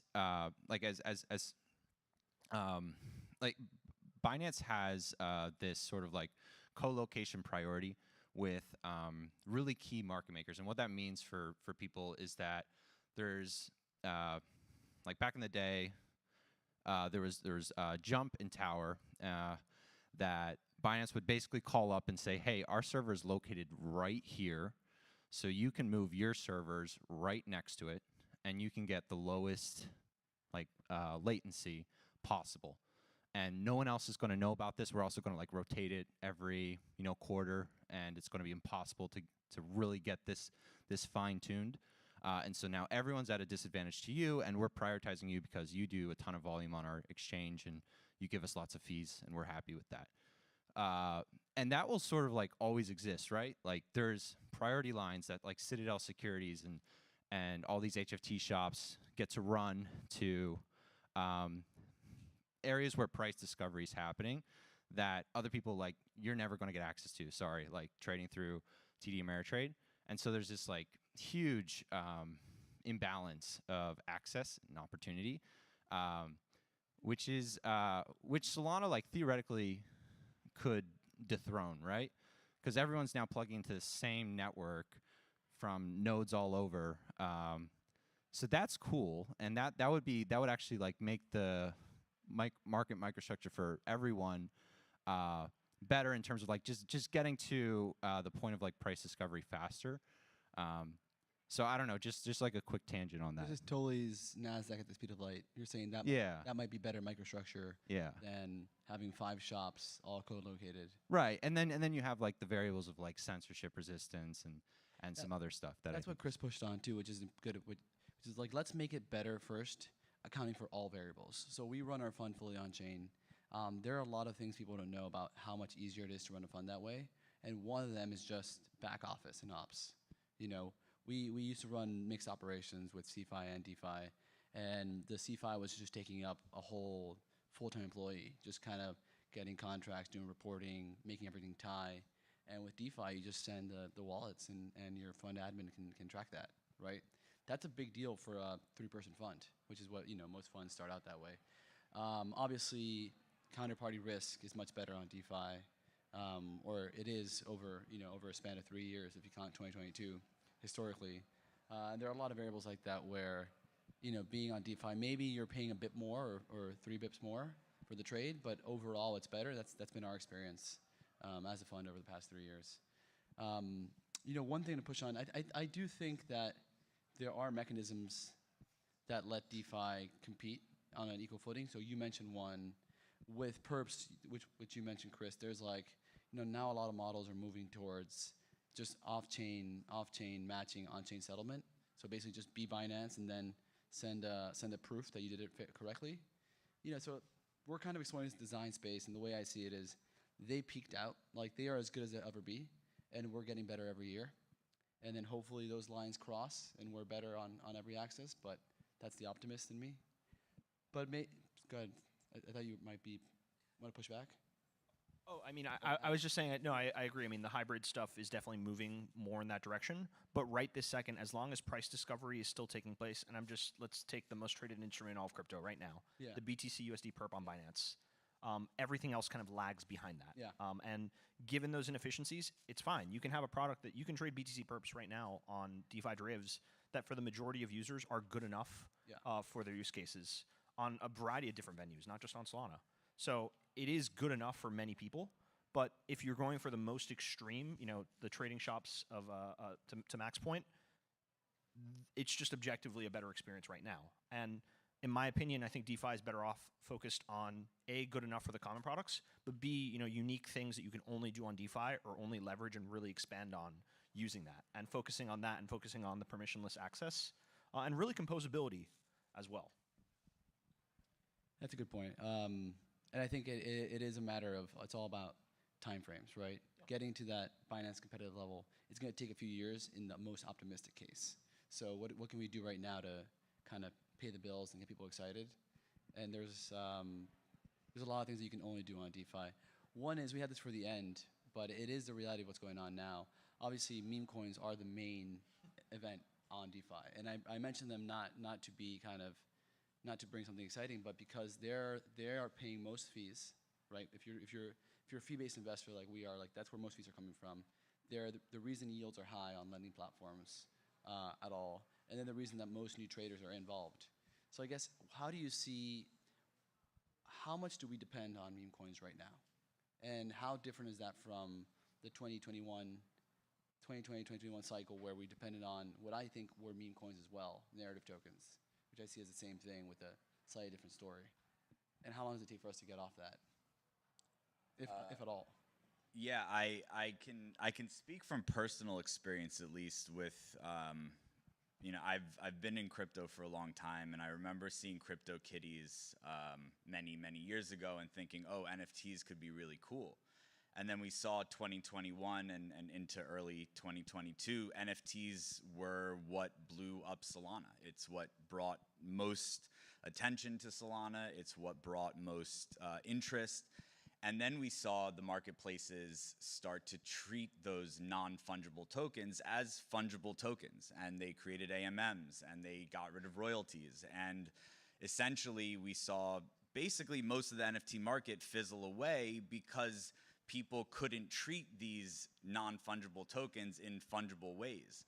And I think a little bit of what we're seeing now with meme coins is that same kind of frenzy. And you know, I don't want to discount any parts of people using decentralized products as bad, right? I think meme coins have their place in crypto, and I think memes have their place in society, right? Memes have been a part of internet culture since, I mean, as long back as forums existed, right? And I think today meme coins are driving a lot of attention. It's what do we do with that attention, right? I know for us at Lulo, we talk about responsibility with your finances. Okay, go out and trade. Go out and shitcoin. Go out and trade memes and NFTs. Take profit, right? Put that into Lulo for sustainable yield on your stable coins. Because I think at the end of the day, what we're going to have is people come in for meme coins and they discover this whole other ecosystem. And I've seen that with NFT traders, right? I've seen the same guys from 2021 and 2022 who were making big bags, and for 23 into 24, they were like not sure what was going on, but meme coins attracted them. And now I'm getting into conversations with them about how they're expanding their experience. So what I would say with that is, like, meme coins, for better or for worse, they're here. They're not going anywhere. I think it's on us, the people building in the ecosystem, the people that are public facing, to kind of educate around them, right? So for me, at least at Lulo, it's be responsible, take profit, you know, don't spend money you shouldn't spend, that kind of thing. I'll leave it at that because yeah, I do my own meme coin trading. And is that what you mean, Chris, by things that benefit from being decentralized? Or do you have something else in mind? I mean, there's a lot of things. It's certainly one of them, right? Is kind of permissionless systems have a lot of pluses. They also have a lot of negatives, but I think overall it's a net positive that you have, things that people can create and run with one way or another. And, I guess from our side at Switchboard, we allow permissionless feed creation. We allow anybody to build or use our oracles. And, as you might imagine, we've seen a big uptick in usage of it for meme coins. But I'd also say there's also been a lot of other categories that we've seen a lot of growth in. LSTs and LRTs have also been a massive growth category over the past few months on Solana in particular, at least. And it's kind of been foreshadowed by or kind of in the sideline compared to all the attention that you see around meme coins. And I think you kind of see that if you look at OI and TVL. TVL has only been up and to the right around LSTs and LRTs, but volume has also only been up and to the right around meme coins and new coins being created. So. Yeah, I think two points. Meme coins are sort of also a symptom of people not being able to create useful tokens, and then people also this sort of low float, high FDV dichotomy that is plagued DeFi. So just really quickly on both, a lot of teams that are here for really great reasons and trying to build awesome stuff have just sort of run into this brick wall of what they're able to do with a token, and they've been pushed to make it less and less useful, and so in a sense turning their own token into a meme and justifying actual memes. And then there's this huge problem of, because investors also typically aren't allowed to, because product builders typically aren't allowed to sell their token to the market, they have to do this convoluted airdrop thing where they'll airdrop a small percentage of the supply, but then they'll also have to retain the rest of the supply because they're afraid of creating new tokens. And so the market then ends up trading 10% of the supply with 10x the unlock hanging over their heads. And it creates these inflated valuations for what becomes a meaningless token. And so it's a really perverted setup. And I think the market has sort of started to reject this a lot. And so they're just I'll just trade this dog coin instead because this is insane. And I don't think that's wrong, actually. They should reject it, right?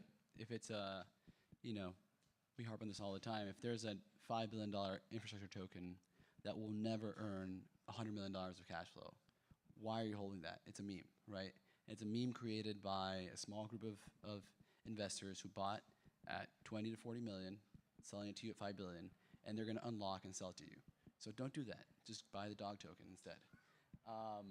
And people used to complain about the VC tokens, and now they're complaining about the meme tokens. I'm very curious what they're going to complain about next. But yeah, but it's all just a symptom. I do think that your structural point is right, which is, in my view, and I know Chris disagrees with this a bit, it's all a symptom of us not being able to put productive assets on chain. And that's a regulatory concern, right? I think that there are a lot of people in the world who want US dollars, they want Apple stock, they want NVIDIA stock, and you can trade it on chain. And it's not as good as the NASDAQ if you are a professional fund that's tied in, but it's better if you're anywhere in the world, right? Except for New York City. That hopefully the regulatory picture is getting better here. We obviously have an election coming up, as you all know. I think regardless of who wins, the regulatory landscape will change. The lobbyists that we have on our side are doing good work.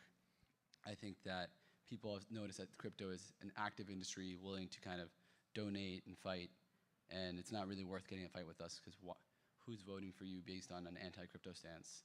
I don't know. But one question I have for people. Well, we are in Massachusetts, and there's a notable senator here that tried to pull that off. So I wasn't aware. But I guess what regulations, if you could pick, you get brought into the White House, Jan 10th, and they ask you, what regulations would you like to see that help DeFi in particular? What would you say? I'll pick one. I think the stablecoin bill, which was going to get passed likely before FTX blew up. and then because of the blow up was rejected, would be a binary moment for DeFi. We've seen stablecoins grow into the hundreds of billions without proper regulations. You can't really spend them. You have to your point, Maurice, onboard and offboard, and that's painful and it's expensive. But the whole world wants US dollars. You don't have to sell, it sells itself, right? And having regulation like the one crafted 2 years ago that allows you to spend that spend it on Netflix or Amazon or Apple, or just plug it into Visa really matters. And I think that's something that could be passed in the next 2 years here, which could bring a lot of real assets on chain for us. So what are you guys excited about there? I'll go ahead and start, Please. if you don't mind. No, I think the biggest one is just DeFi doesn't fit well into the existing frameworks at all. And it is, maybe there are ways to do it from an agency perspective, but really the most effective way was with comprehensive legislation. And, that's true for both the CFTC and the SEC. I think people are really hung up over certain SEC challenges and interpretations, but actually there's a lot of stuff on the CFTC side as well that I think, expressly prohibits certain DeFi ideas, if you will, from happening. And you saw it with some of the stuff around the prediction markets with Kalshi and kind of the intense pushback over that. I think, kind of a complete overhaul there to really exempt, like just even the concept of an FCM and a custodian, right, in the context of DeFi kind of has to be redefined. And so, regardless of the agency side, regardless of who's running it, this is stuff that Congress really should take action for and really make it so that you're addressing those concerns of consumer protection while at the same time offering people as much access as possible to, sort of what we hope pushes the world forward. That's a great point. Actually, people don't really know this, but if you're a fund above $150 million of assets and the number can change, it becomes very, very hard to operate on DeFi. And a lot of these funds do want to be on DeFi, and they want to be using all of your products, but they just can't because they don't have qualified custodians that let them operate on DeFi. So just that one small change, which I think has been making a lot of progress, could bring big players that are all out of the market into the market, and that could be a big source of TVL volume, fee flow for everybody here. Something that I always think about, and I am not versed enough in the legal side of this to have a very, very strong opinion, although I do live outside of DC now and have a lot of friends that are working in this space, so I should. But I always think, when I think about this, about the Tornado Cash developer and how the old system is wrought with middlemen and intermediaries, and in this system that we are all working and building in is decentralized. And we've cut out those middlemen and we've cut out those intermediaries, and code, whoever develops the code shouldn't be held liable how other people use that code. And for me, I think that's really, really important. And then besides that, I mean, obviously, using the Howey test to define crypto products, I think is weird. I'm in the vote that any clarity is good. I know Chris doesn't agree with that, or...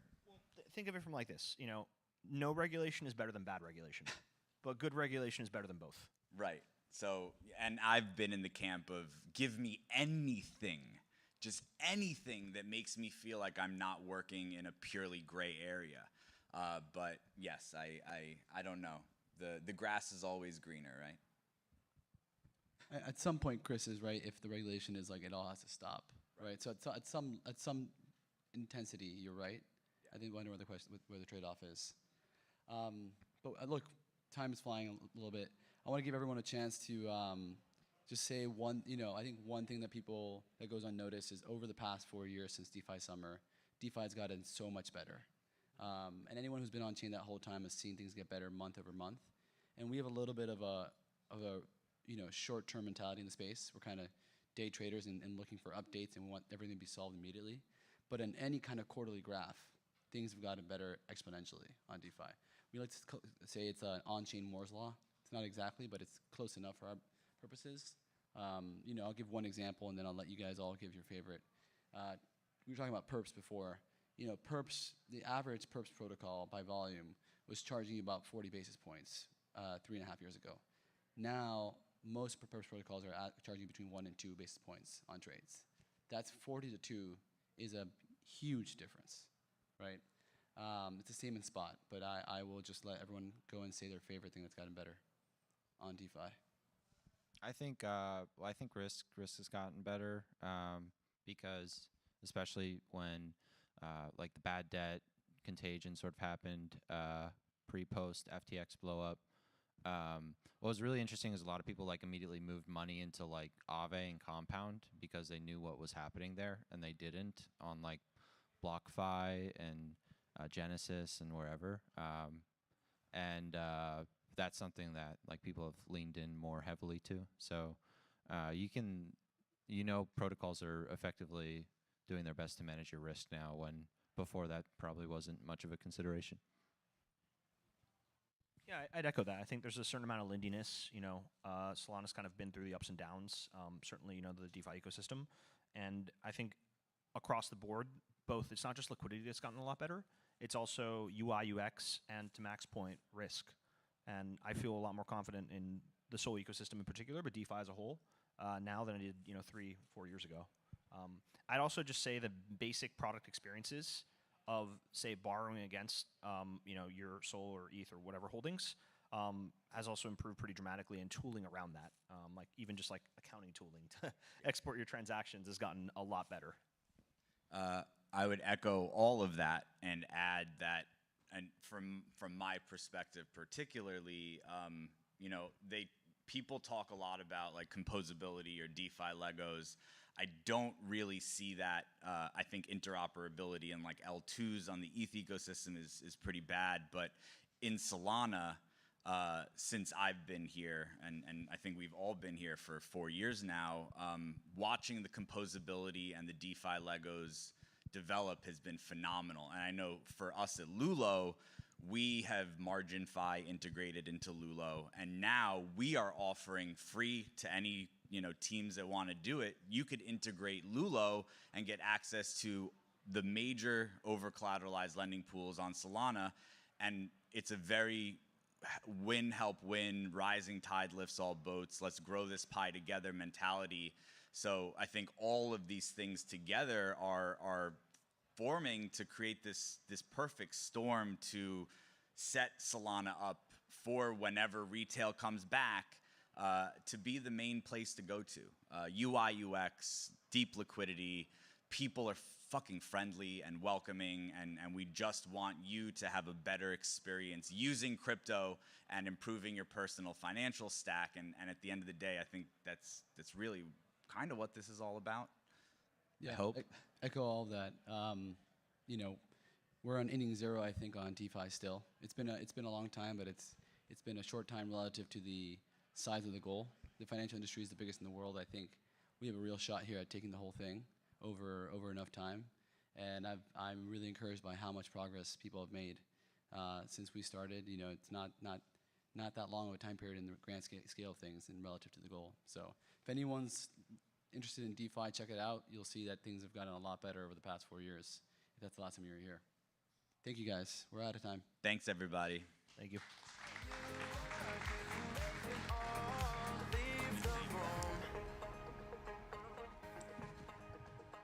All right, ladies and gentlemen, we're going to have a quick break. It's 3:10 now. We'll be back in this room at 3:20 for our next session. So a quick 10-minute break. Thank you.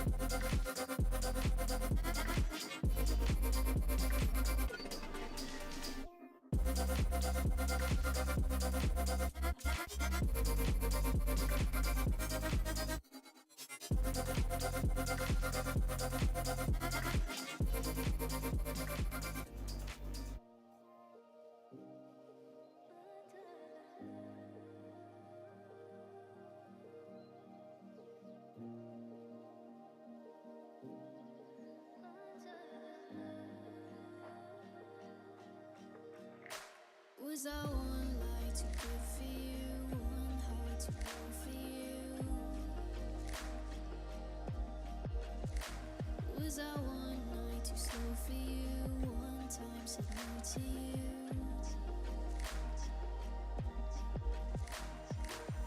Every sigh, every change in your eyes, locked in my mind. Cut through so deep I don't even wanna try.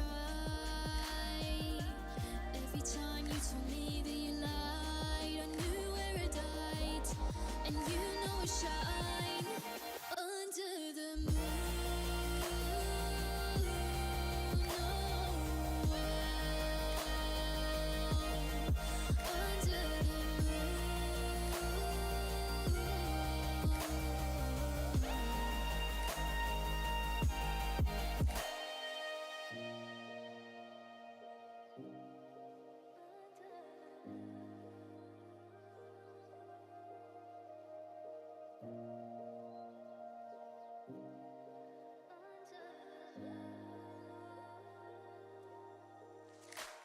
Was I one lie too good for you? One high too low for you? Couldn't be perfect for you. Was I one night too slow for you? One time said no to you. Couldn't be perfect for you. No matter how much I wanted to, it wasn't worth it to do. No matter how much I tried for you, those days turned into lifetimes. Wrapped up too much to untangle our lives. Always stayed in for you. Mask on, asking me to perform too. Every sigh, every change in your eyes, locked in my mind. Cut through so deep I don't even wanna try. Every time you told me that you lied, I knew where I died. And you know I shine under the moon.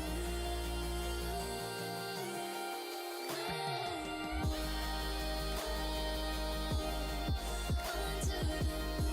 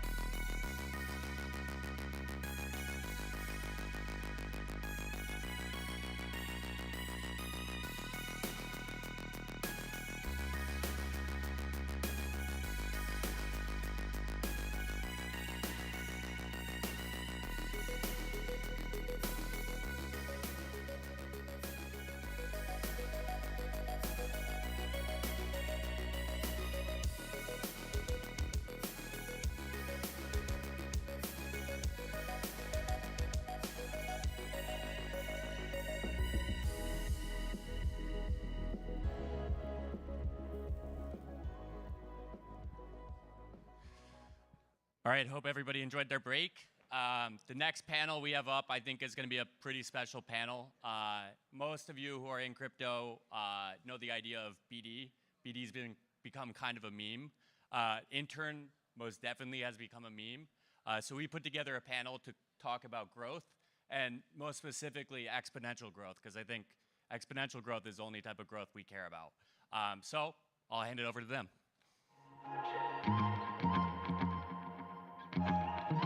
Feels like I'm wasting all my time thinking about the things that won't lift me up, wouldn't keep Is this it on? in my mind. This one works. Hello?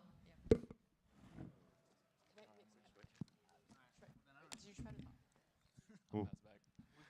Hey everyone, thanks for spending this lovely Saturday afternoon with us. My name is Shiwa. I work at the Solana Foundation. We're the coordinating entity for the Solana ecosystem. My role there is I help manage the grants program. And yeah, we have a panel today with some experts on exponential growth. Why don't we kick it off with some intros, and I'll pass it off to Dan first. All right, wait, does this work? Yeah, all right, we're good now. So my name's Dan Metashevsky. I've been doing this sort of crypto thing now full-time for a better part of a decade. I previously worked at Circle, which is probably how most of you know my crypto experience. I ran OTC market trading there and did most of the open market sort of actions that we dealt with at the time. Did that till about 2019, and then spun up CMS, which is a principal trading shop. So we basically think of us as a hybrid venture liquid fund with no LPs. And then I've been facing the market ever since. I know the man to the next to me right here's older brother, the intern, worked for me and sort of started that lore at CMS. Yeah, that's a great intro. My name is Jack McCordick. You might know me as Intern Bra on Twitter. I've been doing crypto stuff for about 4 years, but yeah, definitely got started through my brother working with Dan at CMS. We were locked in the house during COVID and just screen time all day, learned how to trade, got liquidated a bunch, got slightly better. And yeah, now I work at Monad, run their Twitter, and do a lot of the community growth stuff behind the scenes. So, thanks. My name's Veronica. I do BD at Eclipse. We are a Solana virtual machine layer 2 on ETH. Hi, my name is Neil. I work on this thing called Super Team. We help take Solana to new markets. So I've been a core contributor there for the last 4 or so years. Okay, cool. So it sounds like everyone on this panel has been in the crypto scene doing something for quite a while now. So I guess the first question that I'll ask you guys is, what do you guys think, or how important is the role of BD in the crypto ecosystems that you guys operate in, whether that be Solana or Monad? I'll keep it broad for now. I guess I can go first because we're the only one without a live product. It is very important for us, especially right now, because our goal is day one to have a whole ecosystem of apps that users actually want to use. So a lot of the work right now is definitely getting connected with high quality EVM teams that can leverage Monad's throughput to improve and bring new experiences on chain. Yeah, I think in a previous life I used to be a lawyer. So one thing I carry forward even now is my answer to most questions is still it depends. At least from the sort of international growth perspective, how much BD you need to do or not depends on sort of what the country is. Some countries sort of have that style where they need people to come and talk to them and meet them and shake hands, and they require sort of active work from the sort of operating entity. Some countries have cultures where they just sort of see what's sort of broadly popular amongst the masses or amongst the traders or amongst the devs. There you probably don't need to do much, but in the former case you'll do a lot. Some countries are highly permissioned, where companies only get involved with you if sort of you have the government's blessing. In those places you have to do a elevated version of BD, government relations. So again, it just depends on what country, what time, what sort of stage you are at. And every time, instead of deploying boilerplate cookie cutter BD function, you figure out what the sort of goals in the timeline is and then think about it accordingly. Yeah, I think kind of my take on this, right, at least from an ecosystem angle, right, is BD is really important, whether you have a live product or not, because we are kind of at the front line of, our users, right? Because, you have the devs, you have product, you have everybody else on the team, and they don't necessarily interact every day with who end up being your end users. So it's kind of our mission to be able to make the content more digestible, but really, explain the story, explain what it is that we're looking to build. Yeah, so we don't have a product or plan to, but I'll say this as somebody who allocates capital, obviously across a number. And this is a little bit of a history thing too, is there's been so much capital that's flown into crypto, and it's pretty much grown horizontally, right? Like, it's not just Bitcoin, it's not just Bitcoin ETH, it's not just Bitcoin ETH Solana. Like, it's just, you've got 4 or 5 different large projects that have raised material funding every quarter, sort of like hitting market. There's only so many eyeballs, and the ability to sort of like divert attention like matters pretty materially. Like, you can't just win always by having the best tech. Like, that's probably a precursor to being able to win, but keeping interest and keeping eyeballs like in, especially now, because it's growing like even quicker and quicker by the day, is a pretty material thing to make sure that you can have the ability to have long-term success, right?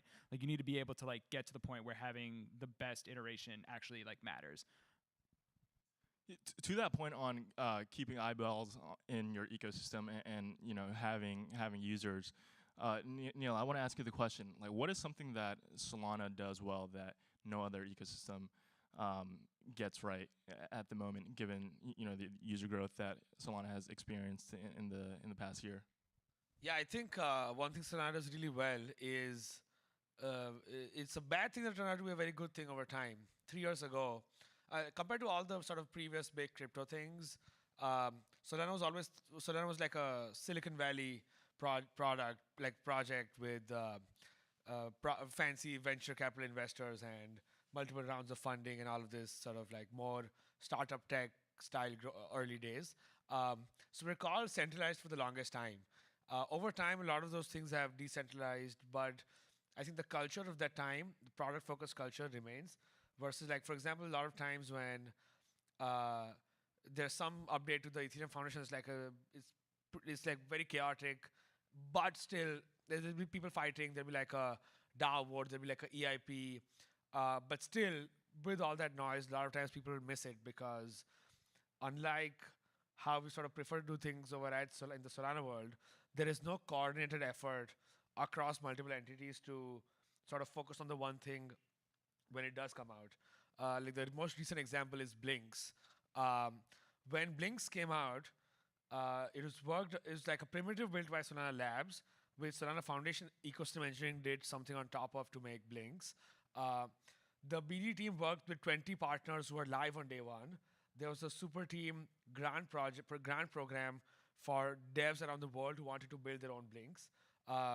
There was a marketing function for any new Blinks that came up, for sort of like the marketing support and sort of creator-led growth for them. So all of these things happen at the same time and across like 30 companies, 30 completely separate projects, because the focus was always on Blinks, and it was like a coordinated effort culture that I think Solana does really well and has had for the longest time. So on day one when Blinks was announced, that thing had like 5 million impressions, which is in crypto, which is chaotic and has fractured attention all the time. It's pretty rare there.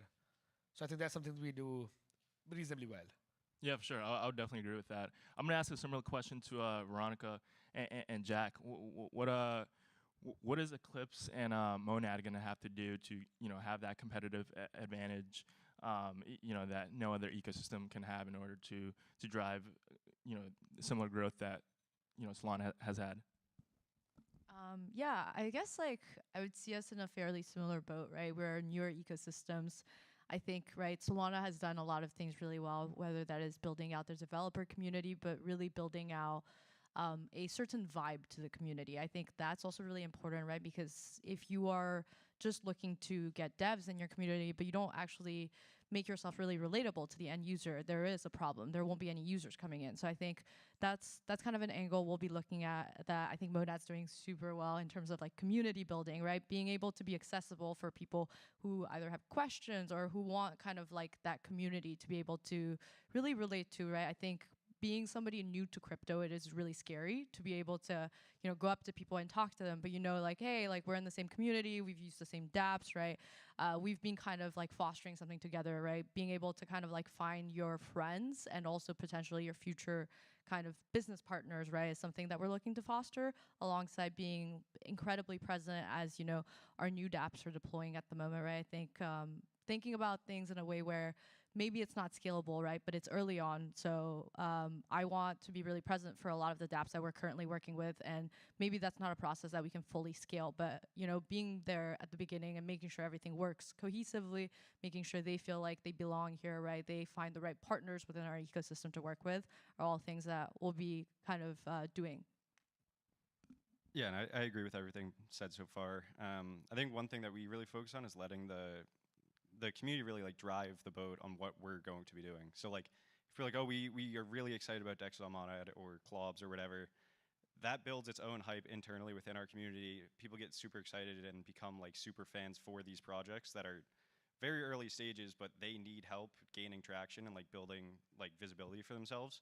So a lot of Monad community members will like kind of super fan and convert to 3-4 apps on the chain, and they become the guys that are like the spokesman saying, hey, this is actually a really good app. Everyone in the community should come check it out.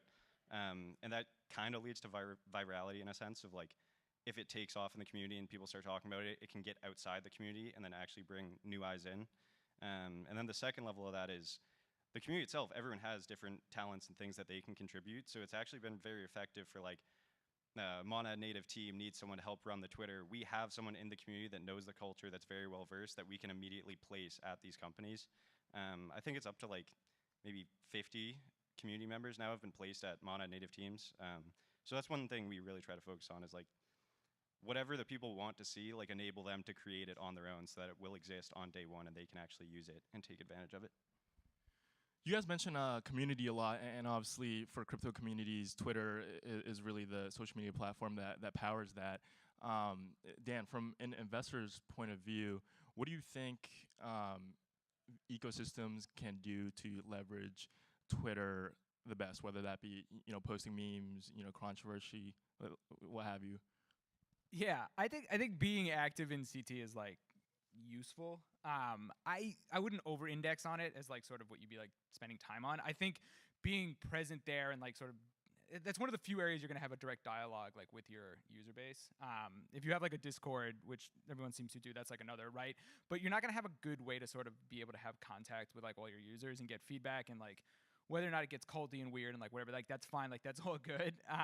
But I'll say this because just to touch a little bit on the point you guys are making, I think the single biggest thing that you see about projects that are like very successful is that the user base has a ability to participate in the upside. I think Solana in particular did this well. Well, not that you had a choice in it, but like the market appreciation of the asset brought a lot of people in it that became sort of advocates of it because of that appreciation. And they were sort of able to participate in it. What has happened, if you fast forward a lot of these things, is that a lot of those gains have been sort of privatized in like larger funding rounds that happen later, and like you don't see that broad-based exposure happen. I think that's like a big issue that a lot of teams have had as they go to market, where they're launching at very high valuations, and there's sort of no ability for sort of that gain to be happening with the users of the protocols. Crypto's a little weird like that because you don't think about this with stocks. Like most people like that consumer use products don't like really think about the stock price of the asset that is powering it sort of in the back. But in crypto, it's like obviously very like relevant to the sort of whole ecosystem. So I think that's kind of the biggest thing that really matters. And like the one thing that you've seen of all of the bigger assets that have maintained sort of their valuations and continue to have success, like all sort of came from lower level cost basis and like grew sort of into their valuations. Yeah, for sure. That makes a lot of sense. For the next topic, I'm gonna switch gears a little bit. For those who are like Web2 native in the audience, obviously growth is important to all organizations, not just Web3. How do you guys think Web3 strategies of growth are different from Web2, and how can how can Web3 teams learn from those in Web2? We're gonna kick it off with Neil. So again, like super teams not a product, so we probably have and in Web2 there's not much in tech without a product. So I don't probably have the greatest sense of how these are different, but I think one thing I personally think is that people, so like community, I keep coming back to community all the time, but like community gets involved in crypto projects much earlier than most other industries. Where he was just joking that Monad doesn't have a product, but Monad's not live yet. But Monad has one of the biggest sort of super fan communities around the world. If you look at the Twitter page, you'd think that it's like taking over a country or something. But when you ask them where it is, it's like it's not live yet. So I think this is something very unique to crypto teams, and sometimes it's good, sometimes it's not good. But I think you just have to. It is the reality for sure. So you just have to adjust to that and make sure that you account for outside interest as early as possible into your sort of like trajectory. If you have a token, it comes after that, obviously. But even without that, we've seen that it becomes a thing. So I think that's the biggest difference. Where it was hard to tell what specifically you should do differently, but sort of my meta thing would be just make sure whatever you do, there is some place for, or like you think about how you will deal with public interest in your thing. Yeah, I would say it's similar, but the biggest difference in my opinion is that like the users actually have somewhat ownership and like a sense of like, oh, this thing that I am using, I'm also invested in. I care about how it performs. Where like you could go buy a McRib and not care about the price of McDonald's stock. Like they're just completely uncorrelated. So in crypto, it's very different. Of like, there's a reason people are joining these things early, joining Discord, spending lots of time in it. Like sure, they have financial motives, but there's a different level to it of if they really like the product and are making money on it, they're going to tell everyone they know about it. So that kind of effect is different. I think one thing that's very similar is there's like the general psychology of people building associations of your brand and what like they think about it and feel about it and how often they think about it all stands very similar. People love to talk about how Red Bull, like they don't market their drinks, they market their athletes. So I'm not going on Twitter and posting our like docs all day long. Like if people want to read the docs, most of them will do that. I think you can build associations with your brand and bring people in through like very similar means to Web2, and it's actually pretty effective. Yeah, I mean the financial connection is just like different, right? Like you really don't have that in. I mean, people own stocks, and they probably own stocks and brands and companies that they like care about, but it's the underpinning of so much of what's going on in any of these apps, or in like the price matters, and like it matters especially to your users. So that's just a whole different level that you're like dealing with in the Web3 space that you just don't have in the Web2 like corollary. Yeah, I mean, I think the way I see it as well is because users are getting involved so early, right? There's a lot more of an attachment to it on top of financial incentives, right? I think one things that our ecosystems all do really well is that we take in feedback from our users, which is not something that, you know, like traditional Web2 companies do, right? Like if I'm complaining on Twitter about Red Bull, right? Like, oh, I don't like the taste of your drinks. They're not going to do anything about it. Whereas like for us, right, as we're getting feedback, we're kind of like ideating on it and trying to make it better for our users. So there's definitely a bigger stake for them.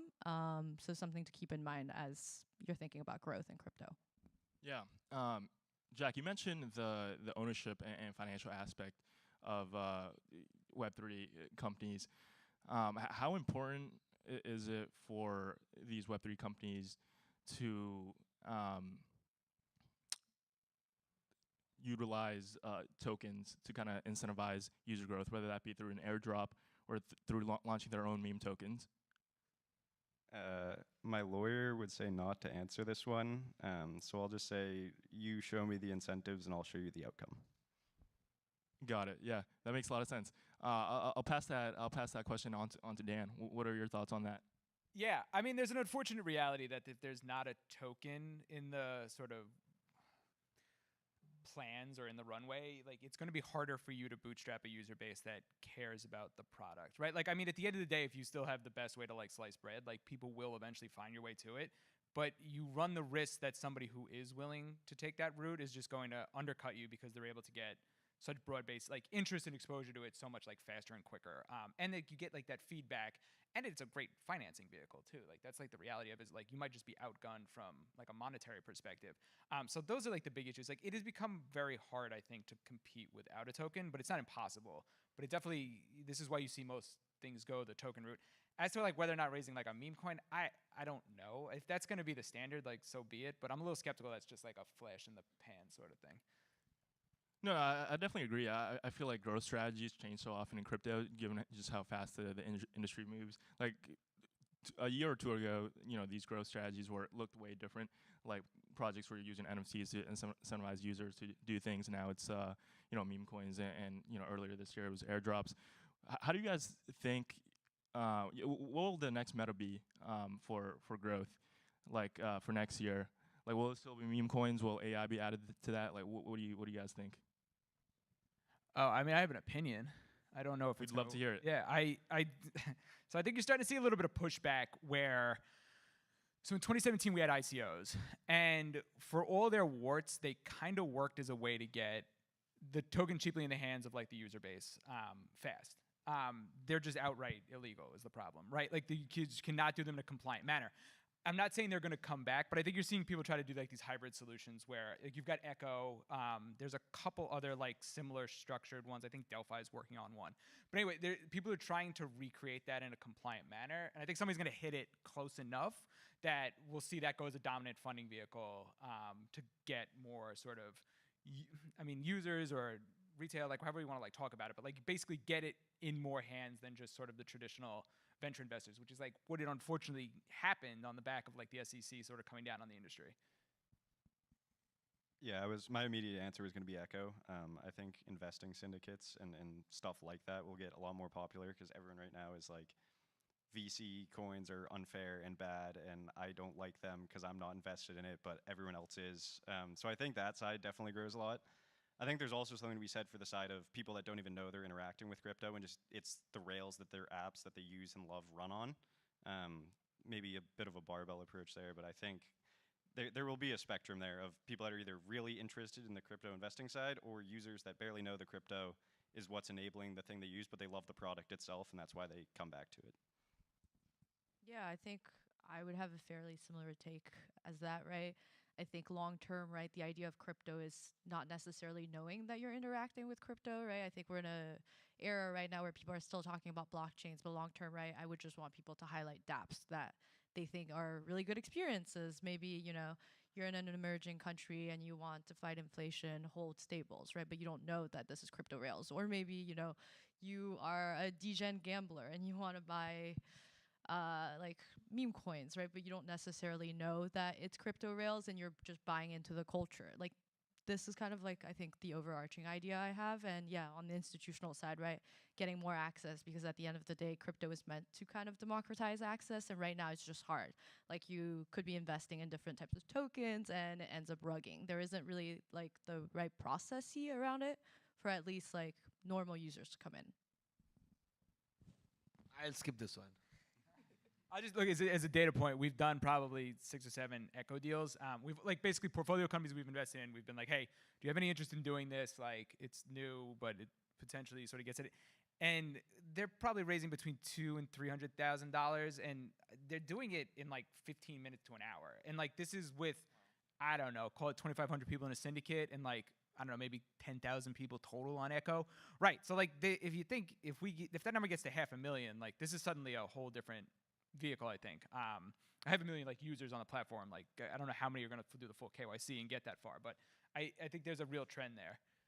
Are these only open to accredited investors?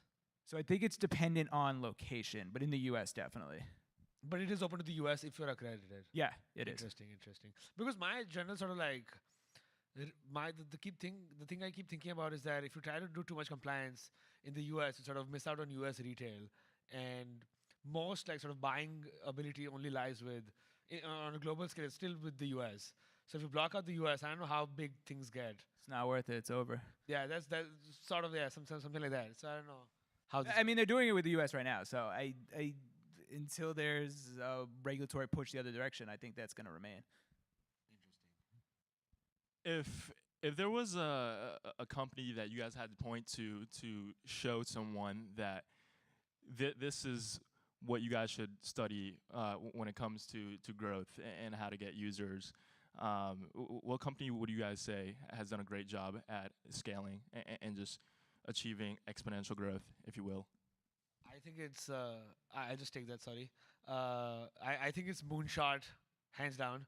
For those who don't know, Moonshot is this iPhone meme coin trading app that allows you to buy. It's like allows you to buy meme coins trade with Apple Pay. It has the best sort of transaction success rate for any app like this. They're so fast to list meme coins. They're sort of degenerate and shameless about it. They have sort of they've baked in good sort of growth hacks for every meme coin that lists. They can give a portion of the meme coins to Moonshot, not for them, but for them to sort of distribute for referrals and sort of other sort of viral social things like that. It's so good. A couple of weeks ago, like Moodang was all basically Moonshot. It's one of the only apps I've seen recently that's gone viral on TikTok. It's a couple of weeks ago they added 35,000 users in a week. 35,000 new wallets interacting with Solana like multiple times a day in a week, which is absurd to me.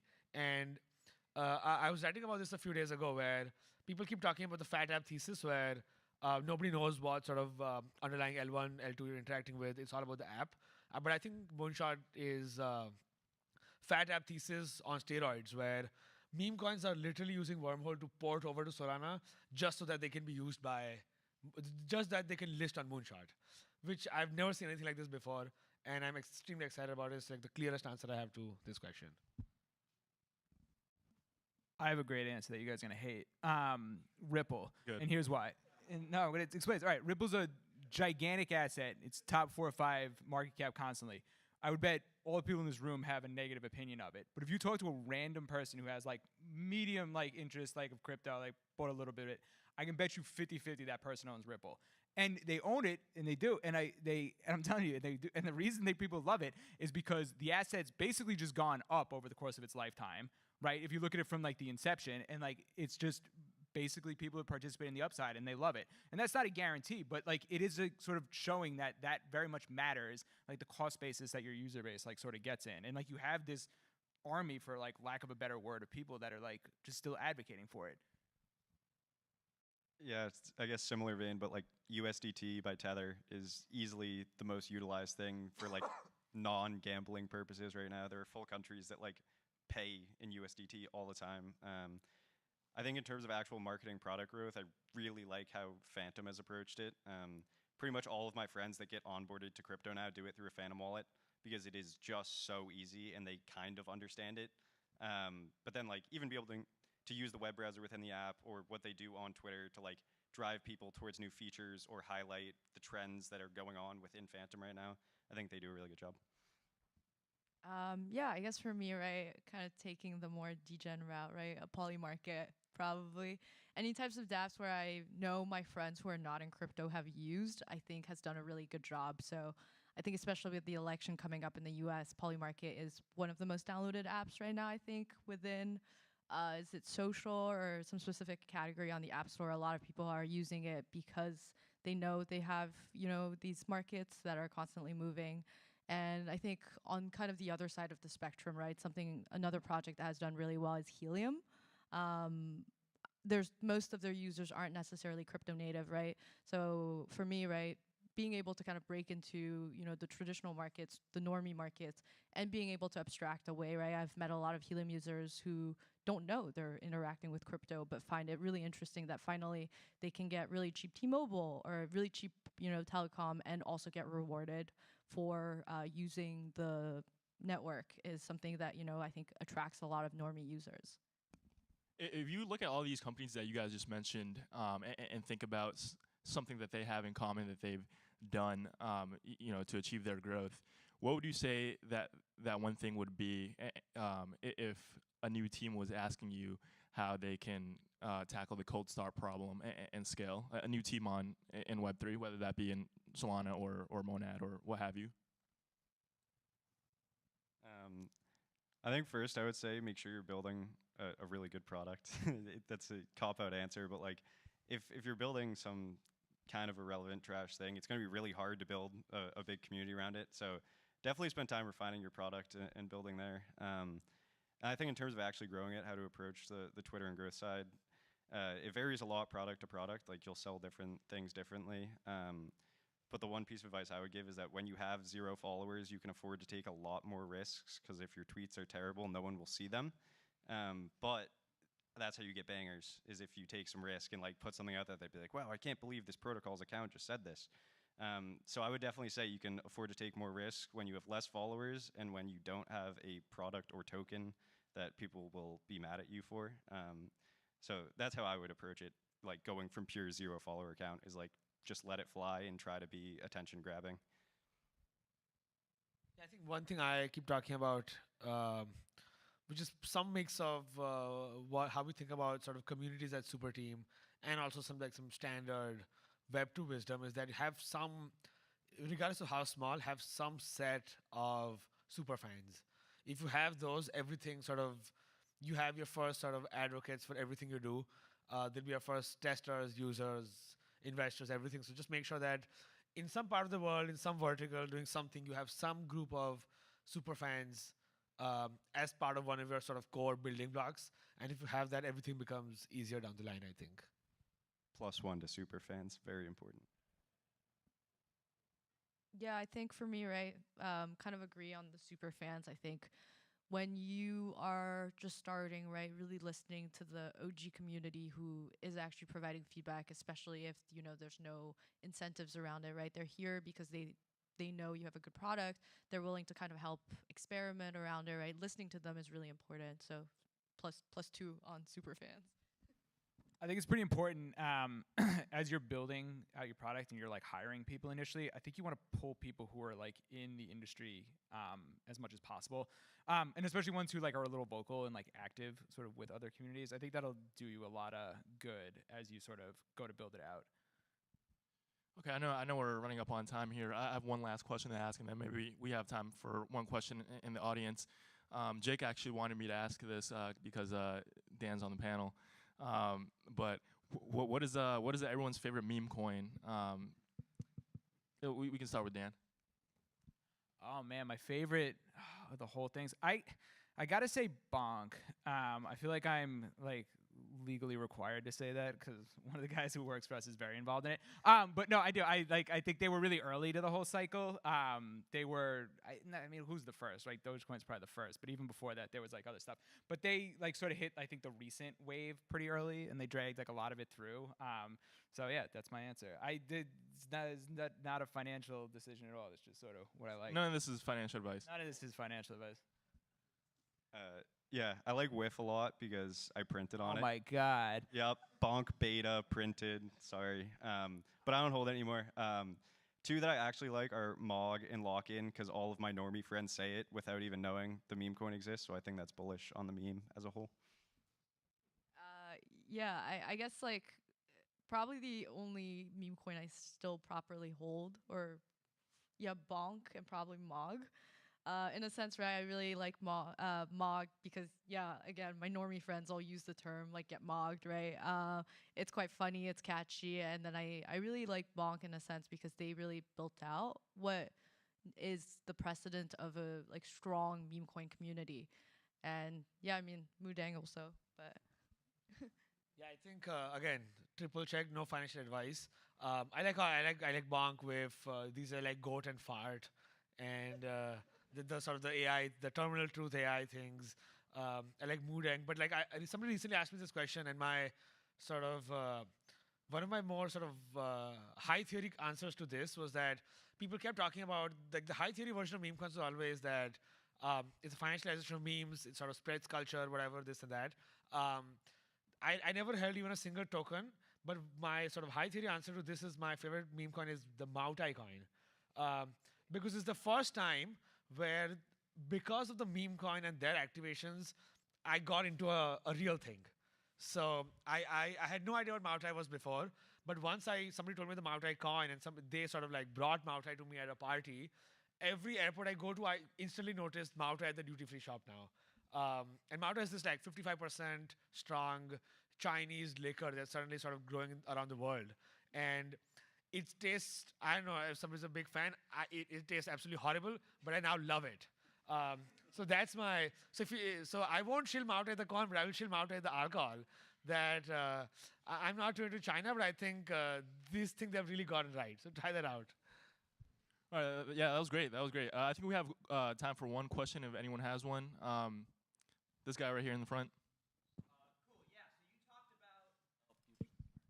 So you talked about how growth is different in Web3 for companies. Something I've noticed is I feel like some companies almost go too far off the rails with their marketing and stuff. So how should Web3 marketing be the same as what we're doing? Like, how are we making mistakes of differentiating? Because I feel like most people don't care about a lot of the stuff that we as nerds care about, but that's how we market it.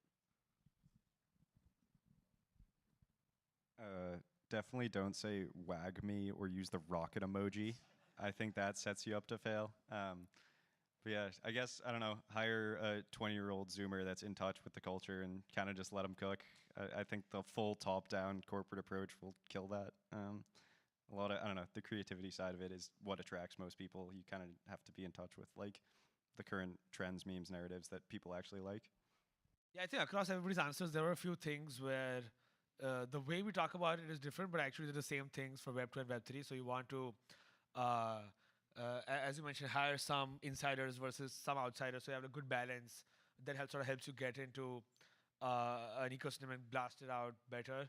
Obviously, focus on have a good product, like doing whatever community and growth stuff. If you do, it's like with the best community and a bad product, you're gonna still over time fail. So you want to obviously focus on the product or whatever the real thing is, and then do everything around it. And three, I think even having your super fans, it's like pretty standard Web2 insight that sort of a small market first, make sure that they love you, have some version of monopoly there, and then expand from there. So I think there are a lot of these things that you can do that are they're basically pretty similar with different coating around it in Web2 and Web3. All right, cool. I think we can end it there. Thank you, everyone, for listening.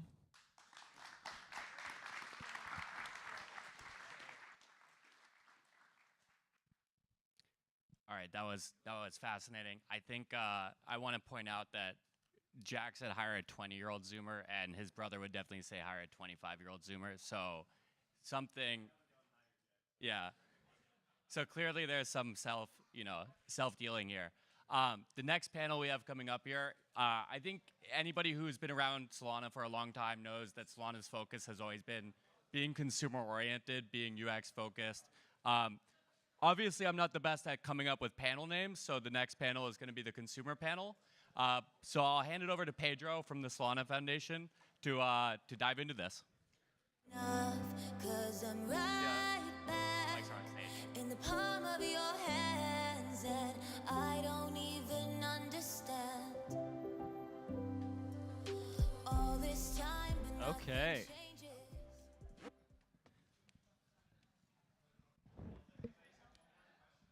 Welcome, everyone. Welcome to the most fun panel of the day. Glad you all can make it. My name is Pedro Miranda. I formerly lead growth at the creator economy vertical at the Solana Foundation and do other consumer-focused things. Really exciting panel in terms of consumer crypto, specifically on Solana. Let's just get right into it. Excited to be with you all here. If Alex, you guys can introduce yourselves and a quick primer about your project, and we can go from there. Thanks, Pedro. Hi, I'm Alex Hodis, one of the co-founders of Popset. We are an on-chain social network on Solana, already live on both the Apple and Google App Store, so go download it today. We're looking to take blockchain and make a very good Web2 product, which is social, much better by enabling patronage via digital collectibles. We turn all of your social posts that you make on Popset into a collectible that your audience can come in and buy and provide you support. And this is really great for rising creators who can't today tap into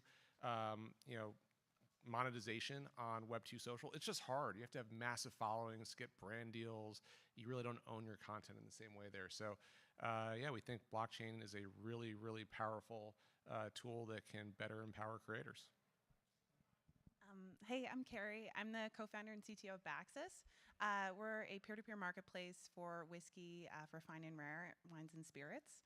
And we have an app as well that allows you to track and store your collection, and then you can sell your bottles on our site for, and we take a much less, smaller fee than a lot of different auction houses. And we're a lot more secure than the classic sort of dark markets of Facebook and things like that. So, yeah.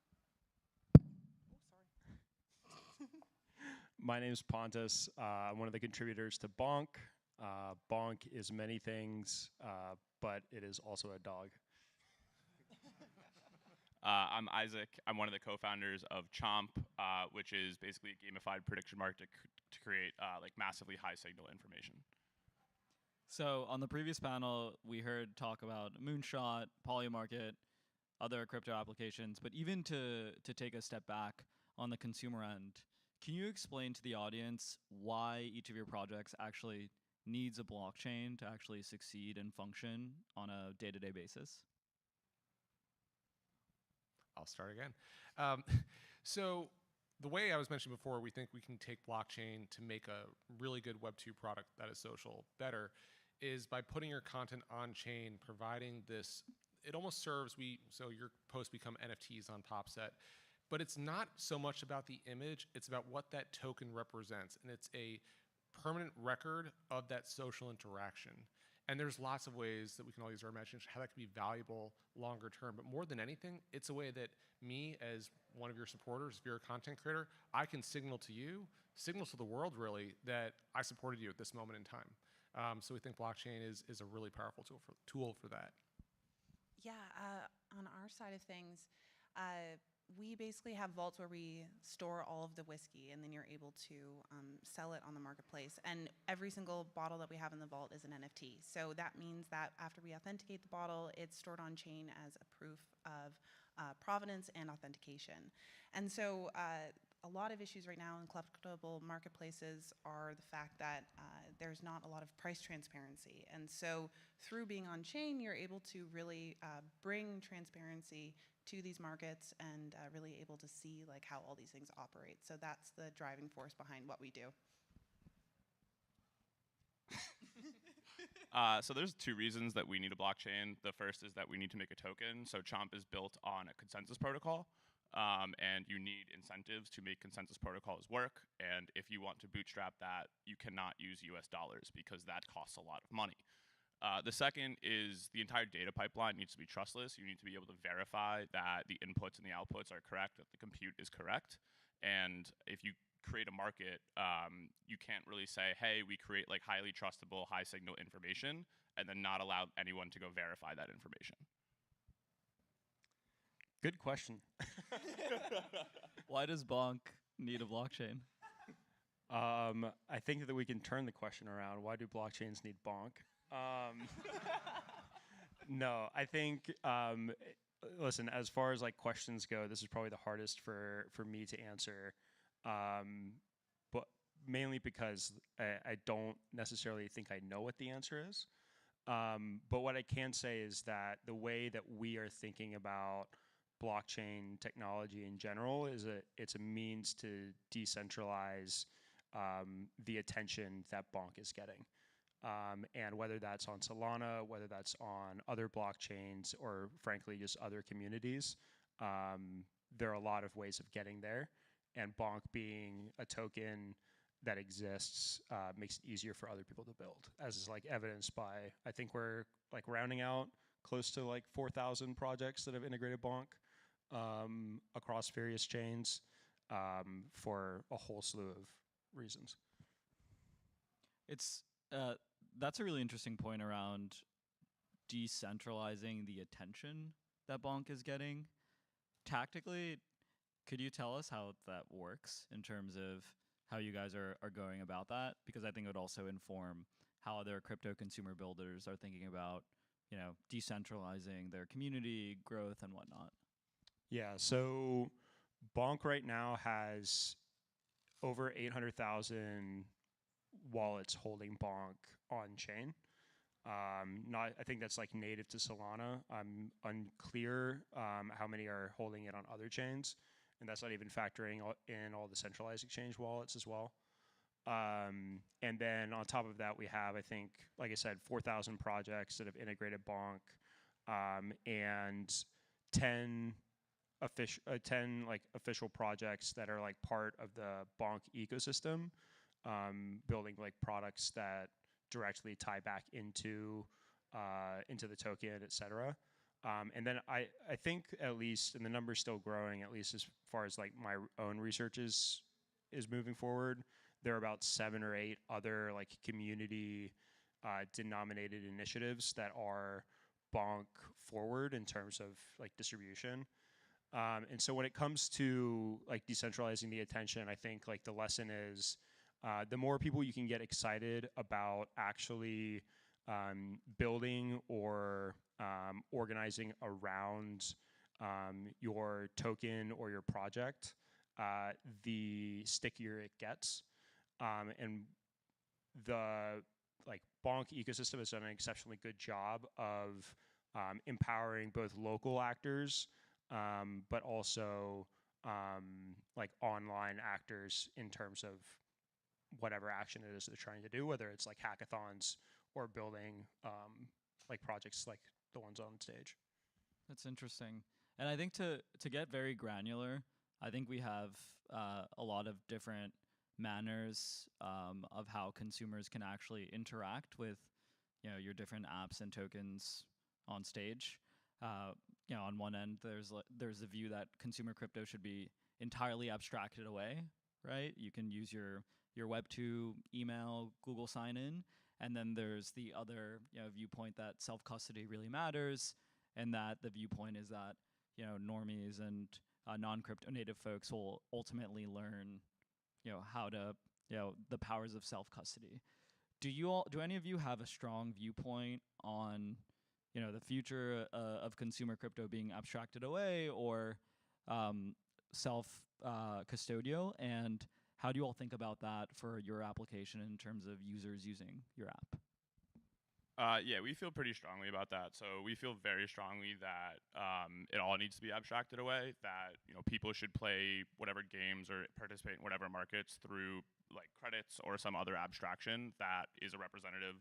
One of the main reasons for that actually is just the App Store sucks to get crypto apps into.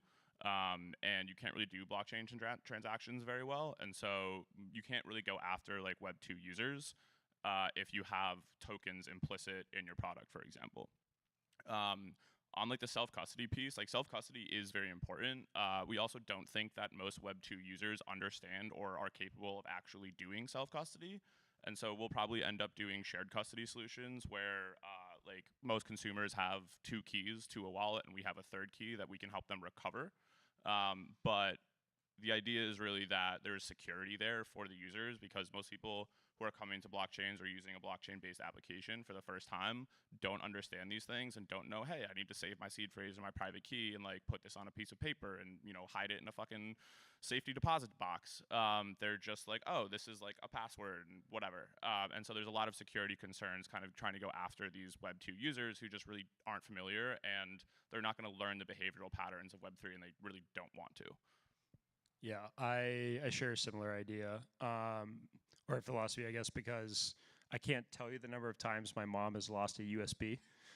And the idea of like her showing up at Starbucks and buying a pumpkin spice latte only to be like, oh shit, I need to pull out my USB to enter like a verification code to like blind sign a transaction just doesn't feel right at all. I mean, just give her the PSL and like let's move on with our lives. So with that being said, like I've dealt with this question a lot, especially in my like former role at Holoplex. I really believe that the North Star is like the sign in with Google, and that we have one login that is social or whatever it is that someone is comfortable with, that enables them to access all of or specific portions of their digital assets on every platform. I don't necessarily know what that solution is. I think there are a lot of really smart teams that are working on it, but abstraction is 100% key. Sorry, one quick question. What's a PSL? Pumpkin spice latte. I just found out about these like 3 days ago. Okay. Yeah, he had his first one on the drive up. I thought that was like a crypto security thing, but that's Anyway. Pumpkin security layer. Yeah. Enough about PSLs. At Baxis specifically, we've been dealing with this since like the first iteration really of the site, which was a Phantom login, an email verification, and then connect your Phantom wallet. And we realized at the end of the day that people just want to buy whiskey. They don't really want to download a Chrome extension. They don't want to go through that. They want to sell, they want to buy, and we want to solve the problem that is like the 3-tiered system in the US and how hard it is to find and rare bottles and how expensive they are. And so for us, like we take the exact same perspective of abstracting it away. But then the thing that makes me really excited is that on our site you can pay with HelioPay. You can connect you can connect your external wallet, and that doesn't charge fees. So as an end user, when you're going through this experience, you're like, okay, I could either use my credit card and it's going to charge me 3.5% more, or I could connect my crypto wallet and it's going to charge me nothing. Oh, okay, maybe I'll look into this crypto thing. Maybe it kind of makes sense. And then if you sell anything on our site, we settle with you in USDC as well. So then you can take that, you can withdraw it to your bank, but it's going to take a few days. It's going to be expensive. Just get a Solana wallet, withdraw it there. So we're sort of like easing people into understanding sort of the benefits and kind of how awesome blockchain is just generally, but not really shoving it down their throat in the beginning and solving the problem in the meantime. I think what everyone said, I don't have too much to add, but the one thing I will point out is what we felt when we were building PopSet was like, we know people in crypto care a lot about self-custody, and there are a lot of good reasons to care about self-custody, but the audience that we're trying to tap into, the audience of people that aren't yet in crypto, they really just don't care. Just to give you one anecdote, we're working a lot on onboarding college athletes onto our platform because we think it's a great monetization tool for them. We tell them that there is blockchain as part of the app, and they're fine with that. Not one person is brought up like, do I custody my own assets? They simply do not care. What they care about is, what does this do for me? You're going to let me monetize on your platform, and great, I'm going to get paid. And we pay people through a connected Stripe account. And we actually thought a lot about should we try to lead them more towards crypto, because there are a lot of benefits to that. But what they're going to care about, what our users and our creators will care about is this helping me monetize? Great, what's the best way to get paid out? And the fact is, if we actually gave them the crypto option, most of them are then going to struggle. How do I off-ramp this crypto back to USD? So let's not make them go through that problem. We hope that a lot of them will get crypto curious, but you shouldn't force people in that direction. I'm actually personally very surprised by the distribution of answers. I personally was predicting that'd be 2 versus 2 in terms of self-custody versus custodial, right? Like you both, PopSet and Baxis, abstract the crypto away, and I think I was expecting Chomp and Bonk, you all to be pretty pro self-custody, which is extremely interesting. But you all mentioned acquiring Web2 users, and I think, in that camp of abstracting away and making it extremely easy to use crypto, how are you all thinking around growth campaigns specifically for these Web2 users? Obviously, right now we're sitting in a crypto conference, right? Where are you all spending your time in terms of acquiring these Web2 users? Alex, I would love to hear from you. You mentioned college athletes. Would love to hear more about your strategy there. Yeah, no, so it's fitting because we're on a college campus. We very early on identified that collegiate athletes, thanks to NIL. So for those unfamiliar, not too long ago, regulations changed that NCAA athletes can now monetize their name, image, and likeness. So we thought this is a really good solution for those athletes who are struggling to monetize, because outside of your top football and men's and women's basketball programs, NIL funding really has not trickled down. But there's 500,000 collegiate athletes in this country who all have the ability or potential to monetize. So we went out and we hired 20 campus ambassadors, and they are basically doing content creation outreach for us on various campuses around the country. Actually, my co-founder, Sergio, who couldn't be here today, he's down in Miami working with some of our ambassadors from the University of Miami. They were outside the Hard Rock Stadium last night for the Taylor Swift concert, handing out friendship bracelets, trying to get Swifties to come on to PopSet. Now, that's a pretty different audience than what's in this room. But think we all would feel pretty good about the fact if, I don't know, a couple months from now we have tons of Swifties jumping into discussions on crypto Twitter about why, Swift is their new favorite meme coin. Like, I don't know what that path looks like, but I think that's the audience that you want to go after. These people who, like, hey, they're passionate about something. They're super passionate about Taylor Swift. Let's make them passionate about Popset or Baxis or Bonk and Chomp down the line. But you got to reach out to new audiences. Yeah, I would say for Baxis, so we acquired an app about a year ago called Booze App, and that's basically sort of the heart of the bourbon community specifically in Kentucky, and it's basically allowing everybody to crowdsource and vote on a fair price for all these different bottles, and so that when they can go to a liquor store, they don't get to feel like they're not going to be ripped off by the guy who's selling them a whiskey for like way above price because they're able to vote on it. And so we have around 45,000, I think, monthly active users. Don't quote me on that. But basically, we're combining the experience of the marketplace and the app together in order to really give these people an entire platform that allows them to not only source, specific bottles, but also sell and add bottles to their wish list, and then take bids on different bottles on the marketplace, and just really like facilitate that whole experience. So for us, once we solve the problem for the end consumer who's trying to just buy a bottle, then we've been a success as a company. So it's fun to do like the blinks and like the Lehman drops for the crypto communities in between, but that's just a little bit on the side, I would say. So one of the things that we talk about a lot amongst all the like bonk projects is that the crypto dads and the normies are coming. And for us, the strategy is really about familiarity when it comes to those audiences. And the way that we kind of think about the partnerships, I guess in like the traditional like Web 2 and even like Web 0 space, is how can we get in front of eyeballs as often as possible so that the next time we enter a bull market or interest in crypto kind of comes back, people are already familiar with the dog and have a sense of comfort in knowing what that might mean or what stand for. And so I guess the next question is like, what does that look like? A really good example is like the recent partnership that we have with Borussia Dortmund Bundesliga, where it's a multi-year technology partnership where we have branding in their stadium and on their socials so that when those fans go to a game, they're getting exposed to the dog and everything else we do. And that's like multiple games, multiple like showings a year, if not like every quarter, frankly. And so familiarity is like the name of the game for our approach.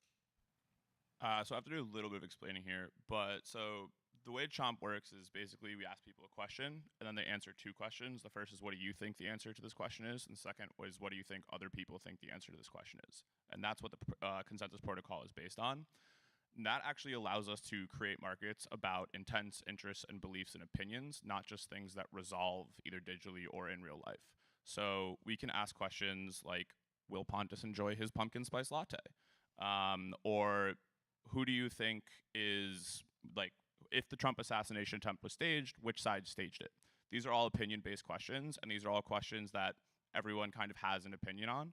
And you can create markets around kind of like these abstract things that affect people's future. And we see like a lot through these users that they're really interested in other people's opinions about these things, and a much higher signal piece of information about other people's opinions, where people are directly incentivized to provide their private, like honest, asymmetric information. And so because that's Chomp's superpower, where we can create sort of like this arbitrary set of markets on like literally anything, we can go after these Web2 users who have interest in understanding people's opinions on anything. whether that's pumpkin spice lattes or sports games or politics or where I should travel to next or what people think about anything. And that is something that we see a lot of demand for from our current users as well as potential users that we talk to, who are just really excited to kind of like see more information online about what people actually think and believe. I think I'm going to ask one more question and potentially open it up for one question from the audience. But I've been thinking as you all have been answering and comparing it to the last panel, which was filled with meme coins, degen culture, people dropping tickers on crypto Twitter and what to buy. And this has been a very non-speculative based like consumer panel, which is fascinating. But I'm curious how you all are thinking around speculation, especially from the crypto aspect in your respective projects, because you open up crypto Twitter and you think like the only use case of crypto is speculation. How are you all thinking about that with your respective projects? Yeah, I'll take this one first. So we use speculation to drive positive externalities from an economy. So speculation is clearly something that people want to do. It is a way to drive feedback loops in an economy. And for us, it's about how can we take that energy and create a feedback loop that creates a consumable good that you don't need a blockchain to consume. So like the information itself, anyone can go see that information through the app, whatever. It just happens to be created by this on-chain economy where people are speculating. They do have these incentives, and the incentives are what imbue the information with like these really valid properties and make the information higher signal. And so for us, it's really about how we can drive productive work through an economy that happens to just be speculative, and how can we capture those users in a way that they want to be captured, give them a way to do something that they already want to do in better and more ways, and then create something with that. I think there are a number of answers, at least from like depending on which team at Bonk you speak to. But as far as speculation goes, the way that I see it is we want to enable people to speculate when and where they want. In that case, it might be like on-chain dexes or what have you, or in like the traditional world, the ETP product that we're working on. I think if you ask any team that's currently building with Bonk, it's much more focused on how do we build a product that consumers actually want to use, which doesn't tie in to speculation as much as it is this useful or is this fun? Yeah, I would really echo that. Like, obviously, there's so many problems right now just in the space that we're just trying to solve the main one of people being able to find bottles. But we're also definitely, and we're like building it, but we're really want to add like negotiation, different aspects onto the site. So either through like bids and encounters and more like auction-based styles and things like that. We really think that like that can sort of be like another element to it that would sort of allow people to have like more fun than just like going on and like looking through a list and then just like classic, marketplace of buying. So yeah. I think that speculation is something that in many ways is like crypto's first and perhaps best product market fit. But it's not necessarily the best thing for the majority of consumers that have not yet tapped into crypto.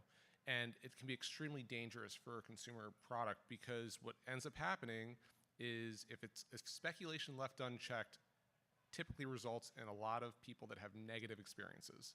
And so you can look to previous bubbles in crypto where it's great if you got in early, it sucks if you come in late and you're a bag holder and you hate it and you look back with a lot of regret. And so we're trying to onboard people to crypto. And if they come in and it's like, oh great, you can speculate, it's making money, it's going up, that's fine, but it's a kind of musical chairs. If you don't get off at the right time, you're left holding the bag. And so for us, we made a very intentional decision actually. We don't have a secondary marketplace in our app. And so we took speculation out of it. Now, I think there's elements of speculation that can be good, but you have to be very careful with it. We do think financial incentives, monetization via our app, is a powerful tool, but we want to leave the speculative side out of it. We have a few seconds, so I think we're we're gonna ask a rapid fire question. One project in crypto that you use on an almost daily basis besides your own. Helium. Telegram to Pedro. Drip. Chomp. Okay, well, thank you all for coming out. I appreciate all the insights from this consumer crypto panel. Very excited about the future of consumer on Solana, and very excited for all the pumpkin spice latte references that you guys got in here. So thanks so much. Thanks, Pedro. Thanks, Pedro. Thanks. Thanks. Can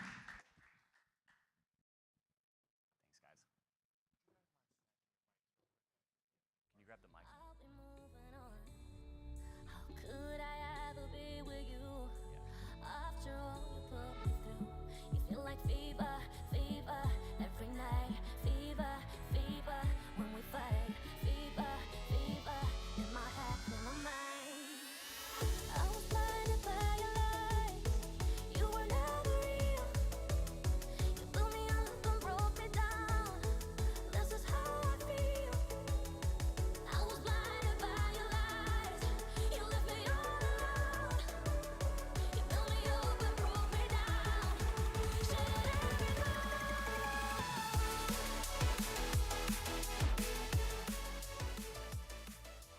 All right. It's a well-known fact that Solana is the only blockchain with its own phone. And to talk about Solana Mobile, we'll bring up Ankur Jain on stage. Also, if you missed it at Breakpoint, there was the announcement that these phones are for sale again. So I highly recommend you check it out and get some. But Ankur, I'll hand it over to you. Take it easy. Thank you. Hello, everyone. My name is Ankur. I've been at Solana for 2.5 years. I was like one of the first people hired for Solana Mobile to build the phone. Been there for a very long time.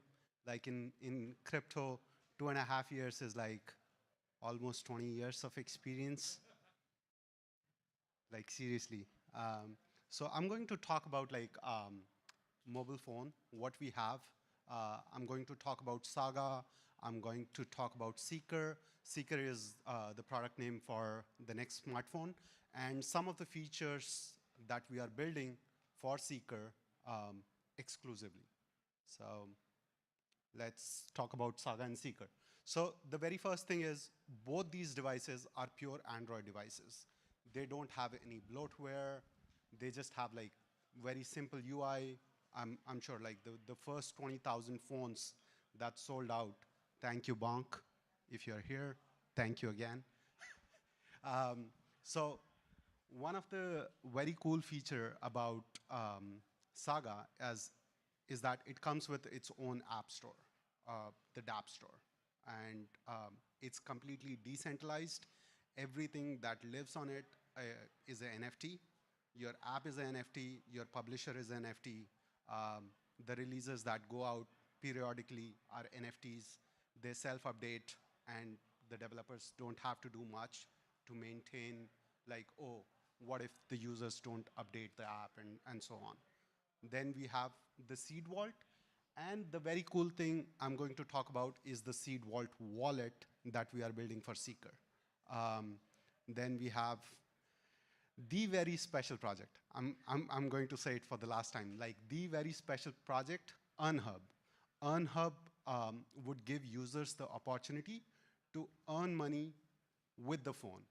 And I'm going to go more into details about that. And then on a technical level, like building for Seeker or building for Saga is building for all Android phones, just that there are special things for Seeker that we don't charge you 30% commission. And you can get started like right now. So about Saga, 20,000 phones all sold out. There are not many. I have 5 of them, sorry. For those who ordered 167 phones in one single order and only got one, I'm really sorry. Yeah, we had like people who, we had like, in one night we had 24,000 orders, and our Shopify inventory was not up to date, and we did not even produce 24,000 phones, and we had to like cancel orders at the very last moment, and that all happened like within 2 nights, and there was a few people who got like very enthusiastic ordering the phone, and this one guy ordered 167 phones in one single order, and we had to cancel all of those. But anyways, we are taking pre-orders for Seeker. I'm not going to be the salesman, but like basically you can go to solanamobile.com and pre-order one for yourself like right now. And then what I'm going to talk about is the community aspect of the phone. Like 145,000 pre-orders at $500.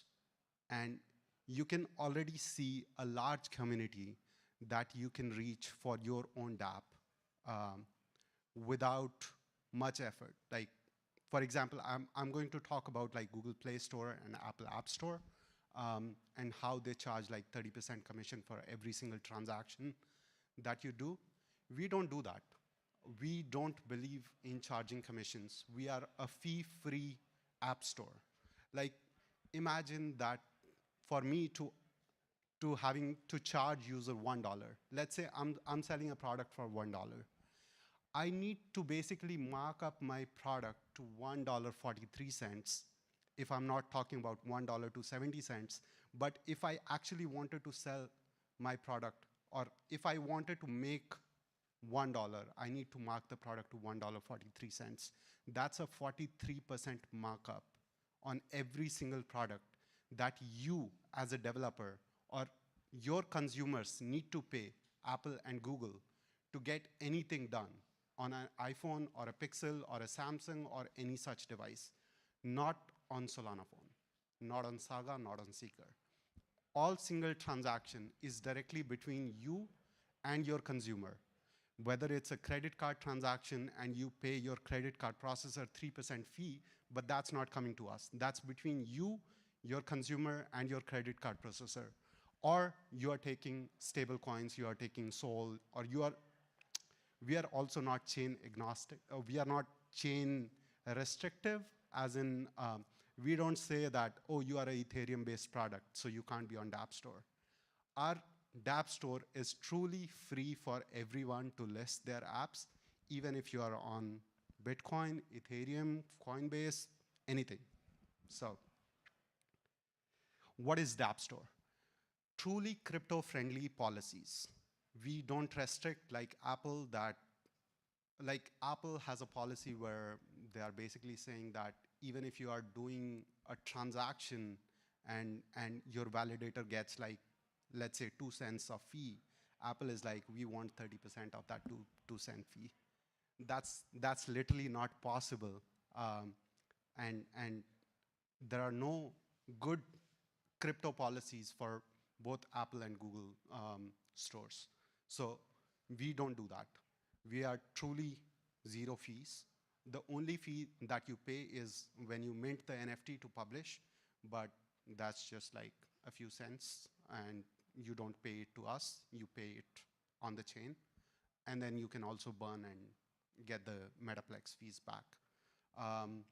So we have a crypto native user base. So that's like 145,000 Seeker devices that are going to ship next year and 20,000 Saga devices.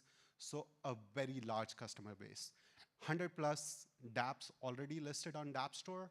And these dApps are like of wide variety. I'm going to show you a few examples. We have app categories of DeFi. There's Bonk, there is plenty of other DeFi apps. We have NFTs, we have Mintyfresh. Mintyfresh is one of Solana Mobile's demo app, which is basically you take a photo and mint an NFT. And we have tons of game. Honeyland is there.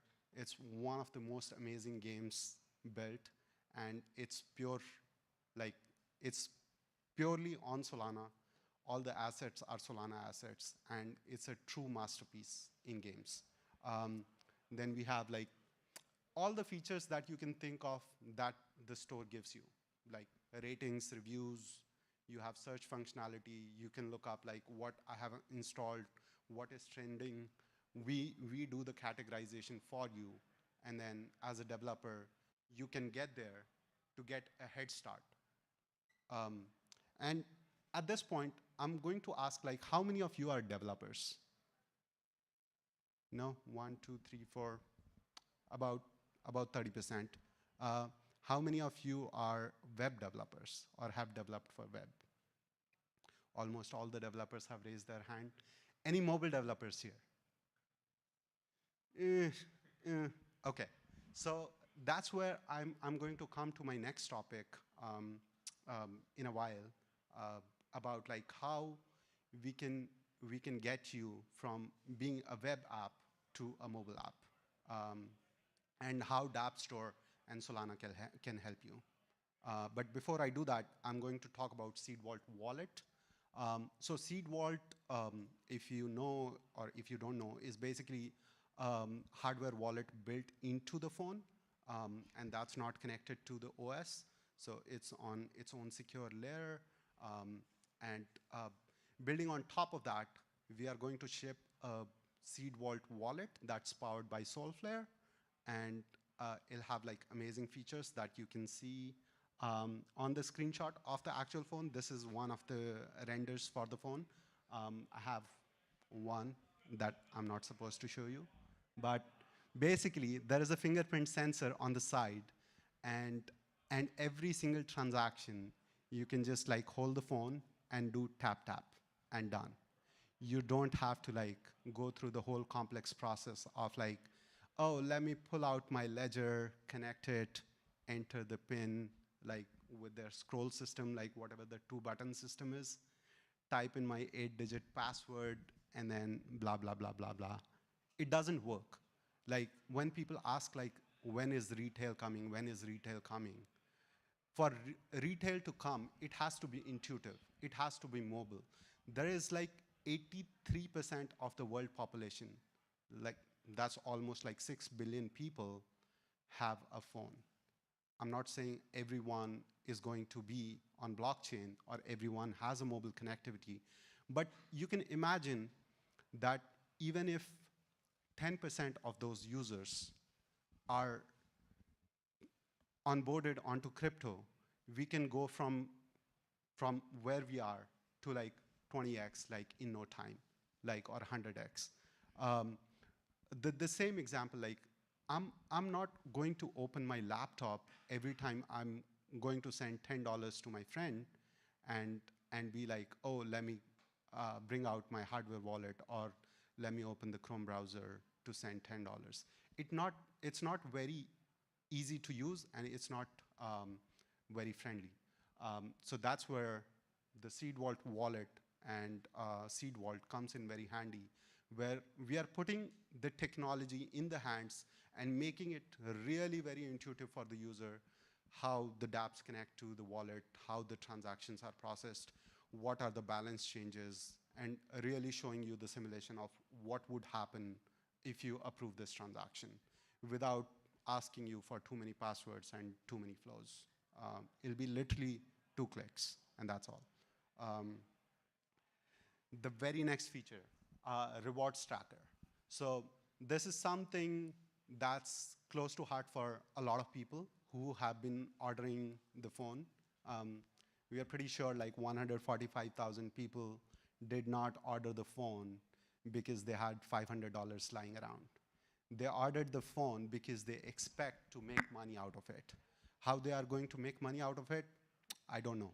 But I'm not allowed to say. But whether it's meme tokens, or whether it's DeepIn, or whether it's Helium Mobile, and you are doing mapping rewards. But basically, we have a whole variety of DeepIn apps. Let me count. Hive Mapper, Helium Mobile, Grass, Uprock. There is UR Network. UR Network, by the way, is a VPN built on Solana. And you can connect to like a bunch of different countries. You can also provide and earn money. And there is a whole variety of apps that are giving you passive earning opportunities. And I mean passive in a sense, it's not like staking where you have like a lot of money and you bought like 100 souls and then you are like, oh, let me go to Marinade and then earn 7% yield. It's not like that. You are not investing any of your own money. You are providing bandwidth for Grass, or you are providing bandwidth for your network or Uprock, or you are doing road mapping for Helium, sorry, not for Helium, for Natex, or you are doing mobile network connectivity test for Helium, and you are making money. So how are we going to help? We are building a new product, which is the rewards tracker, not the final name. It'll have a cool name, but it's the reward tracker. And it lets you connect to all the different providers where you have the earning opportunity. And it tells you like what you can do to make certain amount of money. And maybe for US users, it's not a big deal that you are earning like $10, $20 a week or a month. But imagine like billions of people living in other part of the world where $10 is a lot of money. For them, like doing certain tasks like sharing their bandwidth, they're not even actually doing anything. They are just installing the app, logging in, connecting their Solana wallet, and leaving the phone aside. And that's it. That's all they have to do to earn money. So a rewards tracker is going to accumulate all the rewards that you're getting. We are also going to promote different developers in this section where the users can learn about like different DeFi opportunities or different earning opportunities with all these apps. So that's the reward tracker. Next up, trusted web activities and PWAs. So for our web developers, you guys know about PWAs? It's basically like web apps with certain features. What about TWAs? It's basically a wrapper around your web page, and it lets you install your app as an APK on the phone, and you are not limited to Chrome browser or Safari browser anymore. And let me show you how. So I have this really very cool demo from a pwabuilder.com. I here have webboard.app. I just entered the URL that, let's say this is my website, and I want to convert this into an APK or something for like App Store, like an app. And I'm just scrolling around, like not really doing much, and that's it. I just entered the URL. And at the top, there is packages for different store. I can download for Google Play Store, I can download for iPhone, I can download for Windows. And this is not something we built. This is something that Google Chrome came up with. And then Microsoft improved on it. And there are two resources over there, pwabuilder.com, and then Google Chrome Labs has Bubble Wrap. They basically do the same thing, which is take your PWAs and convert into TWAs. And TWAs are basically APKs or whatever is the installation format for exe file for Windows or for Mac and for so here I downloaded one of the sample apps, and this is the resources that it's generated. And the only thing I want to care about is like webboard.apk, and that's what I'm going to publish to Solana Mobile.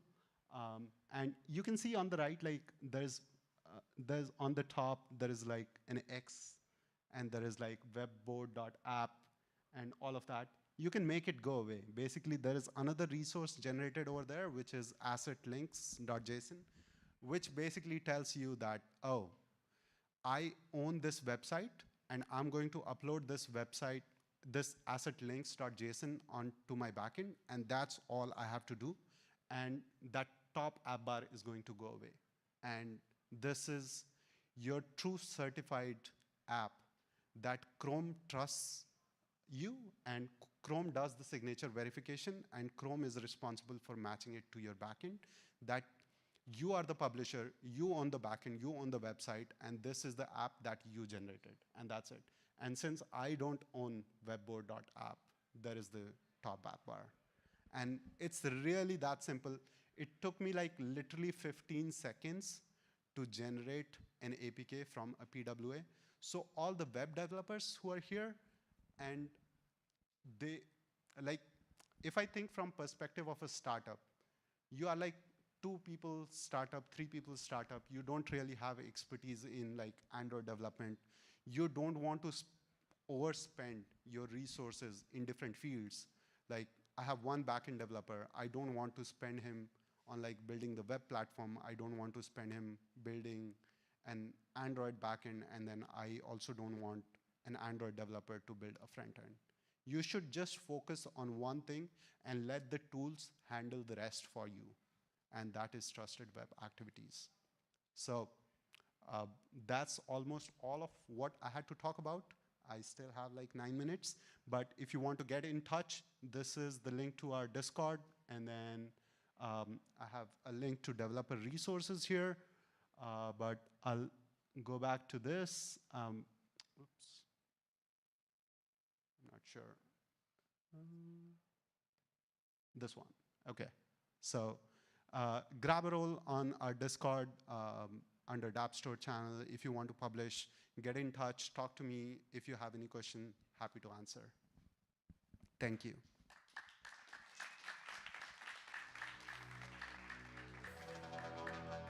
All right, ladies and gentlemen, it's 4:50. We're going to have a 10-minute break and be back for our next session at 5 p.m.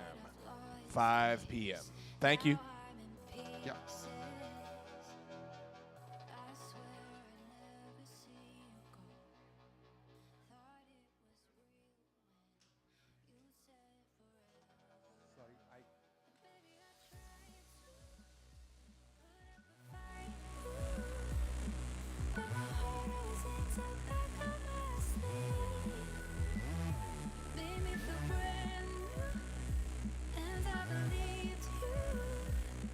When you talk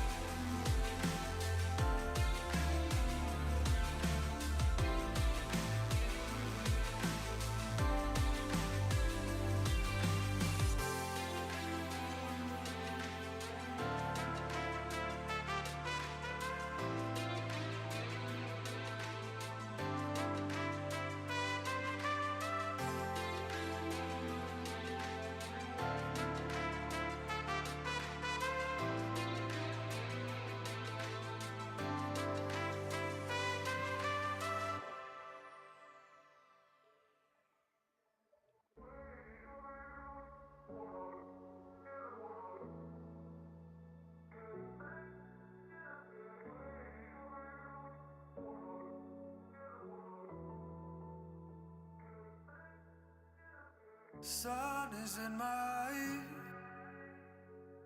Talking about the good times in my life and how we shine so bright. The places we love and all the songs we heard them all night long.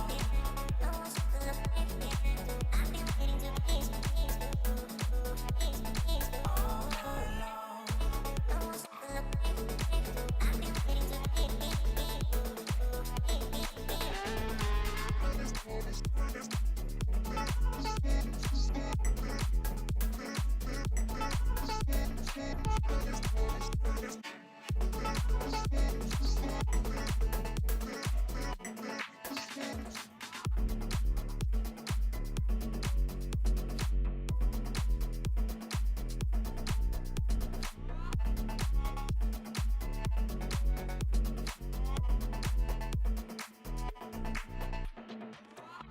A perfect life, so many nights, places where we come alive. Oh, alive. The places we love and all the songs we heard them.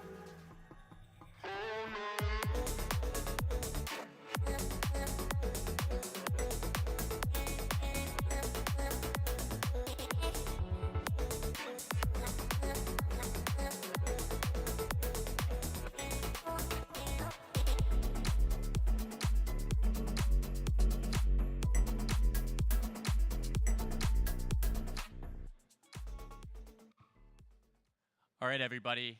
We're in the final hour here, so we're going to turn up the heat a little bit and bring in the VCs now that VCs are really in the spotlight these days.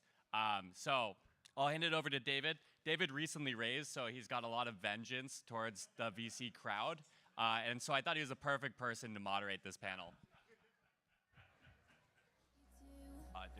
Cause I've not got the mind to find the truth. Hello, hello. Check. 1, 2. Hey everybody, my name is David. I'm the founder of Tapestry. We're a social protocol in Solana. I'm truly excited to be the moderator for this panel. We just finished our raise, so I have some burning questions I have for these guys. I will pass it down for intros. Nice. Hello everybody, I'm Einar. I'm one of the partners at CoinFund. We're a early stage crypto venture fund that's been around since 2015. Has made over 125 investments in those 9 years. Yeah, excited to be here. Hi, I'm Wyatt. I work for Castle Island Ventures. We're a blockchain-focused firm, mostly investing in institutional adoption and broad use cases in crypto. Been around since 2018, mostly seed and Series A focused. And my name is Sam Lehman. I'm a principal at Symbolic Capital, which is a Web3 focused pre-seed through Series A fund. And in addition to that, I also co-founded the MIT Harvard Accelerator, which is an accelerator program for founders from either of the two universities. Awesome. I will say CoinFund did pass on us, but no hard feelings. Our loss. First question. What common misconceptions do founders have about fundraising that you wish they understood? It's for the group. I'm happy to start. I think, first of all, I think actually most Web3 entrepreneurs that I meet are actually very well educated about fundraising compared to the wider populations of founders. I think it's very front and center of a lot of people's mind. And for context, I was in venture in Web2 for many years before I kind of fully focused on Web3. I think for me the big difference between raising in Web3 versus Web2 is that you have a lot more sources of capital that are available to you, depending on what sort of partners you're looking for. So, you know, typically in Web2 in venture, you only have one source of capital usually, and that's Web2 venture capitalists. In Web3, you have many different sources, from hedge funds to traditional VCs to family offices to merchant banks to everything in between. And they all operate in very different ways, and they have very different approaches to partnership. And so I think really understanding who you're talking to, what kind of investor they are, and making sure that they align with your interests is the area I see, I think, most confusion often in Web3 fundraising. Yeah, I think that's a great point. I like it relates to an earlier panel where Dan was talking about Echo as being like one new way that people are doing fundraising. One thing I might add, and I think you see this with very seasoned founders, is they have an attitude of, not to say they're always raising, but they're always open to having conversations and the thought of opening a process. And at the very least, they'll talk to you to take a temperature check, as opposed to, I think sometimes you'll get founders where they'll tell you in a pre-seed that this is the month that we're going to do our seed and then our Series A and our token sale 4. And I like that personal dialogue that happens where you can have those conversations and they're sort of ready to bring on a good partner and be flexible when it comes to those processes. Both great points. I think I might add on to what Einar was saying a little bit. Capital comes with expectations, and different investors have different expectations. So know what you're getting into when you're taking capital from specific funds. What do I mean? I think a real issue I've encountered multiple times is one set of investors expects a company to achieve their returns through a token, and another sees it as an equity-focused business. Those are two very different paths to exit. And as a founder, you should know, where you are going to try to accrue value towards, and make sure your investors are aligned with that. If you raise with a SAFE and a token warrant, that's more a sort of a industry norm, but not a way to sort of cover both bases and tell the same or two different stories to all your investors. Get alignment on where you're building towards with your cap table. That's a pretty sort of tactical piece of advice I would try to give to folks. Yeah, I'd like to double click because I got contradicting advice. How would you advise a founder to structure their fundraise? Is it something that founders should do in like a 3-week process? Should they meet with the investor maybe months before? Some people told me to don't even talk to an investor until you're ready to fundraise. I guess I just would like to hear your feedback. Yeah, again, so I think there's multiple ways to run. Both can work, right? I've seen both of them work, and it really depends on your ability to.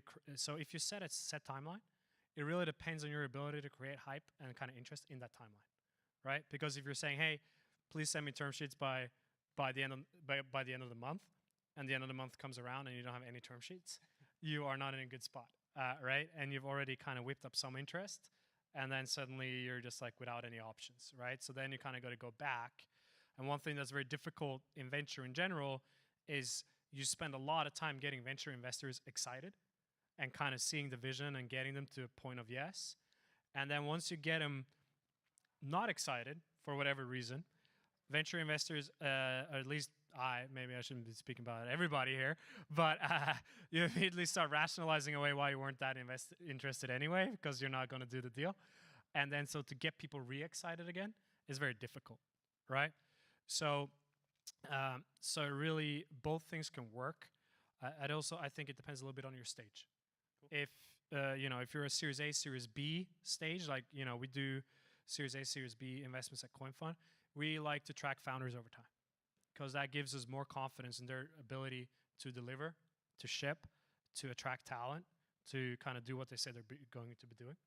And that gives us more confidence to make the decision quicker, I would say, from my perspective. Yeah, I like the point on stage. I also love, David, that so much this is from personal experience. I think it bodes well. I would second the part you mentioned on stage. Another thing I would say is I like when you hear a story, especially if it's a founder that you're tracking, like Einar was saying, and then you talk to them again and it's a similar story where it's like, okay, here are the 3 things that matter to us: number of wallets, number of impressions, and let's say like number of integrations we built out. And then they come back and sort of give you updates, and it's just a slightly better story because it gives you a sense of that they know where they want to go. Where it can be a little off-putting when you speak to someone, then the second time it's sort of a completely different story and they're going after a different audience, and the third time it's also a different story.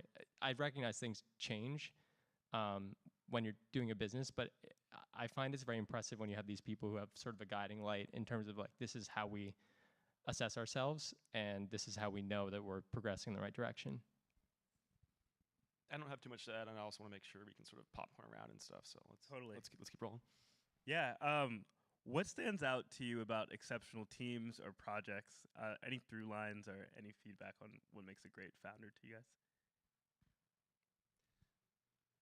I mean, at least from where I sit as an investor, I'm maybe slightly earlier stage than these folks, and so I'm extremely founder focused. And I know I don't care what your pedigree is or what credentials you have, but the one thing I'm indexing on is, are you the best person in your industry in this space to build what you say you want to build? How is your experience and your expertise relevant to what you're working on?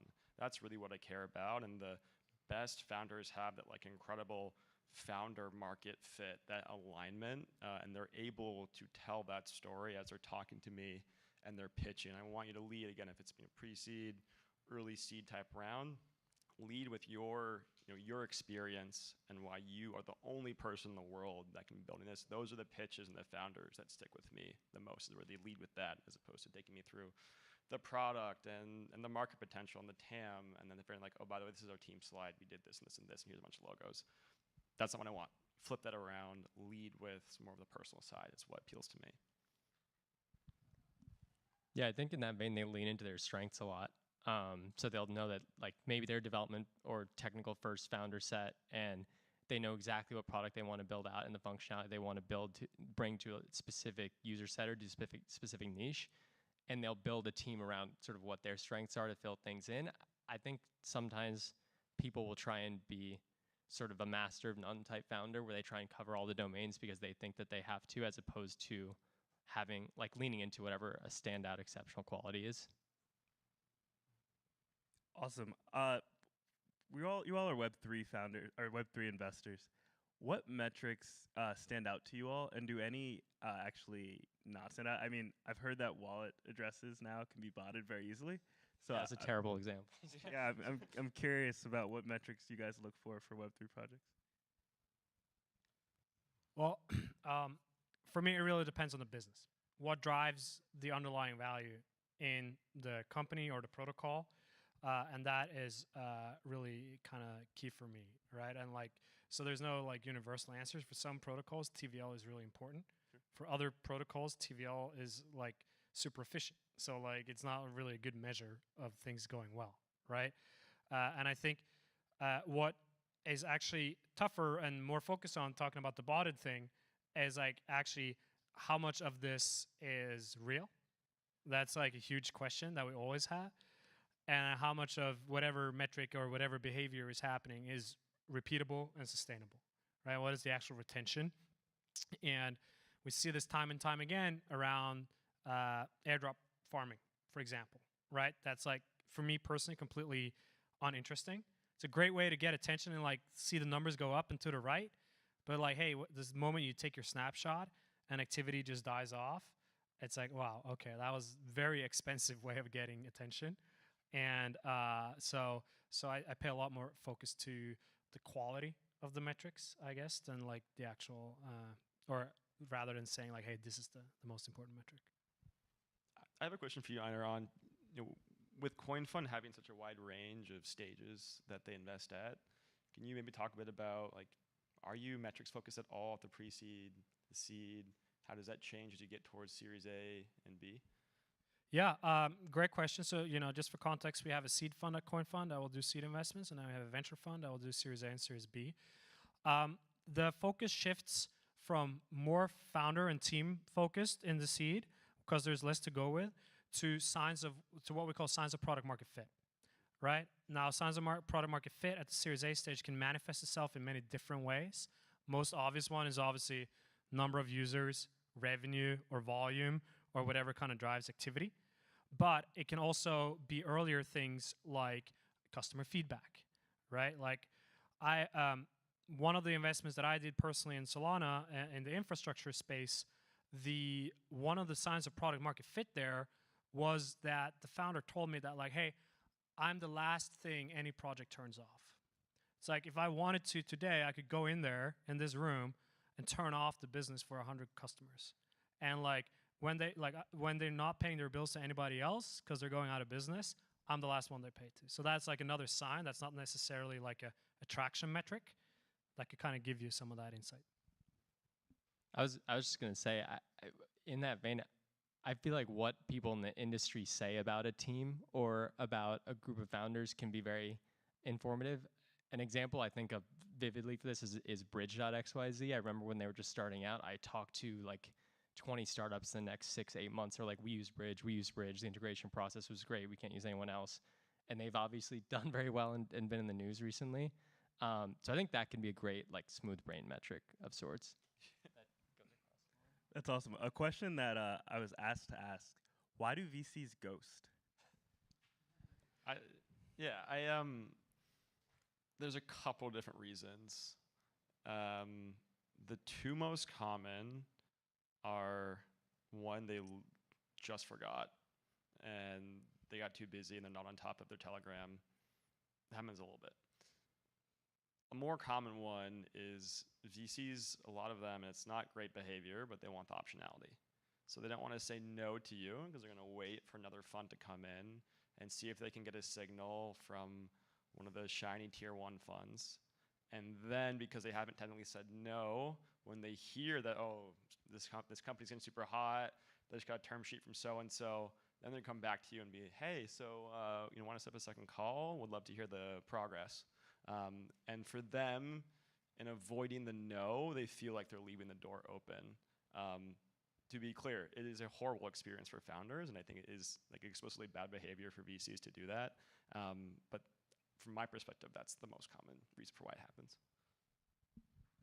Yeah, I don't have anything to add to that, other than to say don't take it personal, is what I would say, right? Like if they're ghosting you, it's not you that's something wrong with. It's just, hey, just means they didn't call.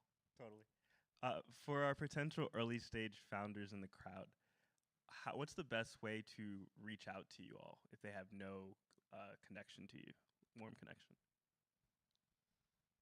I think there are many different ways of getting in front of the VCs that you wanna get in front of. One good example is to be at conferences, meeting people in person. Like at the end of the day, a VC's job is to meet founders and do investments. So I think all of the people that I know are always very happy to chat and kind of engage if you're interested. Well-crafted cold emails can work, right? If you have to, but you definitely risk getting lost in a bunch of emails, right? And you need to hit the right person at the right time. So I would, if I had to really give an advice, it would be like, hey, try to shorten your VC list and work harder on getting in front of the VCs that you think are high probability, rather than blasting cold emails to a huge top of funnel, would be my advice. Yeah, I was going to say a personalized Twitter outreach of sorts. Like it's beneficial and it sort of shows that someone's thoughtful. I would say this for founders. I would say it's for talent, like in the same way. If they reach out and they comment on something they know about us as a firm or that they could have learned online or something they read that they think pertains to us distinctly, and even better if it pertains to their business. But if it's sort of a clear copy-paste type thread or message, then that's not very differentiated. Yeah, the cold email I get the most is where they try to make like a half effort to personalize. Is like, saw you invested in this company. That company has no relation to what they're doing. You should talk to us. If you want to go the cold email route, which I personally don't recommend as much because I don't remember the last time I responded to one, frankly. If you are going to do that, personalize it. But I think what is much better is to find a way to get a warm intro. It means so much more, and with how much inbound most funds do get, a big number of them, I've just gone, I'm only going to really listen to the warm intros. If there's some other funds that are more open to cold emails, and you'll see the Twitter threads of how to craft the perfect one and the one that wowed the investor and ended up in a great Series A investment, like give it a shot. But me personally, I really only pay attention to warm intros, and that's just because of volume. Makes sense. Any warnings for red flags in either a founder or a reach out that you guys might have? I would say excess emojis or typos, which it sounds like a joke that happens all the time. Like if I'm being frank, and I don't like it. That goes, it's probably a level beyond like the copy paste. Is it's just emojis all over the place. So that would honestly be number one for me to reach out. Yeah, I think from my perspective, it's really around maybe professionalism and avoiding bitterness. Like one thing that comes across really poorly is to talk down on your competitors, for example, and really shit on other people. There's usually no need for that. You can definitely describe them in a bit more, in a way, and just kind of explain how you differentiate yourself without kind of having to pour dirt on people. And the same goes for turndowns, actually. So they're like, they're it's a very small ecosystem and community, especially if you're planning on sticking around for many years. And so making sure that the interactions, even if it's a no, or even, if something, even if somebody ghosts you, to just make sure to like, hey, keep the tone light and kind of move on, rather than like harping on it or becoming very offended, is a very important piece to me, because, this happens all the time that we do deals in companies where we passed on the seed, we realized we were idiots, and then we came crawling back for the A and was able to invest in that because we kept a good relationship over time. And I think definitely agree on sort of getting passed on with grace. It doesn't help anybody. Doesn't help you. It doesn't build good relationships in the community. To express any real frustration or negativity there. The other piece I would say is be careful with stretching the truth, like aka don't lie. If you get a little too over your skis with talking about who's in your pipeline or who your customers are, or even saying, oh, like we have a mutual connection to so and so, they recommended that I talk to you. Good VCs are gonna fact check that stuff. They're gonna do their diligence, and they're gonna say, hey, what do you think about this person? Do you know this person? What's your connection? Are you a paying customer? And if it turns out that you were stretching the truth or flat out lying, that's going to be a pretty quick pass. So basically assume that VCs you want to take money from are going to do their homework on you, and be truthful in all your interactions. Yeah, so when passing on a team, any tips for that team to stay in touch with you, so maybe later down the line you guys would revisit that? Yeah, I have a couple of tips, I think. Number one would be that when a VC passes, they've made up their mind. So typically, often, as a founder especially, I think, because you're so highly convicted of what you're doing, you really want to try to convince that person and spend a lot of time sending emails back and forth that like, hey, you're wrong, like this is why you're wrong. And I'm just telling you, it's going to be a waste of your time because that person has already made up their mind. So that would be my number one tip. The second tip would be, I would definitely keep investor updates going every month or so to keep people posted on your progress, because I do read that stuff. And it doesn't need to be, as detailed as like for your actual investors on the cap table. I love it when they are, and often they are. And so, but that means that like I do check all the emails that I get for regular investor updates to make sure that like, hey, this person is really doing great. Like the metrics are working, this like seeing a lot of signal here. So I'm gonna reach out proactively because I can see an inflection point in this company. Yeah, I also like being put on investor updates on deals that I passed on, and I too read those and look for progress. And if something gets to a point that's interesting, then I'll reach back out, and it's pretty easy to reach back out in that case. Related to what Einar was saying, one thing I forgot to mention maybe in the last question was, don't take not getting feedback or not getting very detailed feedback that personally if a VC passes on you. A very common thing is that a VC will pass on you because they don't think you're the right founder to bet on, or there's not that right founder market fit. I don't know too many VCs who are going to tell a founder that. So they'll just say some totally general nothing reason for passing, or just say it was too early or something. And I wouldn't try to dig for too much more beyond that, because I find out oftentimes it's something that doesn't help either party to share. And so I would just sort of keep pushing on. And if you do get some great granular feedback from a VC, that's great, but I wouldn't expect it from everybody you talk to. Yeah, I'd like to flip it a little bit. What advice would you give to a founder to look for in the VC that they're reaching out to? Like, yeah, because there's a lot of capital out there. I think there are ways to figure this out looking at someone's portfolio and their public messaging, but you probably want to go after the ones that seem like a stage fit. And part of that is, I don't think this is necessarily talked about enough. In crypto, once you get to a certain stage, there are only so many funds that can do your like Series B round if you get that far. When we're talking about like the Monad or Eclipse round who were on stage earlier, like there are probably 4 funds who can lead something like that, and then like 10 to 15 that can meaningfully participate. So if you're a pre-seed or seed founder, I think there are a few reasons why you wouldn't want to have one of those massive funds be doing that round, because you almost cross them off the list at a later stage, and it's probably not the most efficient conversation to have at that point anyway. So I would do research on who you really respect, who does early stage deals that are maybe adjacent to yours, and make that like your target list of sorts, and then you can have a longer full list. Yeah, I have very strong opinions on this. I've been, both in Web 2 and Web 3, I've seen a lot now. But so for me, there's 2 things to think about. It's like, what can the VC do for you in the downside when bad stuff happens? And what can a VC do for you in the good side to maximize upside, right? And I think like, it's a really long, especially at seed stage, it's a really long marriage, like seriously, like this is like 10-year plus journey probably.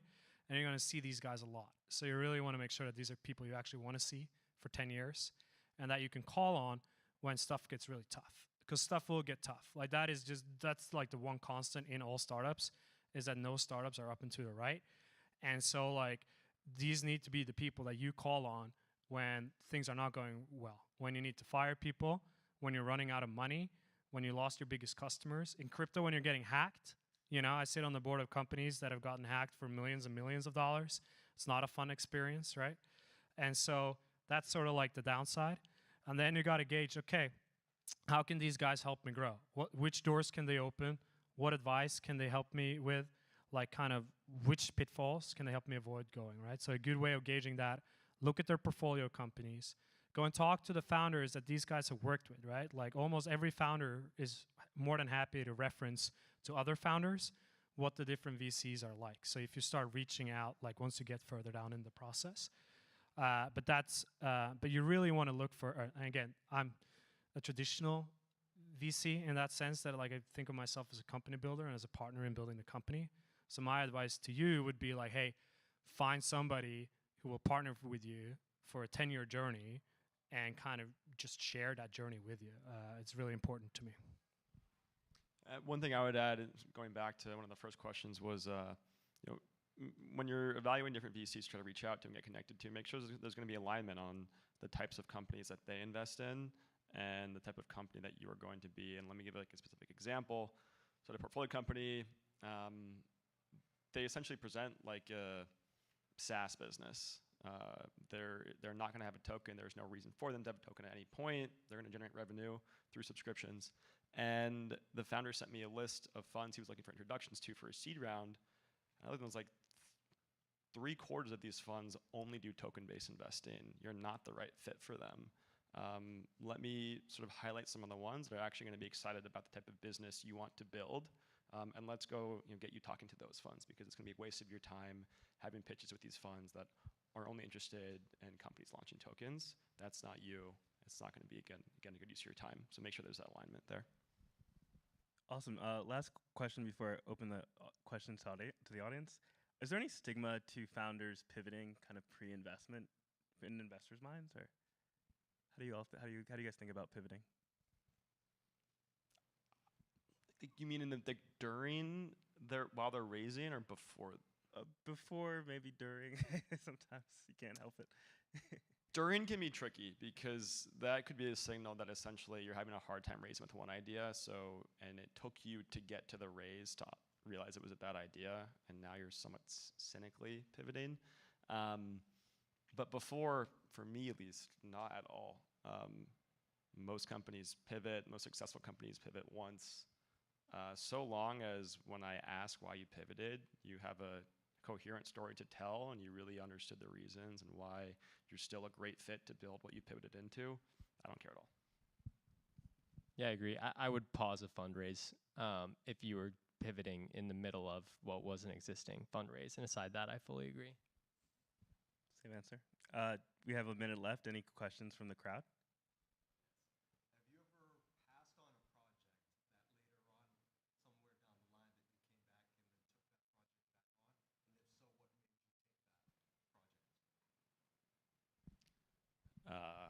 I'm doing this right now. The question was, have you ever passed on a company and then at a later round come back in to invest in that company? It was a consumer business and I wanted to see a little bit more traction, and so I wasn't able to fully commit to like the pure founder-based investment. I wanted to give them some time to have some actual traction to show, to have a beta out, and to see the feedback they were getting from customers. And all the feedback was really phenomenal and the traction was what I was looking for. And so I tried to keep that relationship warm, and when they were opening up their next round, start talking to them again.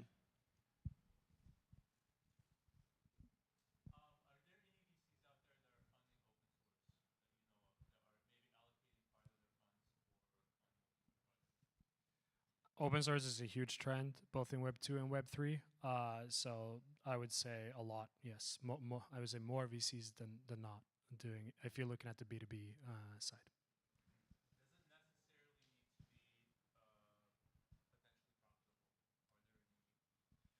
There needs to be large outcomes. If that's through profitability or through something else, that is kind of up to the project, I guess. But all VCs at the end of the day need to return money to their investors. So we need to make money on our investments. So there are other charitable ways of getting money for things that aren't going to have large outcomes at the end of the road. But like if you're going to have pure VC money invested, there needs to be big outcomes on the other side, for sure. Awesome. Well, we are at time. Thank you all. Please give them a round of applause. Thank you. Thank you.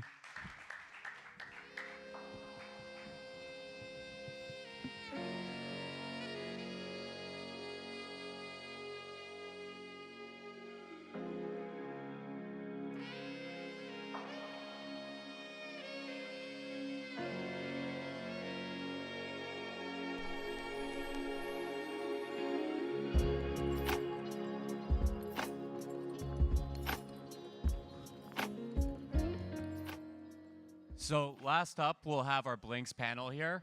You've heard a lot about Blinks today. Me and Jake, who are two of the organizers here, are really into Blinks, so we wanted to feature them. So I'll pass it over to Jake to get the panel kicked off. Sounds good. Thanks, Jake. So I'm Jake. I'm one of the organizers for Solana Boston.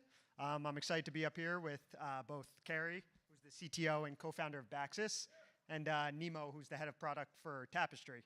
I'll let them introduce themselves in a bit, but just to give a quick overview of what we'll be talking about, I'll give a little Blinks overview for those who weren't here for Chris's talk earlier today.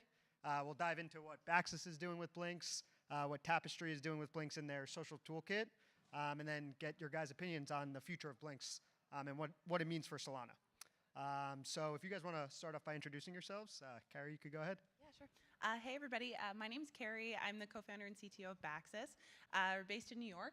And first and foremost, we're a whiskey marketplace. So we work with collectors. We store and insure and authenticate all of their bottles, and then they're able to sell them through our marketplace. And we specialize in more fine and rare. But beyond just our classic blockchain-enabled marketplace, we also have an app called Booze App, which is basically like the top of the funnel and sort of like beating heart of bourbon country, where you can go in and vote on fair prices of bottles and then determine at a liquor store whether you're actually getting ripped off, track your collection, put things on your wish list, and then actually purchase them from the site, coming soon. And then beyond that, we also work with a lot of distilleries, and we're leveraging Helium and IoT to basically put different environmental, environment sensors into their distilleries to determine how whiskey casks at the barrel level are actually maturing over time, and tokenizing those. So we're actually on track to tokenize 500 million, which is insane, I know. Thank you, in whiskey and fine spirits by the end of 2025. So yeah. And Nemo. Hi, I'm Nemo. I'm the head of product at Tapestry. We're a decentralized social protocol built on Solana, and our mission is to bring social data on chain. The Web2 gatekeepers are yet another middleman that is yet to be fully removed from the system. And they aggregate so much of our attention and sell it to advertisers and keep 99.9% of the value. And that doesn't go back to the creators who are actually generating the content that drives this attention, and to the users who are watching and consuming this content and giving their attention. And if we can bring social data on chain, then because of the power of Solana, we can cut everybody into the economics of this and the value that's being created, and we can get rid of this middleman. So that's what we're doing. If you're building social on Solana, please come talk to me or David. Awesome. Well, thank you both. So just to give a little insight into what Blinks are for those who might have missed Chris's talk earlier today, Blinks essentially stands for blockchain links. So they basically allow you to transact directly with these links. In its initial launch, it's been able to do some cool things, such as be able to trade directly on Jupiter right from your Twitter feed, mint NFTs straight from your Twitter feed from Tensor. And one of my favorite use cases, and the first time I ever used a Blink, was actually purchasing a bottle of whiskey with a Blink. So that's kind of like where I want to get started, just because, in my opinion, it's one of the most viral Blinks out there to date. Can you maybe walk us through what the kind of thought process was behind using Blinks specifically for that drop, and why you guys chose to do it? Yeah, of course. So I'm the CTO. So anytime that I'm able to like shout and get really excited about technology from like a marketing perspective is like the most, makes me so happy. So it was really, it was basically the genius of my co-founder who knows pretty much everybody in bourbon and was able to find these, the Ashes of Destruction Lehman Brothers bottles. And we were like, this is a fantastic meme. We were like, we have to do something with this. And then when it was the ability to basically like create the community on Twitter that we knew that was present and there, and then we could just use that to basically, create like a new Blink and have that sell directly through Twitter. It was just so exciting because it was like, okay, we can not just shout about, whiskey, which I love to do, huge fan, but we can also just shout about how awesome the new technology of like Blinks are and Solana Actions and all of that. So so it was sort of the two. He was like, hey, I have these like random bottles, and I was like, oh God, this is gonna be ridiculous, and then it turned out to be so good. It worked out perfectly, and I was super excited to get it. I'm still waiting on getting the bottle, but I'm excited. Building off that kind of from the technical side, can you maybe walk us through what it took exactly to build out the Blink itself, and anything around it? Yeah, it was really easy, which is really nice, and I'm not just saying that. So basically, for us, the way that you actually redeem your bottle, so you actually, if you want to drink it, we'll ship it to you. We use Underdog protocol, and basically it's just like a classic like mint the token into your wallet after you purchase it, and then you can transfer it to your actual Baxis account, and then it will be burned, and then you'll be able to receive the bottle, or you can relist it on our marketplace. So yeah, it's not too, like, honestly, like a really, really easy integration, and yeah. Awesome. That's cool to hear. Flipping over to you, Nemo. So I know Tapestry's kind of focused on, as you mentioned, these social interactions, and I know mainly Blinks have been incorporated into Twitter so far. But how do you envision kind of Blinks enhancing the entire social experience for Solana, and just overall user engagement? Yeah, so I think something that's missing from Solana that our friends / rivals in Ethereum do very well is a sense of a sense of social identity and social connection. So I don't know what Blinks my friends have used. And I would also venture to guess that many of you made new connections today and met new people, but you probably connected on Telegram or on Twitter, and you didn't connect your wallet identity with the people you've met today. And so it's really difficult and fragmented to find what people are doing on chain because we don't have a sense of identity, we don't have a social graph to represent who we know and who we're friends with. And so what I see for the future of Blinks is bringing a sense of social identity into the Blinks so that you can start to discover things on chain. And ideally, this would happen not on Twitter, but on a Solana native system. So if somebody is thinking about building like the next Twitter or the next Reddit, we'd love to speak to you because it's something that I think is really missing from Solana right now. That makes a lot of sense. And kind of building off that, what advice would maybe for if we have developers or people starting a project in the crowd looking to kind of incorporate these Blinks, whether in a social aspect or more on kind of like the business sales side, what kind of advice would you give to them kind of looking to build out with Blinks? I would just stick to the fundamentals and understand what the key action of your product is, and then build the Blink around that key action. And then also, there's new features added to Blinks recently called action chaining.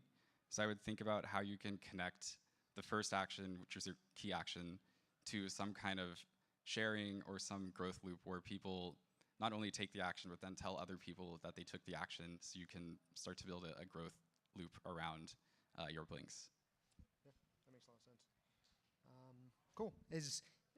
Do you guys have anything, are there any exciting Blinks that you guys might have come across in your days that you'd maybe want to share about? Why you're excited about them? Or any exciting new use cases coming up that you can think of for Blinks? Yeah, I'm personally really excited about like a Telegram integration. That could be really cool because there's all these micro communities that we could target, like specifically just doing the same thing that we did with like the Lehman Brothers drop of like, you know, like a meme coin community or somebody want a specific sort of bottle or something like that, and then we could just integrate there, and that community already exists, right? Like I don't want to have to go and rebuild Telegram and then pull all those people over. Like the fact that you're just, it's so flat in terms of the structure that you're just able to like connect your external wallet, like it's so exciting. And even if, you know, if you do it with TipLink and it's your Google, it's just Google authentication, right? Like it's just really bringing down all the boundaries and barriers into just a very like seamless operation, and that's like composable and can be used across all these different applications. So yeah, so Telegram for me is the next step. Yep. But yeah. Really cool. Awesome. That makes a lot of sense. I definitely am excited to be able to incorporate into Telegram just with how prevalent the use case is within all the communities and stuff like that. Have you run into, I guess, outside of only being able to use it on Twitter right now, have there been any specific challenges you've seen around incorporating Blinks, whether that's kind of wanting to incorporate mobile side or people needing the wallet still? Like where do you see the biggest hurdle to more mainstream adoption of Blinks are? Yeah, I still think it's unfortunately like the Chrome extension wallet connection. That's always going to be the main hurdle for me. I think there's a lot of like, you know, having been trying to build a consumer app on Solana for the past like 2.5 years, the infrastructure that exists now is fundamentally so much better than what was here like 6 months ago, 2 years ago. And so, you know, just like TipLink being a wallet that, you know, you can onboard an off-ramp crypto to and is from Google is like an amazing step forward. And so I would say, yeah, like the next step is just being able to, you know, pay via credit card. So, you know, which I don't want to say, but right, like being able to just sort of open it up and broaden it beyond just what it is. Yeah. That makes a lot of sense. Interesting. Cool. And then kind of on the flip side, in terms of kind of being a project that's building with Blinks and potentially trying to raise while doing that, have you run into or seen any challenges or expect any challenges in terms of kind of that learning curve that investors might have in knowing what Blinks are and being aware of what this technology is?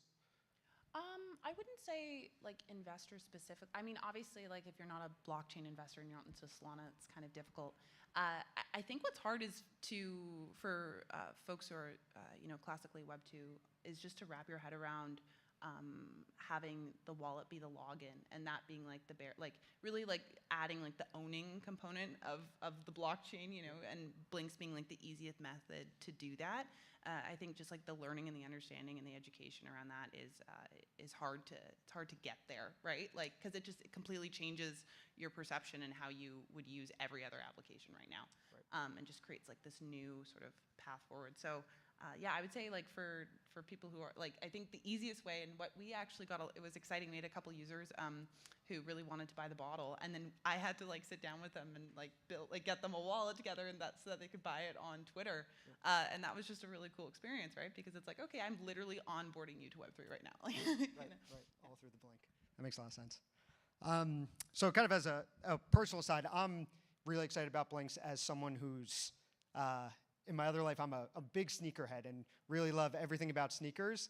And the idea to me of, similar to crypto Twitter, sneakers is very big on Twitter. And the idea to me of being able to, on one of these sneaker drops, be able to right there, be able to buy with a Blink, something like that, is something that's really cool to me.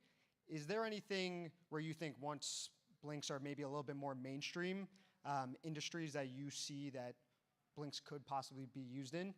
Whether that's on more like the back end and kind of the social side of things, or more on the front end, like something with whiskey. You want to take that? Yeah, I think the coolest thing about Blinks is the composability, where it makes it much easier for my app to use your a service from your app through the Blink interface. And so I think there are many possibilities for what could happen, but I think maybe the future of Blinks is not actually on Twitter, but on apps, and then starting to use these Lego pieces to build really complicated and interesting, but simple for the user products. Does that make sense? Yeah, that makes sense. As Chris was mentioning earlier today, it essentially turns any app into a super app, just being able to put these actions directly in there. Yeah. And I think like composability was sort of a word that was like floating around for, still is. And I think I think Blinks was sort of the first use case for me anyways, where I was like, okay, that is like the perfect explanation of how powerful Solana is, right? And how powerful this technology is, because it just allows you to, be able to cross all of these different platforms through just your wallet, like in a very like seamless, easy fashion where your community already is, So when Chris was saying before about like flattening like the internet and all these different layers, like it does that to like a whole new level. So. Yep. And I think another cool thing about that is because Blinks give you instant distribution on Twitter, there's so many people on Twitter who aren't crypto native. And so we can just smooth out a little bit the wallet onboarding problem, and make it easier for people to start using these Blinks who aren't familiar with crypto. Then I think this is a really powerful tool to start mainstreaming. That makes a lot of sense.